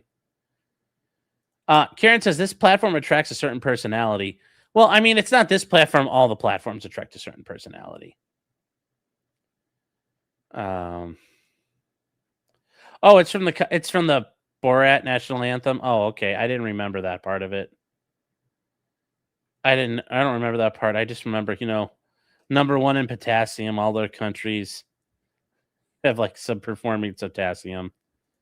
Yes. Yeah. Candace really wanted to marry Charlie, and Charlie's like, nah. Let's see here. Telling chat no gooning allowed makes this a check up instruction sheet. Really? I can't win. I can't win. Oh. Jillian says, is the stream ending? Yes, it's about to end. We're trying to land the plane here. Chat keeps making me do go-rounds. They keep getting on the runway. Oh. Let's see here. Yes, Kazakhstan is the greatest country in the world, and all other countries are run by little girls. That's very true. Very true. The Wilsons claim to be Catholic. No, I think they claim to be Orthodox, which is not Catholic. I am pretty sure they're Orthodox, what they claim. You're going to have to fall on your sword. Nobody got that reference. It's okay. You tried. Even Ted Williams would swing it, strike out once in a while. Remember, best hitter in baseball, only batted .454 at his best. He says they're Anglican? No. I was going to say, I thought they were Eastern Orthodox.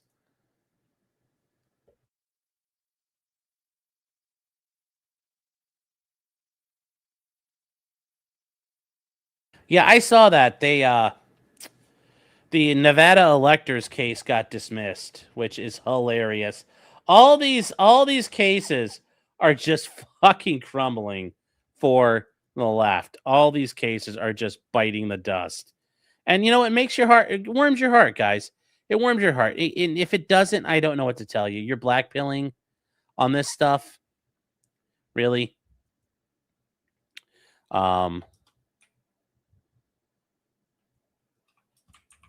So, hold on here. I gotta get these. I already got a couple things for the week starting off. All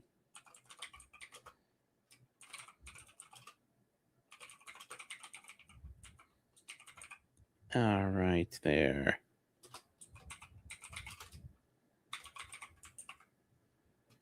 All right, and the Nevada judge was the one that got jumped back in the day. Oh, the lady who got the dude dove over the bench. There you go. KRM says deer season open in South Carolina in August. Jeez, how long does it run for? I mean, it runs while they're still in bachelor groups. Bucks are still in bachelor groups, and at least in Ohio, they were bachelor groups in August. I mean, they're they still got felt on their antlers. They're getting ready to get rid of it, but what? That's crazy. That's crazy. How do you go hunt deer when it's 90 outside? Sounds awful. That sounds awful. Yeah, also, is it rifle or bow season?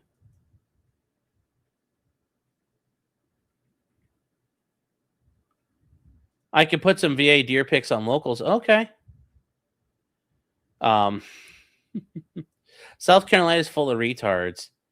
I mean, hunting in August, though, yeah. Edward says, if you're from a commie state, freedom seems weird. A commie state? Ohio's had more base laws than most of the country. Up until about a year and a half ago, you could drive around with your fucking cell phone and you could talk and you could text and drive and it wasn't a primary offense. In Ohio, deer season runs from September through fucking February. Tell me about states that are based. Ohio lets you do all kinds of cool shit. So, northern game laws? Most states only have very short hunting seasons, period. You can hunt deer with a bow throughout the fall and well into the winter. Yeah, hold on here. South Carolina season is January 15th. I just don't understand how you can hunt Ohio's this year is September 26th to February 7th. That's, October, November, December, January. That's almost 4.5 months, man. That's impressive. You've got an extra tag. Well, there you go. No, Mayo says deer season in Connecticut is September through January, based. In South Carolina, deer season ends January 15th. Wow, that's long.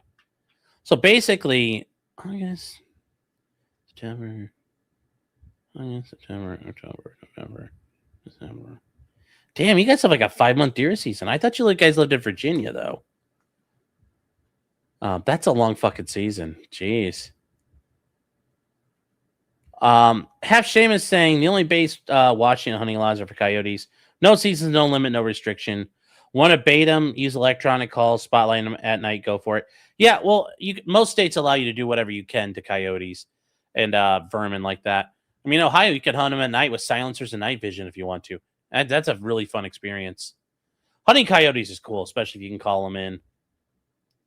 So, yeah, and you could hunt coyotes sitting on the bed of a truck. So,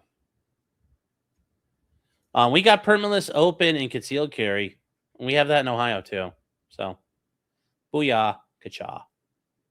We've had open carry forever. Open carry's been acknowledged in the Ohio courts as of like 1903. So, booyah, akacha. None of this gay shit where you had to carry fishing poles or they were worried about things like Texas. You had like knife laws too. In Texas, you could get in trouble if your gun was exposed. So no, the South is not as based as you guys think it was. Just saying. Just saying. Katie says, come shoot hogs from a chopper in Texas. They're going to have a strong helicopter to pick me up. I'm going to get slung low from the bottom and hang on a cargo net. Oh, there we go. That'd be funny. I'll be carried by a cargo net, not the bottom, just shooting at things. All right. The Chinook for Sean. I know they're gonna have to sling load me. It's like how they're like, you think they're rigging the load up like an artillery piece or a Humvee underneath it, or kind of like an act of valor. They're carrying the Swick boats. They're carrying those little the riverine boats. No, it's just me hanging underneath it. Yeah. Are there private sky cranes? There were. I don't know if they're still operational, but there were a couple of them that were privately owned. What you need is like a privately owned super stallion. You need like an MH-53 because that could pick up an F-15.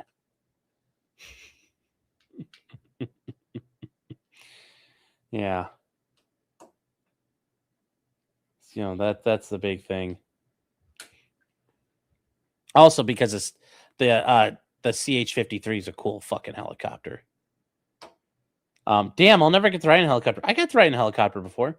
I got to fly in a bunch when I was in ROTC. We got to we did a couple days out in Indiana, and those pilots need to get their hours, so they practiced, picking people up, dropping them off, and got to fly around in the helicopter. It was a lot of fun. A lot of fun. Have I watched the videos of Cam Higby and James O'Keefe in Minnesota? No, I have not seen any of that. Send me a link to it. I'll take a look at it. All right, guys, that is it for us. It's too loud. Yeah, but it's a lot of fun. It's a lot of fun to be on. So we are. Yeah, it was fun. It was fun for a year. Yeah, it was really fun. It was a fun year. And I was like, getting a DUI doesn't help, but also too, I was like, yeah, kind of it for me, but yeah. We got to go do all kinds of fun shit. We got to go do land nav. That was actually going to do it in a real set of woods was a lot of fun. And all kinds of stuff. So yeah, got to go do a bunch of fun shit and then didn't have to worry about it afterwards.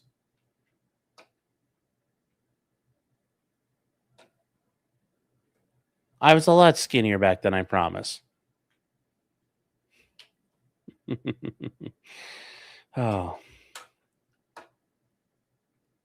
It was a lot of fun. We got to go do cool stuff. And, people going to college, it's worth it checking out at least for a semester. You might like it. You get to learn how to do neat things. You get to learn rappelling, tying Swiss seats, and all that fun stuff.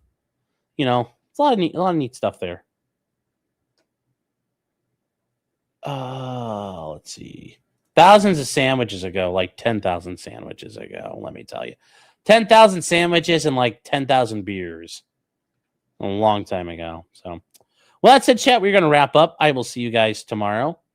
Oh, EDW Raptor says, we're 5 hours away from a 24-hour stream, and you blew it. Such is life. I'll boomer it.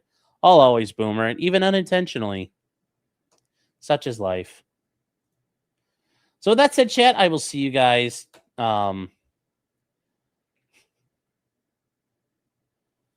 All the ROTC at my high school were huge goobers. I didn't do the high school ROTC. I did it when I was in college. I did it for like my freshman year. It was an interesting experience.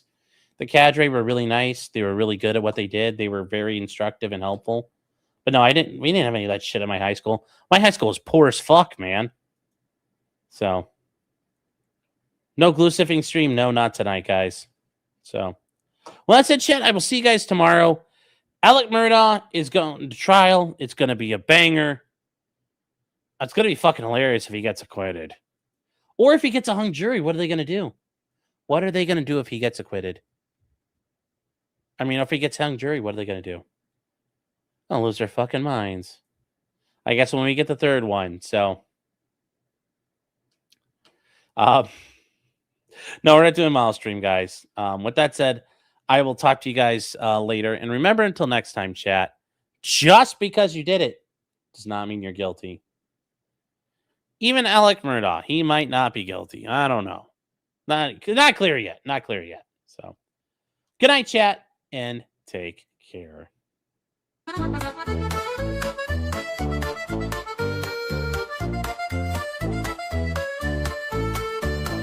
Weapons, blacksmithing, and models of planes, esoteric works, and even some trains. Much merriment had while drinking wine. Oh, I forgot. Are we? Tips on hunting and even talking. Hold on here. Hold on. F1 is back? Oh, really? Okay.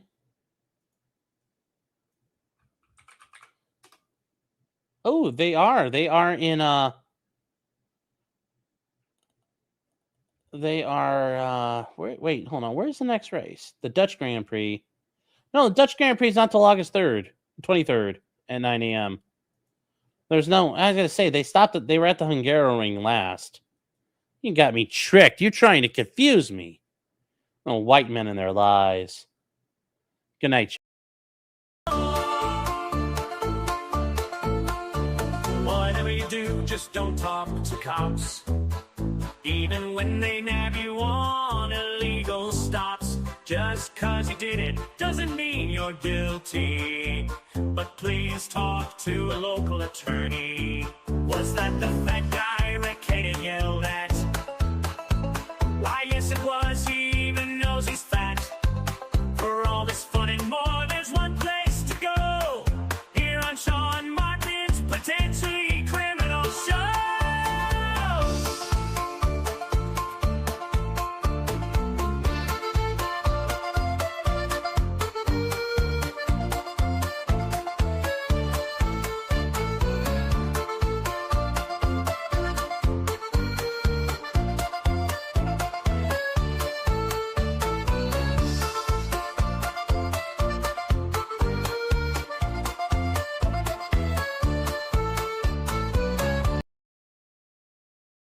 Members of the public, I do apologize for the language that was just used. The statements that he's made, good or bad, do not necessarily reflect the views of anybody around this horseshoe, any staff, or the city. We appreciate your patience. This is a regular occurrence, and we do apologize.